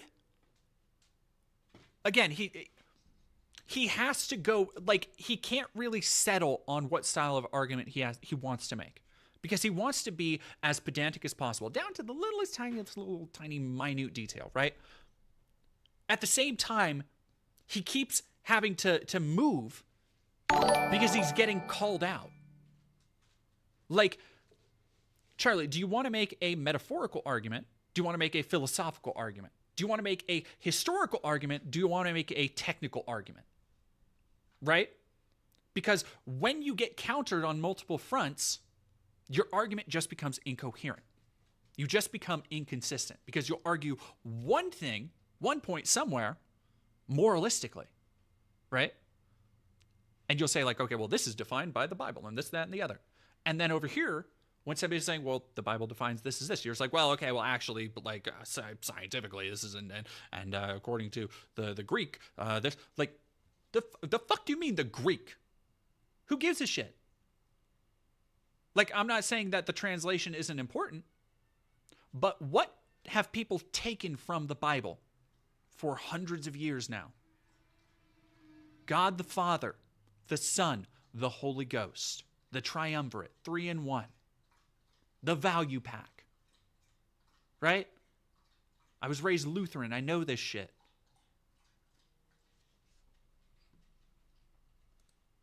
from Abba, right, which is a very close personal term. You're not answering my right? questions, and you're bringing up random language that doesn't matter. Well, it actually does. No, okay? it doesn't. But let me get down to the root of it, because he's not a man. You know he's not a man under your worldview, yet you still use his preferred pronouns. You still call him a man. Christ is a but man. You don't do that with trans people because you're transphobic. That's why. Okay, got it. But Christ is a man. I'm happy to get into the sexuality and Before gender incarnation, he's not. of the Trinity, okay? Before incarnation, there's no penis, there's no XY chromosomes, there's no small gametes. Hold on a gametes. second. Let's think about it. If that's correct, how is it that Jacob saw the face of God?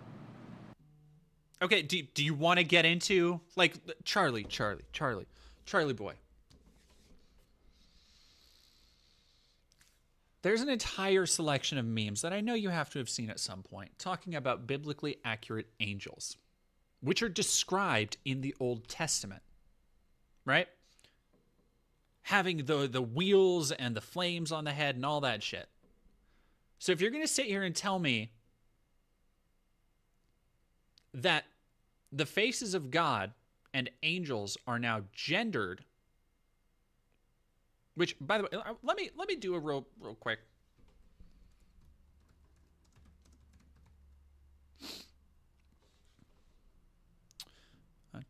Some angels have wing, bright, shining, and fiery. Bizarre forms such as fiery seraphim and wheel-like ophanim. I've killed a bunch of those in Bayonetta.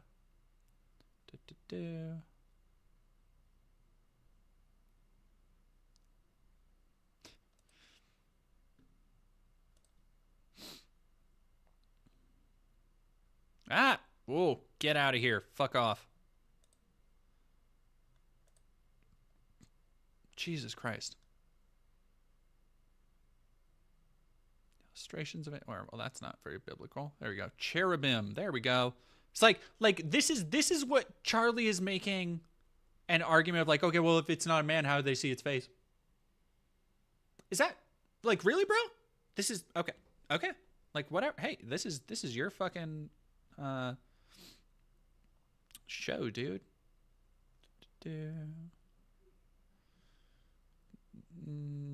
Michael, Gabriel, many angels are recorded in the book of Revelation, pouring out judgment. Two wings, seraphim, blah, blah, blah. Because we are never told Gabriel, Michael, or the other unnamed angels look like this. From all practical standpoints, angels who descend to earth and who are spoken of in the Bible look like men, not physical beings. Appearance of angels. Here we go. Normally leave a person fearful. Fall down in worship. Command him to get up and worship God. Glorious, beautiful, and brilliant.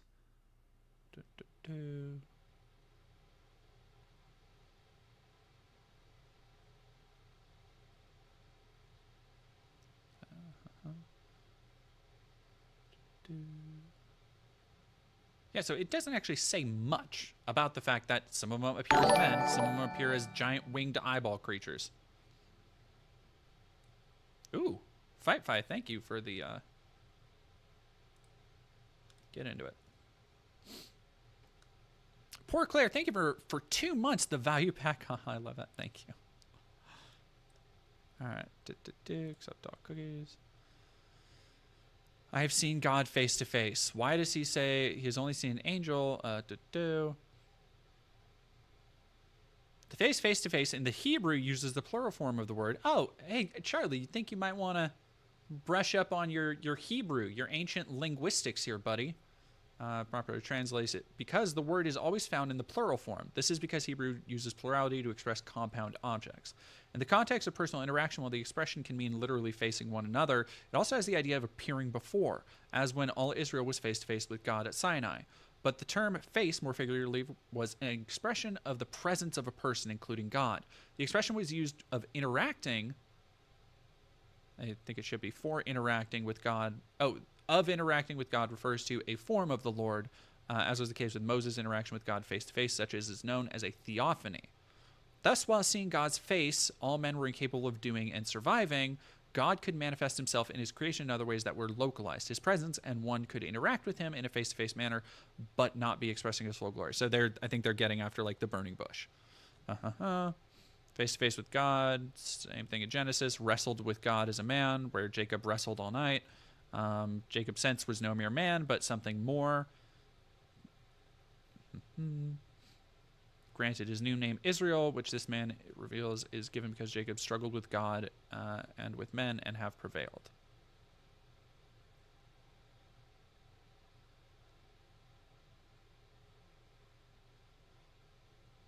Himself as the messenger, the very same God that Jacob had met in Bethel. The man himself cryptically revealed that he was God. Jacob testified that it was God. Moses records in Scripture it was God. And Hosea confirms it was God. It is God. And Jacob wrestled with in the form God appeared to him as a man. And that is why Jacob names the place Peniel. Okay, so if there's hold on. If there was not before the incarnation, how did Jacob see the face of God? How did Jacob wrestle with God? Characters can have faces. Yeah, like... How if it wasn't before Jacob didn't wrestle with Jesus, that's who he was talking about. I realize you think this is a gotcha, but it's not, dude. Like he was talking about Jesus, and he's like, well, if he hadn't been incarnated yet, how did Jacob wrestle with see the face of God? It's like God appeared to him. Like what? About biology. How did Jacob wrestle with God? So okay, do you think that he has a body? Well, or was that a figurative notion of wrestle? He fucking got him. It's a mystery of the Scriptures. I'm not here to, well, it is. I'm not here to You are here to debate it. How are you fucking sitting there being like, well, how did this thing happen in the Scriptures? And he's like, well, is that a metaphor or not? He's like, well, it's a mystery.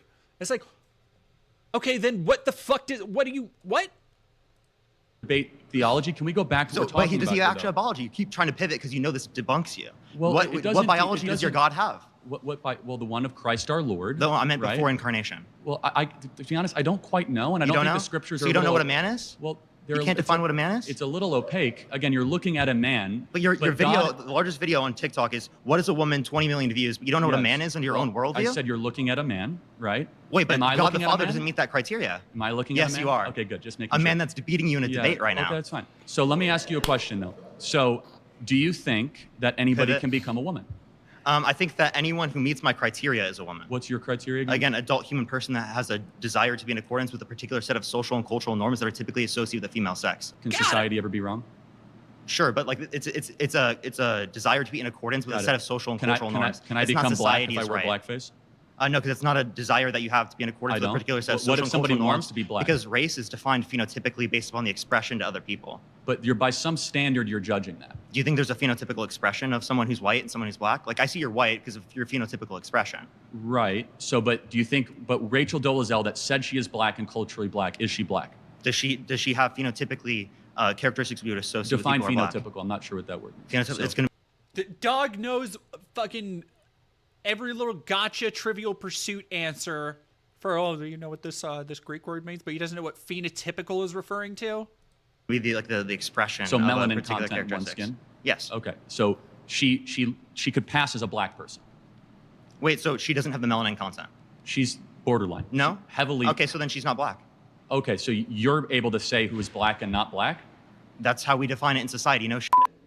Okay, got it. So, but is there an objective definition of who is black? Wait, language is all subjective. Linguistics professionals indicate it's subjective. Language is all subjective? Yes, absolutely. Oh, Every really? word you just used was created by other human beings that are engaging in conversation. No, you might think it's created by God, but even then it's still subjective. Got it. But now we're getting somewhere. God's a subject. Now we're getting somewhere. Is the word and the value behind murder objective or subjective? What the fuck well, are I you think talking morality is about? subjective. But you think it's subjective it too because it comes from God. That's interesting. Wait, So does it come from God or independent of God? Well, no, of course it comes from God. It's transcendent. That's subjective. That's subjective. Yes, it is. No. If it comes from God, it's specifically subjective. If it comes independent of God, then it's objective. No, what you just told me is also compatible with moral anti-realism. So let's go back to the Ten Commandments. You don't understand right? metaethics. Well, hold on a second. What does subjective morality mean? What does it mean? Subjective morality means that it comes in everybody's own opinion, their own form. He's fucking getting beat the fuck out.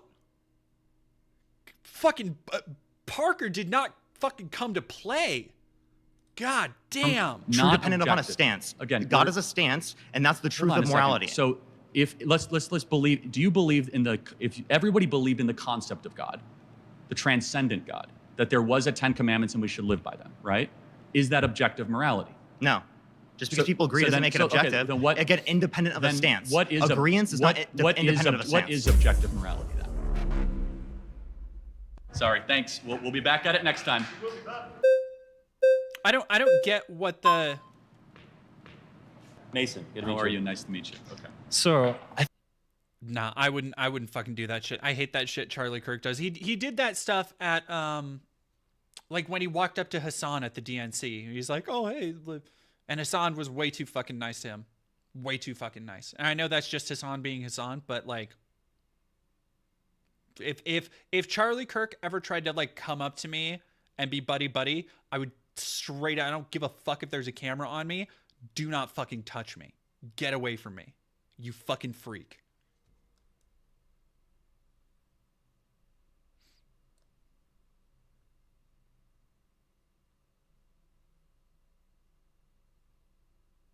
Can't believe I'm watching this shit show again. Is that pretty much the best one? Or is there, for people who have seen the whole thing, is there another thing I gotta see?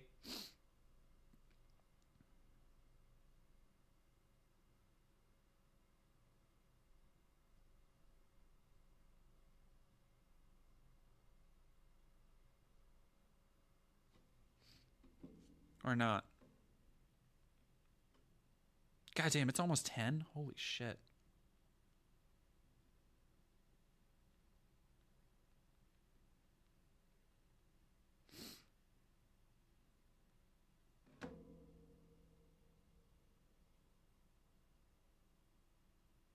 All right, let's see.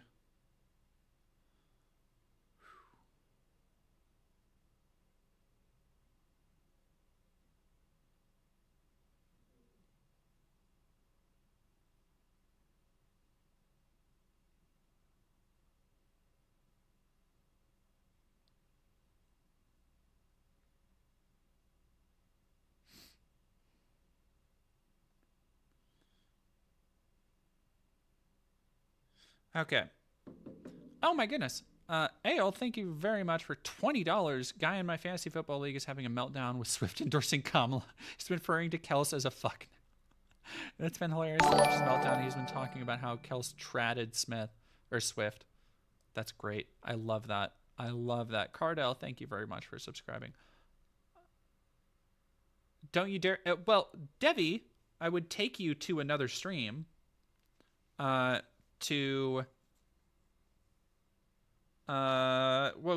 guess not on YouTube. Well, hell, I do have to end the stream though. I am getting pretty tired, and I still have to do a little. Well, no, I'm going to bed right after this. I'm tired. Oh, thank you very much, Karis. I hope you get to get some good stuff going. But thanks to everybody for your donos. And we're going to go over on Twitch. Going to go raid Actual Jake in the chat. Thank you, everybody who subscribed, donated, helped out with the effort to get one step closer to my my house. Hopefully. Oh my God, I hope I get this place so much. Yeah, and thank you all for watching and hanging out.